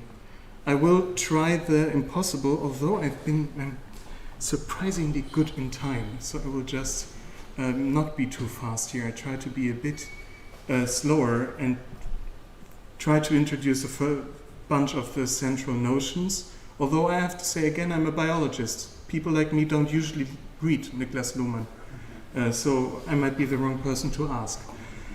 But he starts from the notion of a system, and he means something specific with it, which only gets clear when you read the rest of the book.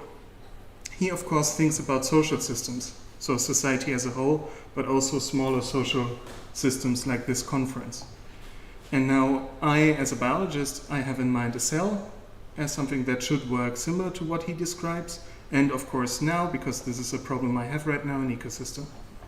And for him, the system is defined by the difference to the Umwelt. And the system creates the Umwelt automatically. A system always has an Umwelt, and it is the difference between the system and the Umwelt that is the system. So this is rather abstract, but it works very nicely, I feel. Of course, for a system to stay somewhere, it needs to be autopoietic. And for Luman, it's very important but the autopoiesis is on the level of the processes, on the level of, for example, for social systems, communication. So that the system, society, for him, does not consist of people talking, but of communication. And then, of course, you need people to communicate, but the system itself, I hope you get the feeling where he takes a very nice decision so that you can slice your problem in a new, different way. Similar, it would be to say that the cell, or the life of the cell, consists of the movements of electrons or whatever in the cell, and not of the proteins interacting. Of course, you need proteins to interact too, and so on and so on. This autopoietic system is by definition operationally closed. This is what I was asking about with regards to membranes. It is, of course, closed, but operationally. The operations are in autopoiesis closed and don't just take up anything. But it is not necessary, for example, for a society to have a strong barrier of stone and so on. They might have it, as cells do, but this is something that's then, you need to argue why this is the case. Now, here comes something very interesting for me in Niklas Luman, because he acknowledges that any of these complex systems that he talks about, the number of potential interactions, potential processes that can happen in this autopoietic thing are immense, meaning just too high to be probable that autopoiesis takes place. So his whole question then is how is society, and then how is cell, how is an ecosystem even possible? How are the processes structured or organized in such a way that they make the autopoiesis probable at all? And here, one very important thing is that there is a Selektionszwang, a necessity of selection. Some processes do take place, some others don't, and these have to be selected by the system itself. So, for example, what usually arises in his analyses of subsystems of the social systems are, for each of these subsystems, a systemtypic, a typical thing that the processes do. For example, he looks specifically at the science system or at the economic system, and the economic system, the processes, the sort of communication in the economic system is money or wins and losses. And I get the feeling, and again with many of the talks that we heard here, that this fits very nicely to a biosemiotic thing, especially to the question of the relationship between the individual, the organism or whatever, and the Umwelt, that this is always already linked. Also, the question of the sign process is very nicely, I think, and I will read on and see whether I'm wrong, very nicely combinable in the communication between, or the interactions or whatever, between the system and the Umwelt, because the system is one of these observers that always observes its Umwelt through signs, through sign action. Oh yeah, I don't like that sentence. I was hoping that I could get it out, because Luman does not like roles, but for me, now jumping a bit and taking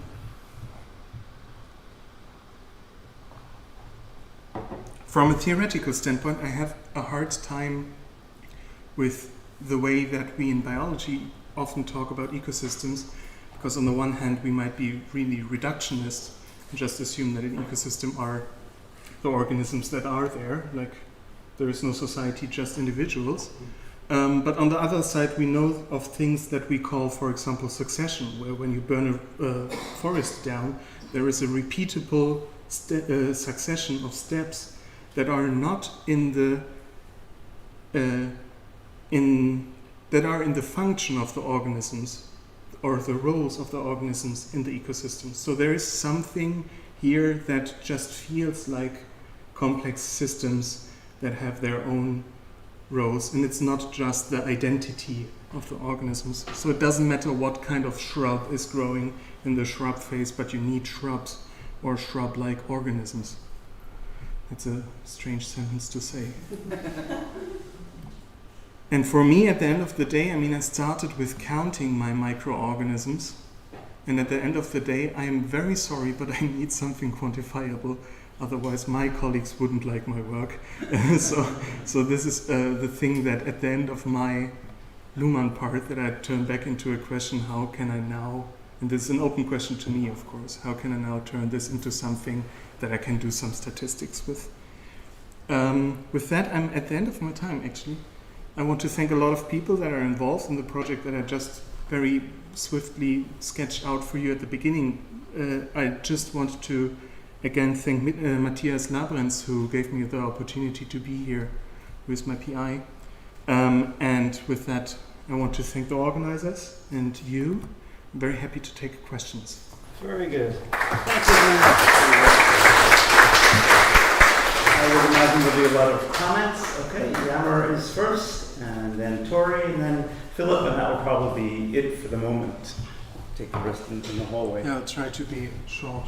Okay. Thanks a lot for this very challenging presentation, because I really very much enjoyed the dramaturgy of your presentation in the first place, because you immediately confronted us with your experimental and empirical situation.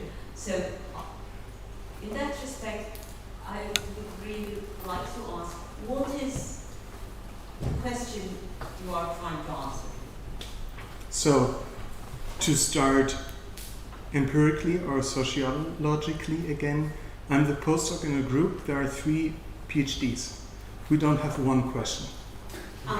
But, for example, one of them in this is... case, I ask you, yeah. What would be your question? No, I can tell you the main question of the project, and that is that we're trying to find microbial bioindicators for a bunch of organic compounds that we also measure.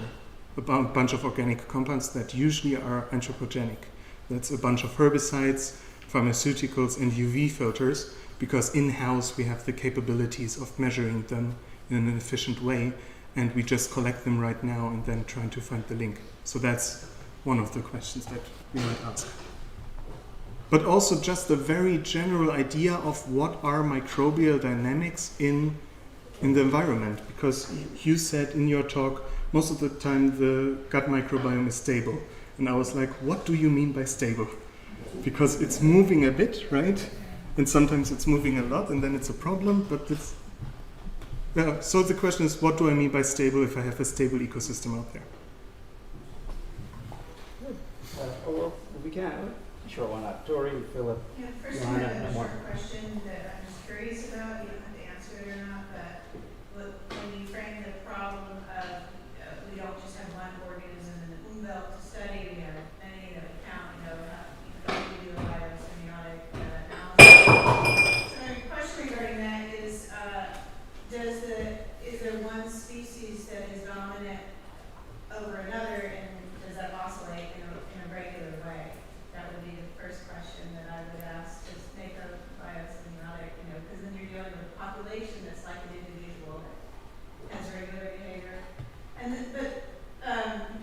I wanted to recommend Bruce Clark, who has written quite a bit on Luman in applying to ecosystems, but he has kind of a biosemiotic take on it, and he talks about the cybernetics of cybernetics, where he is really pushing the observing. He's not the outside observer. He's pushing the observing organism into the system and observing what that organism reacts in order to understand the perspective.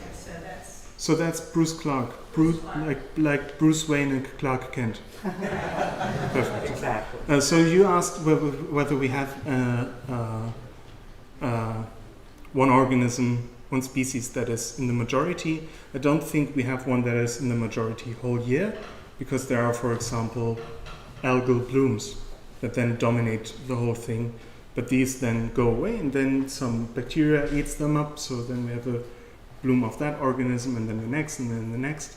And I really wouldn't want to too easily boil down all of this complexity that is real, that we can see by measuring, to just one organism. But also we are looking at specific organisms that are charismatic, sexy, because they're pathogens, for example, and people really want to know what their dynamics are. So.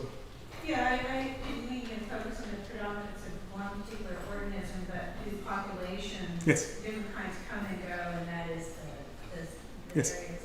And it's not Bruce as in Bruce Wayne, but he was the basis of Shahnameh. Sorry?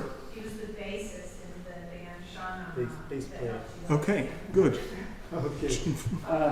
We have Philip, Johanna, and Yogi, but we're running over time already. So I'll give you 3 first priority, the subsequent talks. But right now you have to give Theodore your questions in the hallway. Okay. Thank you very much, Steve. Thank you. Our next presenter is Chiara Schumann, and her talk on image schemas and deceptive behavior in American Eastern gray squirrels, the zoosemiotic approach. Thank you.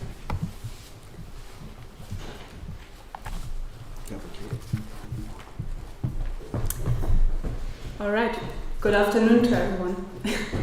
Welcome to my little presentation on deceptive behavior in American Eastern gray squirrels. So this was the topic of my term paper that I wrote in Dr. Eileen Orteano's BL seminar on semiotics at our university, and somehow, I really don't know how I managed to, to come here, present it to you now. So, never before did I speak to such a great audience as you, who I feel the greatest respect for. Therefore, thank you so much for listening, and let's get started. So, you all know this little guy here, right? Yes, very cute. Though, in fact, he or she is a true villain. For, as a biological study by these American researchers here, empirically clarified, Sciurus carolensis engages in deceiving its own conspecifics when it comes to predicting its valuable supply of seeds, nuts, and acorns that it buries in various caches in the ground to survive the winter. With an overlapping home ranges of the species, however, you can imagine that it appears easier to spy on the neighbors to steal from their cache sites than investing your energy expensively in searching for and collecting your own supply of acorns. The interesting thing now is that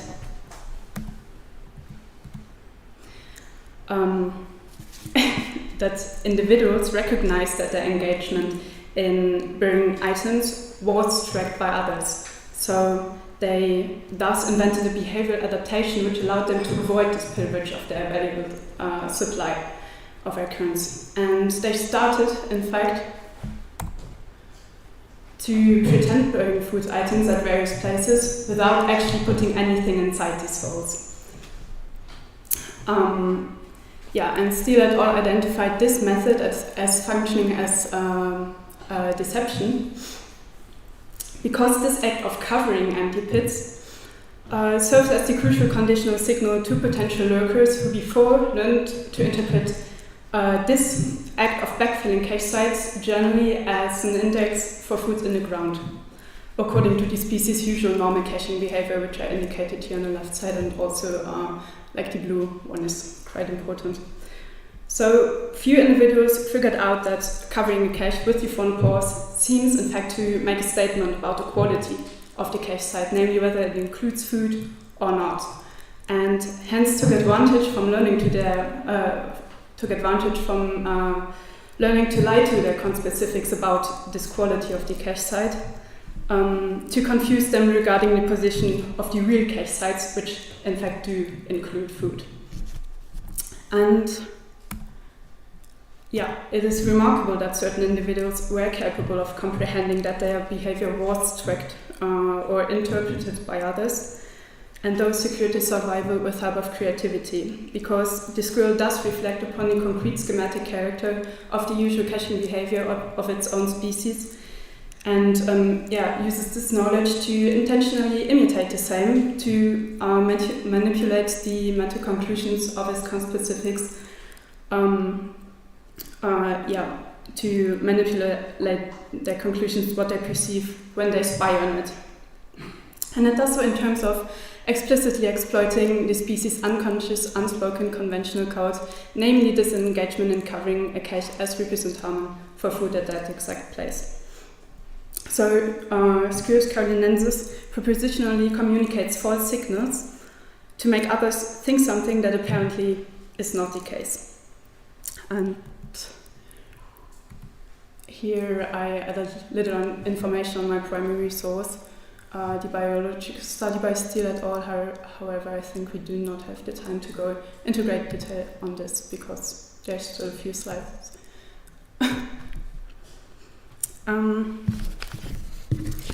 Why should this be of interest to a semiotician, you may ask? While the first profit of a semiotic investigation of the subject is the contribution that it gives to the biosemiotic understanding of deception. It is a detailed depiction of how the Pearson understanding of design and of image schemas can be applied to concrete instances of animals' engagements in deception, and with that suitably explain animal behavior in a rational, basic, yet complex manner, as for example already impressively demonstrated by Gomez Moreno or Elhani, Kiros, and Sternfeld, for example. But not only does the discipline of semiotics turn biological material or data to good account, it is also the case the other way around in my eyes. So therefore you could also formulate, why is the semiotic investigation of this subject of importance to the original biological study? And while still at all study is an experimental approach to studying deceptive behavior in the wild statistically and stopped at confirming that deception indeed somehow is present there, meeting this, the provided data from a semiotic point opens completely new horizons and insights into actually understanding this species behavior deception. So we have a fine-grained framework to analyze the underlying science system, and in doing so one can approach the psychological or cognitive aspects of an organism living, communicating, behaving in its very personal Umwelt. And that way a discrete, respectful and non-dualistic method of analysis provided, extending the biological knowledge by new semiotic knowledge being of interest to both disciplines so far than the general placement or importance, though the benefit that an investigation of a certain rodent living somewhere in East America specifically has is, so to say, doing its bit to a corpus of semiotic studies of animal deception. So before I found a biological study on the grey school, I was reading other semiotic papers that were following up animal behavior and specifically deception. And within there, I then later assessed two papers as especially interesting and considerable for my own investigation. And here I'm referring to first Gomez Moreno's systematic semiotic study of deceptive behavior in the mimic or mimetic octopus with help of image schemas, and second to Elhani, Kiros, and Sternfeld's examination of the semiotics underlying deception in femme fatale fireflies. So in the first one, Gomez Moreno as first brings the concept of image schemas to the attention of the semiotics as a potential universality, and does so convincingly in my eyes. In setting out the mimic octopus behavior with help of image schemas into single concrete movements and adaptations, when it comes to this species' various impersonations of other sea organisms, Gomez Moreno lends great support to the zoosemiotic, to the pluralistic view in zoosemiotics. And because going into these very details of how another species behaves within its environment, so to say, exemplarily illustrates the existence of subjective Umwelt in which every single organism individually has, or every single species. And image schemas, which were originally introduced as basic mental generalizations from embodied experience in cognitive linguistics, indeed can be used to account for animal behavior as well, due to their embodied nature. It makes them preconceptual not only to lexical concepts, but to any mental products stemming from sensomotor experience, as Gomez Moreno explains. And since many animals do cognitively engage with their Umwelt in social, perceptual, statistical, motor, categorized and schematized manners, image schemas provide a basic, neutral, fine-grained analytical tool to better comprehend a species' Umwelt in terms of their very specific movements. The second paper then on deceptive acting in fireflies, by contrast, rather focuses on the concrete signs that are used for communication in this species, in this insect. And this study develops a semiotic model of firefly deception based on peers. It explains and illustrates the correlation of peers' sign, object, and interpretant in great detail to inform about the character of icon, symbol, and index in a second step, while simultaneously the firefly deception behavior is broken down to these very elementary parts functioning as the classical triadic sign system.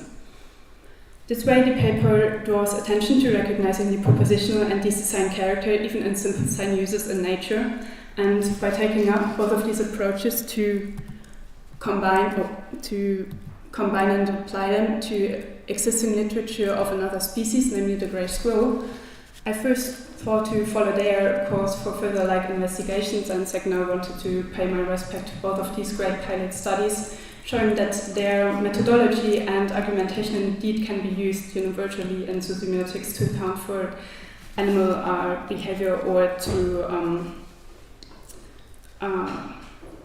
recognize the propositional and design character even in simple sign uses in nature. And working by this means, in my eyes, and as far as the students' opinion concerning this matters, one can pursue a profitable avenue in exploring animal deception according to the understanding of biosemiotics. Now let's illustrate how Peirce's three-dimensional relations of the semiotic sign underlie deceptive behavior in the squirrel. So this is a minimalized version of it, but maybe we do have time to go into the more detailed analysis. So the squirrel that decided to perform deceptive caching refers to the schema of usual caching as the object that it wants to imitate or represent. Thus, the deceiving squirrel knows that deceptive caching functions as representamen for usual caching, whilst simultaneously, on the other hand, the deceived conspecifics still think to observe the original object due to this misguiding similarity, which is given the similarity to the act of covering, which obviously is given in both actions, the deceptive and the normal act of caching. And so they interpret the representamen as the original object. They take the deceptive act for their species everyday, like caching behavior, and this is the deceiver's whole trick. And since they are not conscious about the misleading, these spying squirrels go to search empty cache sites after deceptive caching was performed, but naturally they won't find anything in there. But this reaction is exactly what the deceiving squirrel aims at. It wants to distract its conspecifics from its true cache sites by drawing on deceptive behavior in between. And as mentioned, this is a little bit more detailed application of the object, interpretant, and representamen and their interrelations. Also mentioning the representamen's quality of an icon, explaining the proposition, design, and like character, and maybe at least I could read out the green part. So the fake caching relies on the species normal code for food in the ground, and therefore the act automatically is decoded by conspecifics as the usual engagement in hiding acorns. And since the sign resembles its object, we can speak of it as having the quality of an icon. Which makes iconicity, so to say, the heart of my analysis. And to speak in terms of propositions, the lying squirrel claims that something is true even though it is not. It wants its conspecifics to think that deceptive caching is usual caching. And since the form of the representamen is determined by the form of the object, it is capable of referring back to this object in reverse. So therefore the semiotic act can be characterized as having an indexical dimension as well. And now I would illustrate how image schemas concretely can be applied here to finally clarify what I deduce from both analysis steps concerning the school's mental capacities, or so to say their cognitive abstraction capability. So image schemas are basic, intuitive, but highly relevant understandings of embodied experience in time and space. They are the very starting point of the functioning of minds, of constructing meaningfulness from embodiment via an organism's senses, in a sense that the brain recognizes patterns and coherence within the species' umwelt. For example, here I mentioned them again. We could look at the object, which is a quite important image schema to the squirrel because all actions of the rodent are founded on the knowledge that food items are movable objects, dynamic elements that function as figures in the foreground of a scene. So figure and ground play a role here as well. Then also one could look at surface, which also is an important concept to the squirrel because the forest floor structure indeed is disturbed or disrupted by burying pits in it. However, when the skull goes to fill it back up, to make it merge with the surrounding ground, obviously it wants it to adapt again to this original structure of the surface. Also, you can identify a classical source goal image schema, or we could look at superimposition and merging as image schemas, because when first of all the rodent relies on the qualities of a container, which also is an image schema because you put something in something else to make it invisible, the camouflage furthermore becomes then perfect when the image schemas of superimposition and merging are added. So the squirrel superimposes soil and debris over the hole in the ground, and this engagement in camouflaging the spot then is completed by those patting movements in which the front paws alternate to tamp down the soil to make it merge with the surrounding ground, as mentioned.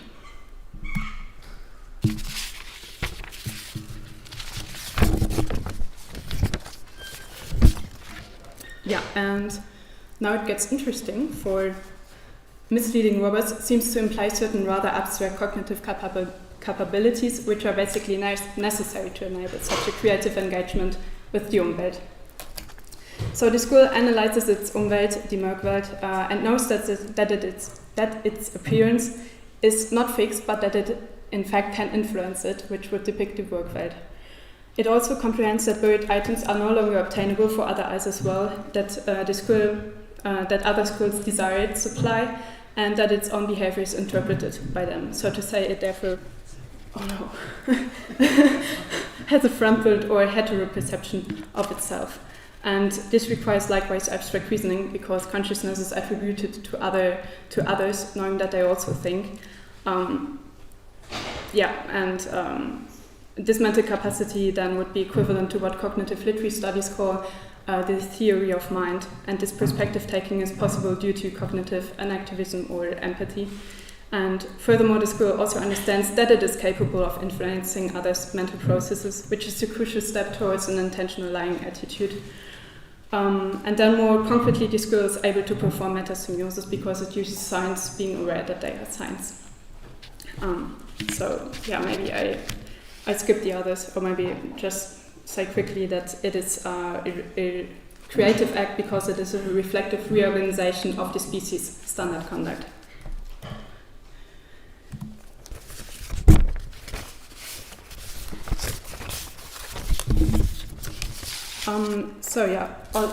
All of this led me then finally to the assumption that what Gomez Moreno calls superior psychic faculties, in his case of the octopus, indeed is present in the stingray squirrel's cognition too. So I also propose to comprehend this species as drawing on semiotic cognition, as it shows a remarkable understanding of the intentional usage of signs. Its brain does not just instinctively process signs of the Merkwelt, as every organism does, but it actually reflects upon them and uses them actively for means of survival. And also, I don't know if I have the time for this, but it is state of the art now for a good while that metaphors are by far not only linguistic or poetic devices, but that they constitute a very important and actually basic and regular cognitive mechanism of how we think. Though, since conceptual metaphors, as far as I understood, are free linguistic in their origin and draw on embodied experience, on social, perceptual, statistical, motor, categorizing schemata, skills, and image schemas somehow as part of that, and since all of this exists in many animals too, I suggest the potential of metaphoric reasoning as a pre-linguistic cognitive phenomenon in other animal species than humans. For example, for this study you could formulate, that's it. Maybe shortly the structure of a metaphor then here is used to lie in my eyes. That's it.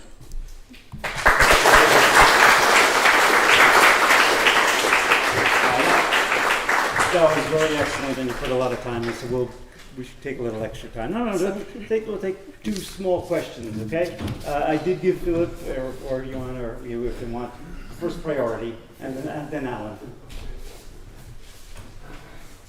Thank you, Karen. It was wonderful. I wonder, do you think that squirrels are able to construct some possible words, or is it rather like embodied experience which is embodied into their acts? And what do you think?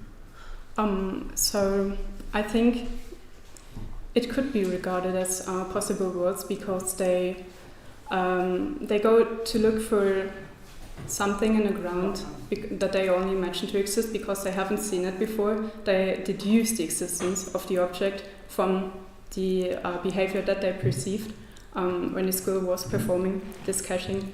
And it does so in terms of relying on its experience with being able to get the nutriment out of the ground because it has done so before. So I think it thinks that it can do this here as well. Yeah. Okay, very good. I'll take a very similar question anyway about the concept of metasemiosis. In this case, it feels to me like maybe it's more parsimonious to avoid using concepts such as metasemiosis simply because when we talk about it, very often we think about humans as being semiotic animals because they know they're manipulating science. Then again, I might be wrong, and your perspective is that indeed the manipulation of science and the knowledge of manipulating science is an important thing. But do you have any specific stance regarding the use of metasemiosis? Is it a very conscious effort to lower the threshold, for want of a better word in this case? So if I could show like some examples of the original biological study, it to me at least it appeared evident that this was the case, but of course I don't contradict if the general opinion is against this because I do not have the background information. You should. Thank you. Yeah, maybe later. Very, very nice.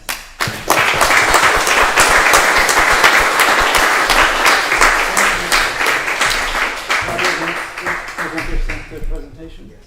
Okay. We have one.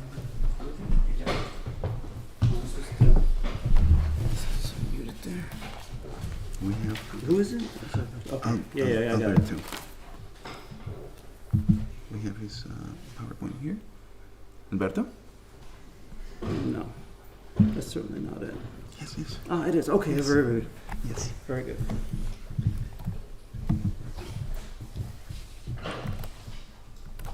Si quieres ponerte un poco acá.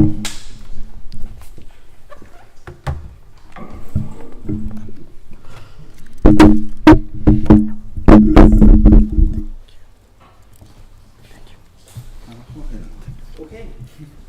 Thank you very much.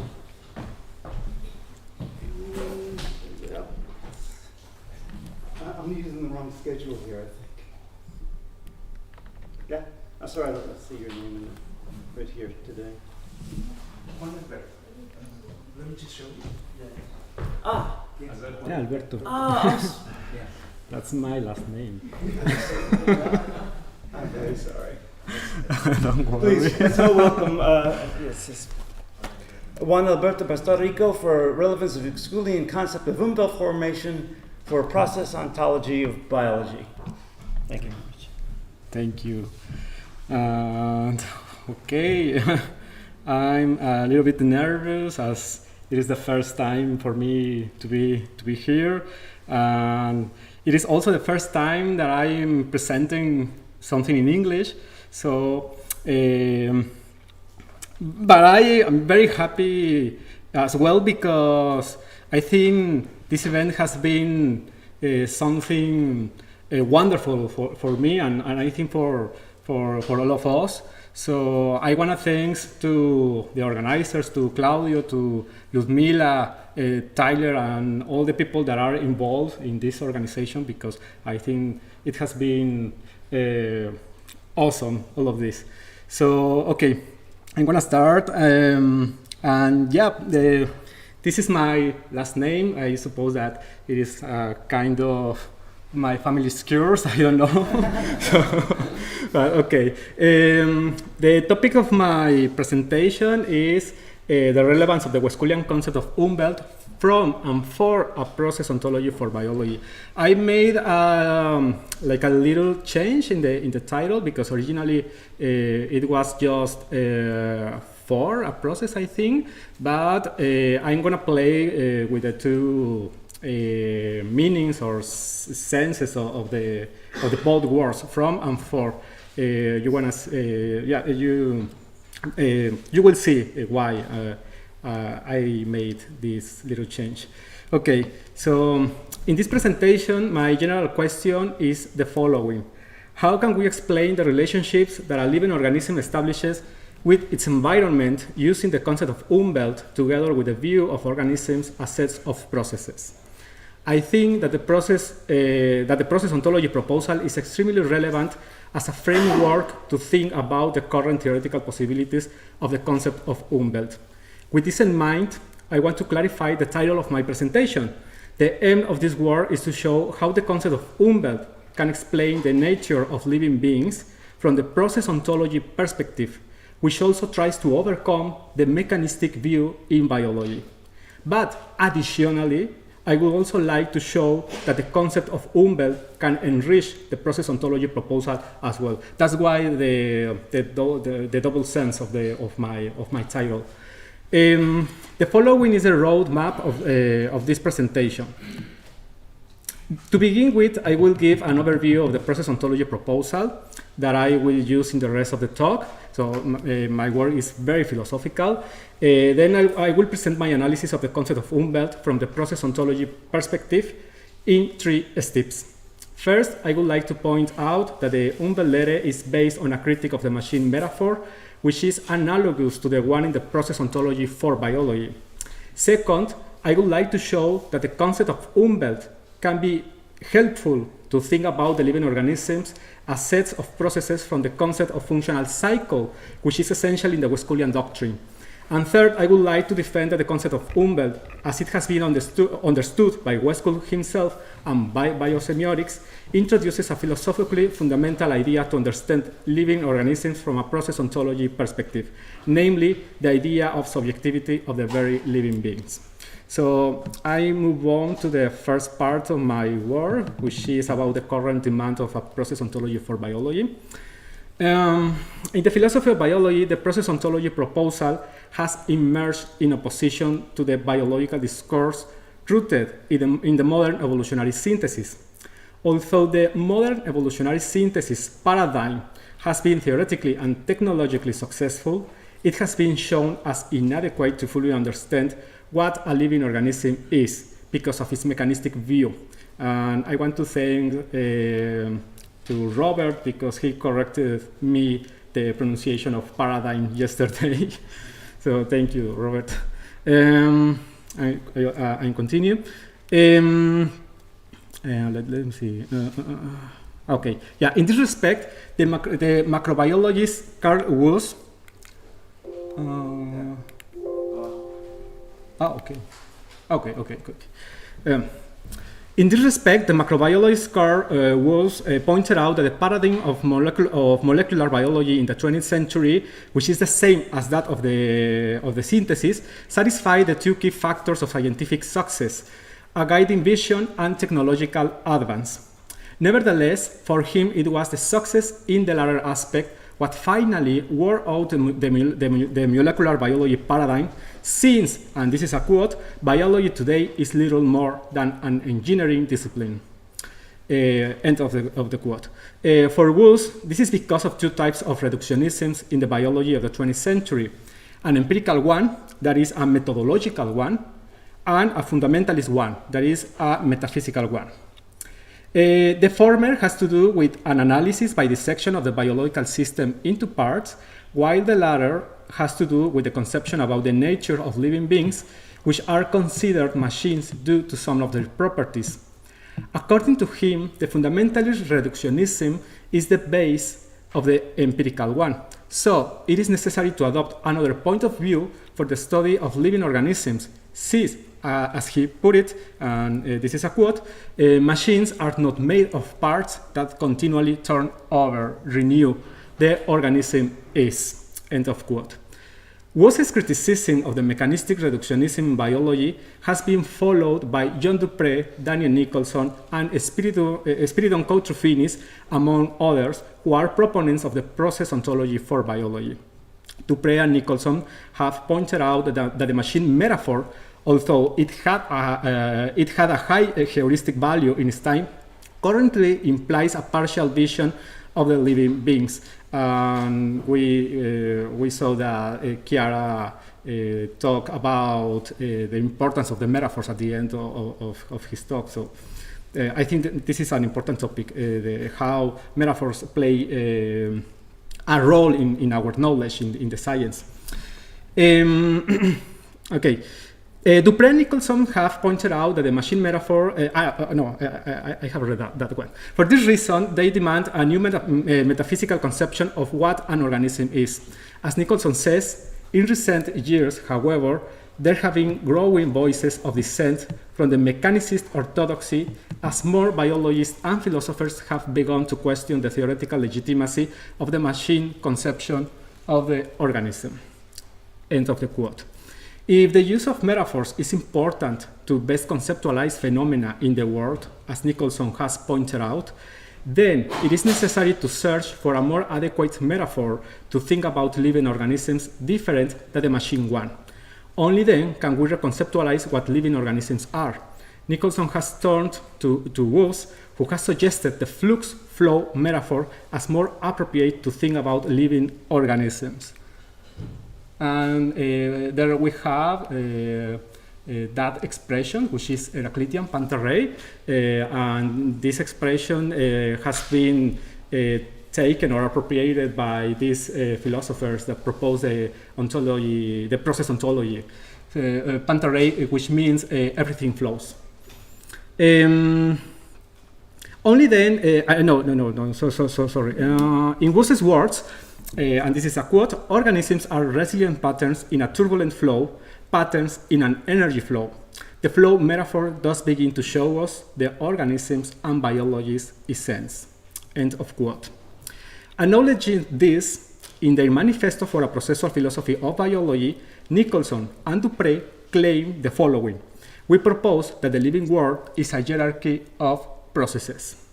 End of quote. In the same line of thought, Coutre-Finis claims that, and this is the quote, a process ontology for biology requires above all a process-centered understanding of the concept of organism. End of the quote.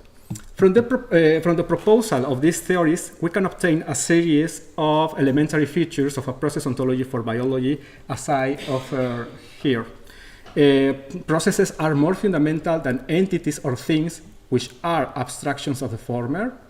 The living organisms may be understood as individualized processes and also as sets of processes.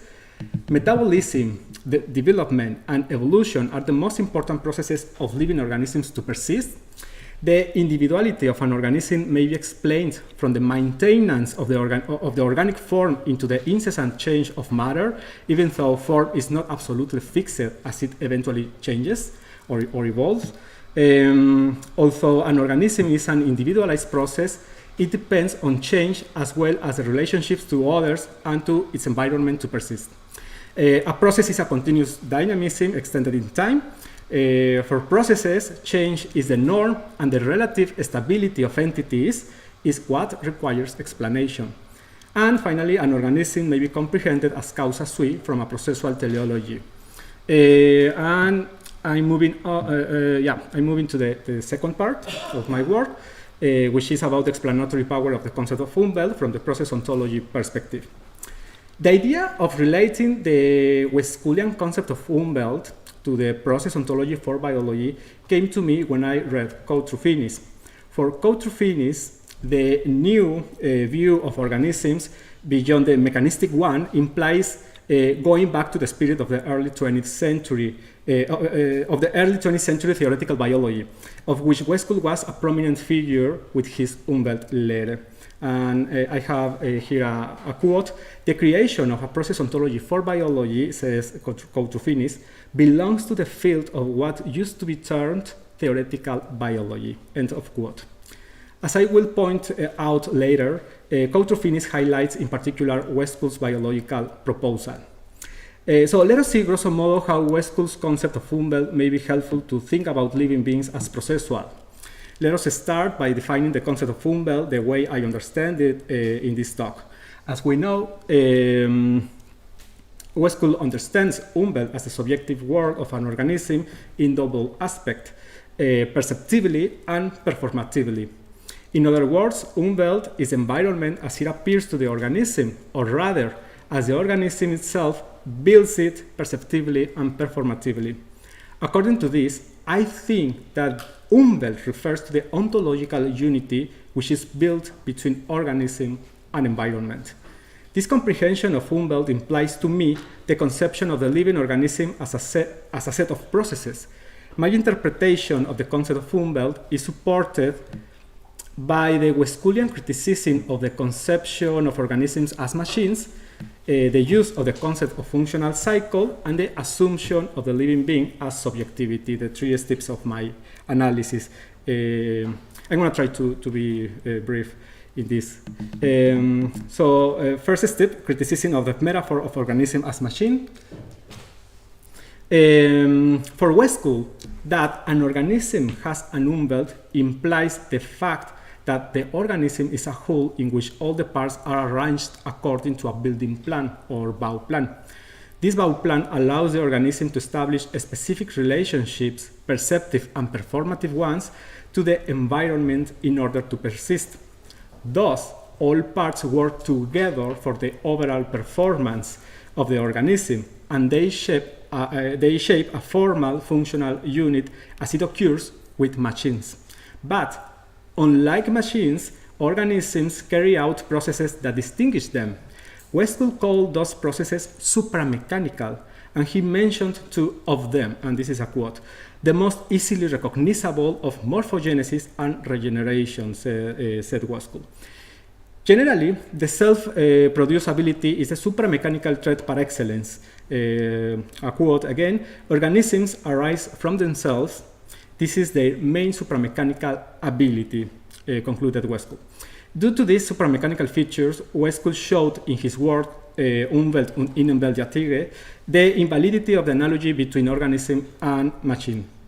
The aforementioned supramechanical features of living organisms have to do with the fact that they are thermodynamically open systems, what Nicholson emphasizes as part of their processual character.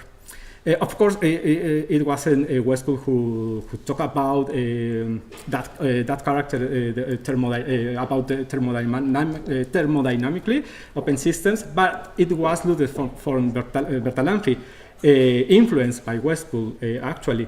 And Bertalanffy showed that the holistic and supramechanical character of the organism is what it makes the organism to be a thermodynamically open system that requires energy exchange with the environment to persist.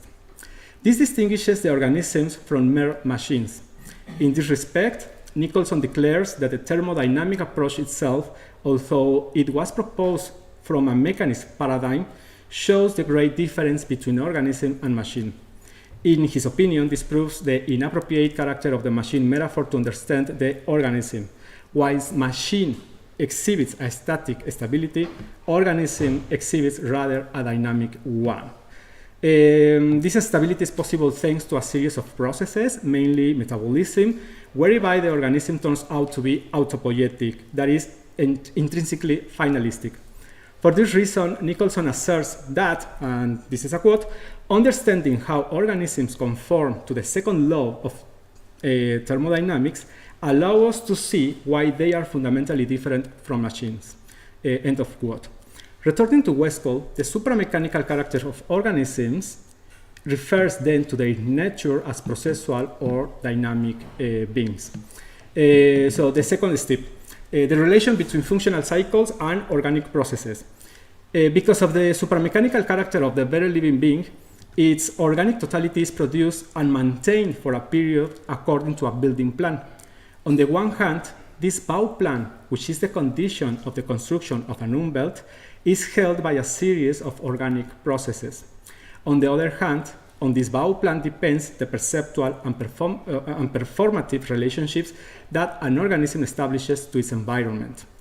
These relationships were studied by Westkuhl through the concept of functional cycle or Funktionskreis.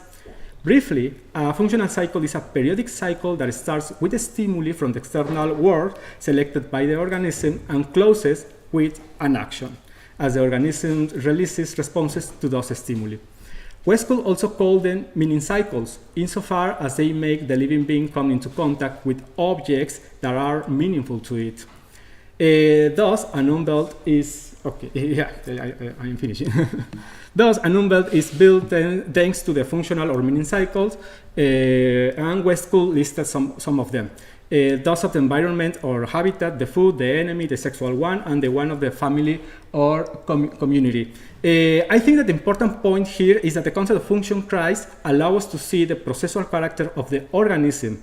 Firstly, because the functional cycle is possible thanks to the processes of the nervous system, and secondly, because the very functional cycle promotes the performance of other organic processes, such as digestion and reproduction, thanks to the food and sexual cycles. So there is then a close relation between the organic capacity of the living being to exchange energy and its subjective ability to get information from the environment. And with this, I'm going to move on to the third and final step about the subjectivity and the processual character of the organism. As I have implicitly suggested, the ability of getting information from what is significant in the environment, essential to all the organic processes, requires the idea of the living being not only as an organic whole, but above all as a subjectivity. And this is what I want to emphasize.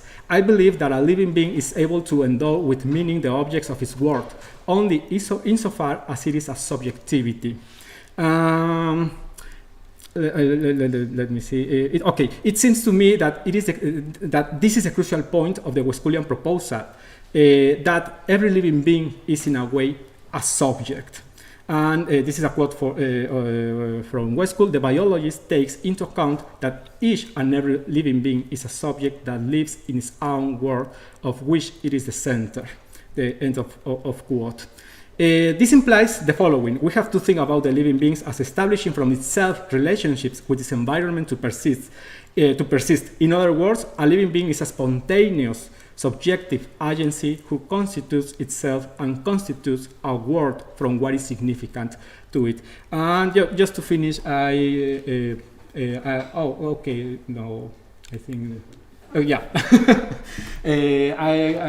want to show you just those quotes, one from Spirit and Culture Finish and the other one from Jesper Hofmeier. And I'm gonna finish because I think the time is over.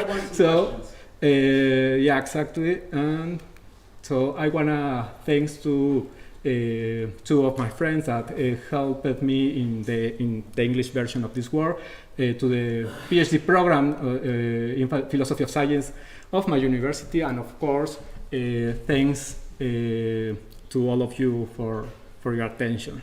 Okay, very good.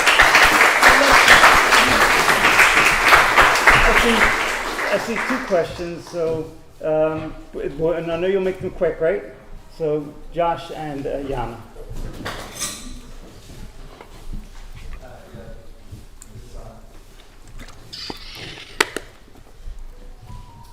Thank you. That was great.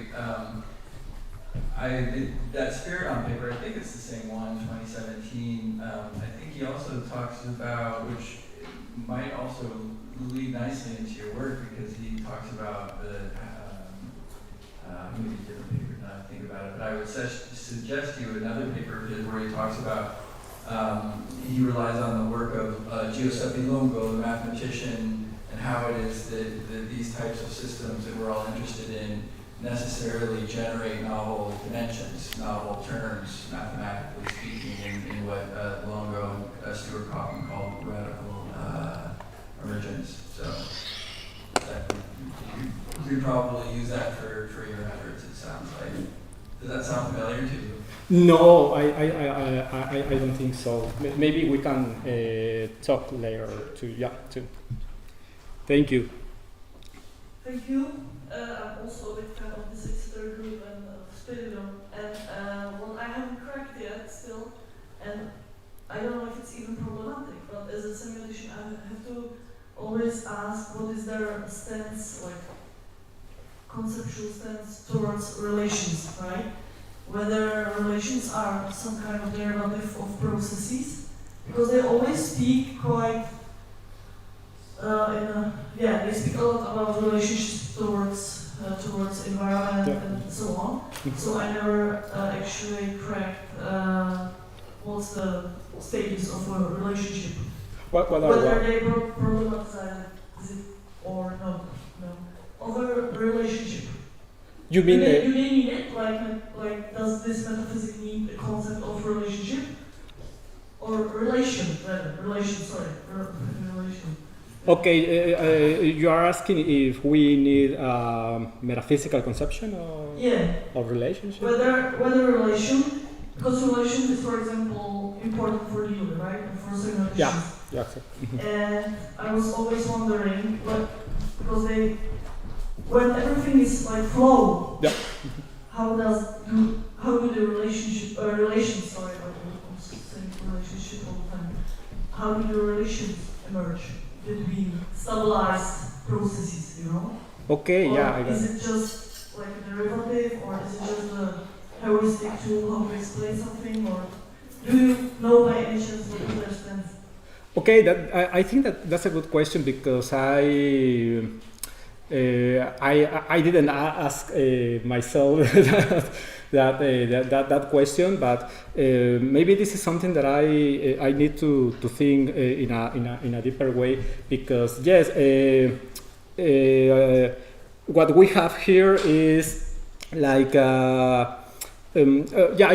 we have to think how organism needs to establish relationship with its environment, with this new view, that says that organism is not something stable, or I don't know. It is something dynamic. So yeah, we have to think in a more metaphysical way, that kind of relationship that organism establishes with the environment. So yeah, I think this is something. This is a challenge that we have to do. So, thank you very much.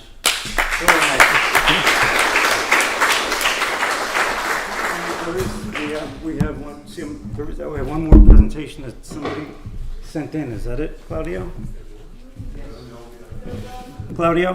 Yeah, no, we have the roundtable discussion. No, there's a presentation before. It's right here. Just put up the slides, Claudio. As it turns out, we have an extra presentation. So please.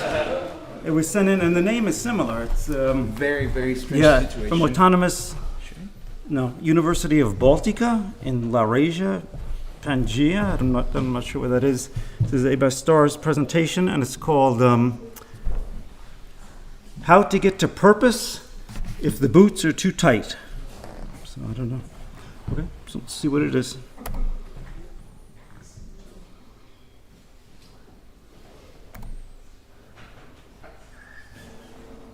You really think it's interesting to somebody? Okay, well, becoming interested in biology, which happened very early, maybe, well, we made with my classmates this little journal. I think this was in the 4th grade, called Know the Nature. 4th grade? Yeah. We made 5, 4th and I think basically all this were done in 4th grade. Were you told to do this, or you decided to do it? No, we just wanted to do this by ourselves, 4 guys. So we went sometimes to ski together, or to just go around and looking for some nature around the city together. And then we wrote just and draw small pieces, just half a page long or maybe a couple of pages long, say what we saw or just what we have read on some birds or plants. So that means the interest was very early. Okay. It says here that the author of this presentation has located the 5 extant copies of the journal No Nature, or Tune Lodust. Tune Lodust. I'm informed by our good friend Timo Moran, who we have much to learn for, that Tune Lodust means not just know nature cognitively, but know it emotionally. Well, apparently these journals contain such important crypto-biosemiotic articles as A Hike to Spring Nature and Fish Considered to be Extinct. The author also sent us this piece that he claims to have unearthed of the very first interview with the 14-year-old naturalist Kalevi Kuhl, winner of the 7th Republican Biology Olympiad, student of Tartu Secondary School, number 5. Let us listen to this rare recording now of the thoughts of this promising young naturalist. I have been preparing for the Olympiad for a very long time. It took almost a month only to prepare the special work of cladonia in Estonia. All summer, autumn and winter, I studied various types of cladonia, a plant that appears on decayed stubs on tree trunks. I had to investigate no less than 138 samples. And the questions of the Olympiad, 50 questions, were not so easy to answer. And probably the very day when I became the winner of the Olympiad was the most joyful for me. Not only because I was able to answer questions better than the other participants, but also from the thought that my first scientific work received recognition. Biology. At first it was just a hobby. I have been studying at the station of young naturalists since the 4th school year, and it has become something more than just a hobby. Anyhow, new directions in biology, genetics and ecology interest me seriously. Quick. Translated by Ekaterina Vamezova, voiceover by Milis Kuhl, son of Kalevi Kuhl.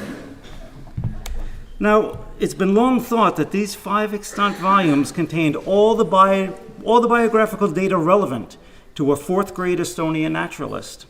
But new researches have revealed the discovery of a unique species of Costa Rican braconids, discovered for the first time, or reported the first time, in 2022 by the etymologist Michael Sharkey and colleagues, and which they have christened Hymenocyonia kileviculi. In so doing, inscribing this lifelong naturalist's name forever in the biological taxonomy's astounding book of life. And finally, perhaps even more breathtaking, while for almost the last 60 years, scholars universally have agreed upon the point that only 5 volumes of Tune Lodust were in existence, it has now been decisively established that a 6th volume indeed does exist.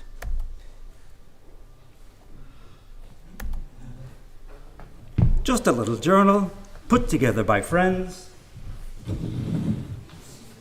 I read from the back cover. For the last 40 years, and arguably even earlier, biosemiotician Kalevi Kuhl has been pioneering the effort to develop a language of scholarship rich enough to capture the nuanced processes of communication, cooperation, and choice-making in the life world of all creatures, from the single-cellular to the modern human. In this volume, almost 100 scholars from around the world discuss the influence that Kuhl's ideas have had on their own work and thinking in both the sciences and the humanities. This volume also includes a short selection of personal memoirs and more than 500 entry bibliography of the works of Kalevi Kuhl. Almost everyone in this room and many others around the world have contributed to this volume. We make available to you now and internationally, starting this moment, a free download. Take the long link or tinyurl.com, Kalevi70, and you can have this volume in soft copy form today.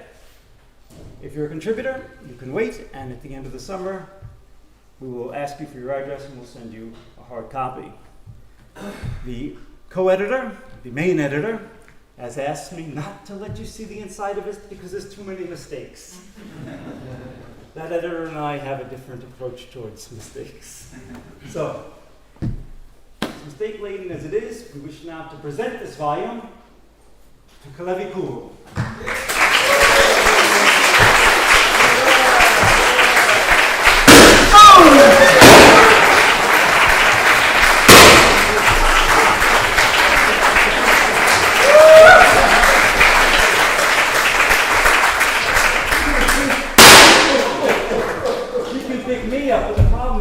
Pick up the whole community. This is from all over the world. This isn't from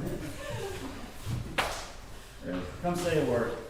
Whatever word comes to mind. Because the embarrassment's not over. We got some other things to do. Yeah, dear friends, it's happiness to be a member of the community of so wonderful people. And I just wish that everybody of you could have the same big, nice group of friends around you for all your life. Yeah, that's yeah. I have been in science indeed since very early in my life, and some of those very early friends are also here, with whom we have been together almost 50 years already with somebody. And when thinking what the academic life actually is, what is its meaning, I strongly think that we can formulate, and that will be the most right formulation of academic work, that is helping each other in understanding. And that's it. So that is the meaning of all our academic work. It's just each of us aims to understand, but it is impossible to go very far in this path when you are alone. Yeah, and now being together with scholars, with those who also want to understand, to be in the way if each is competing with each other, that's not the way you go very far. You are going much more, can go within, during your life, longer distance in the path of understanding if you are surrounded with people who try to help each other in that. And that means the community of friends, as Don is calling our biosemiotic community from its beginning. Because I learned from you, dear friends. So I'm very, very deeply thankful for all of you, and wish you love. It's always a pleasure doing business with gentlemen. But Kalevi Kuru.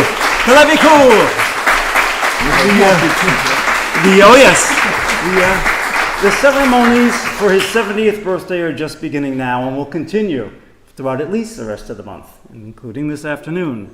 And you can just sit right down there because right now we have a special treat. So, through many decades worth of outstanding scholarship, academic excellence, incredible feats of athletic prowess, familial piety, and incredible Yuri Lotman-worthy mustaches, let us join now in the anthem of the Moscow University Theoretical Group Beta in the theme song of Kalevi Kool, United with Friends. Alone we'll get lost. Alexei Shadov, and representing Sergei Chebanov, two of Kalevi's oldest, dearest friends. Do you remember how it goes, Alexei? Come to the microphone so you don't have to sing too loud.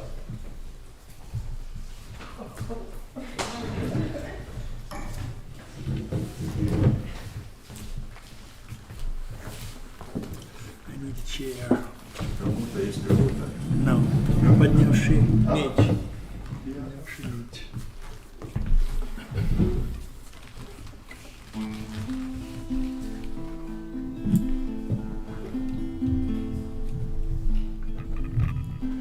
Поднявший меч на наш союз, достоин будет высшей кары.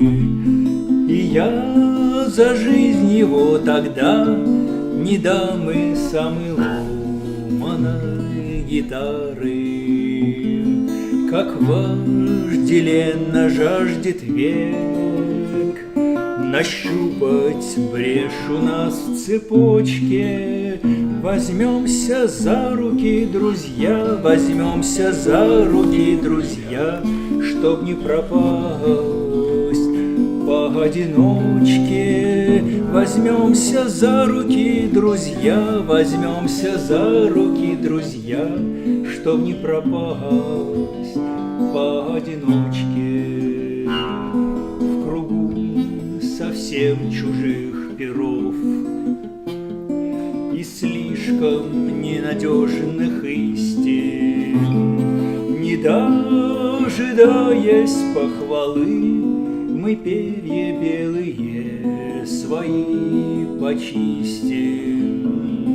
Когда уж безумный наш султан сулит дорогу нам к острогу, возьмемся за руки, друзья, возьмемся за руки, друзья, возьмемся за руки, ей-богу.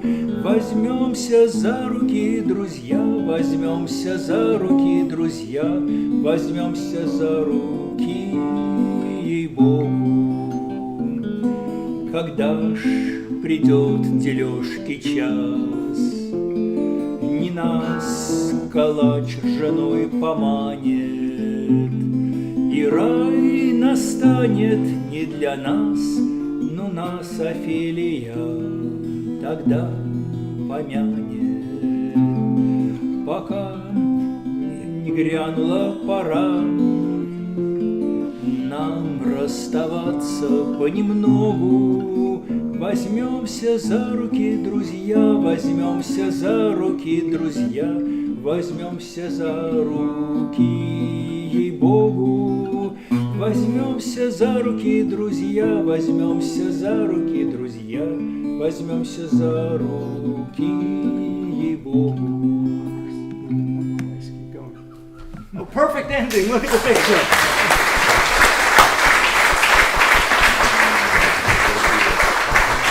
Okay. At the conclusion of this little slideshow, we will adjourn to the garden where the younger generation has something to say to the older. I just want to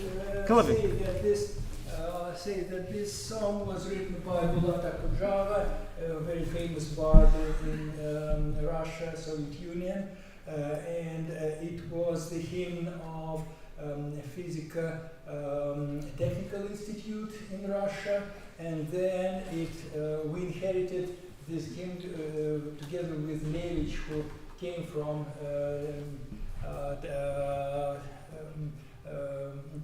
this institute, and so it became our also hymn. And возьмемся за руки, друзья, means let's join our hands to not get lost alone. Very good.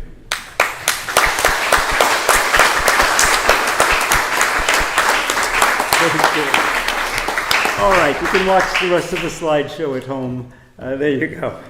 And we will join now to the garden. Yeah? Very good. Come on, big brother. Let's go to the garden.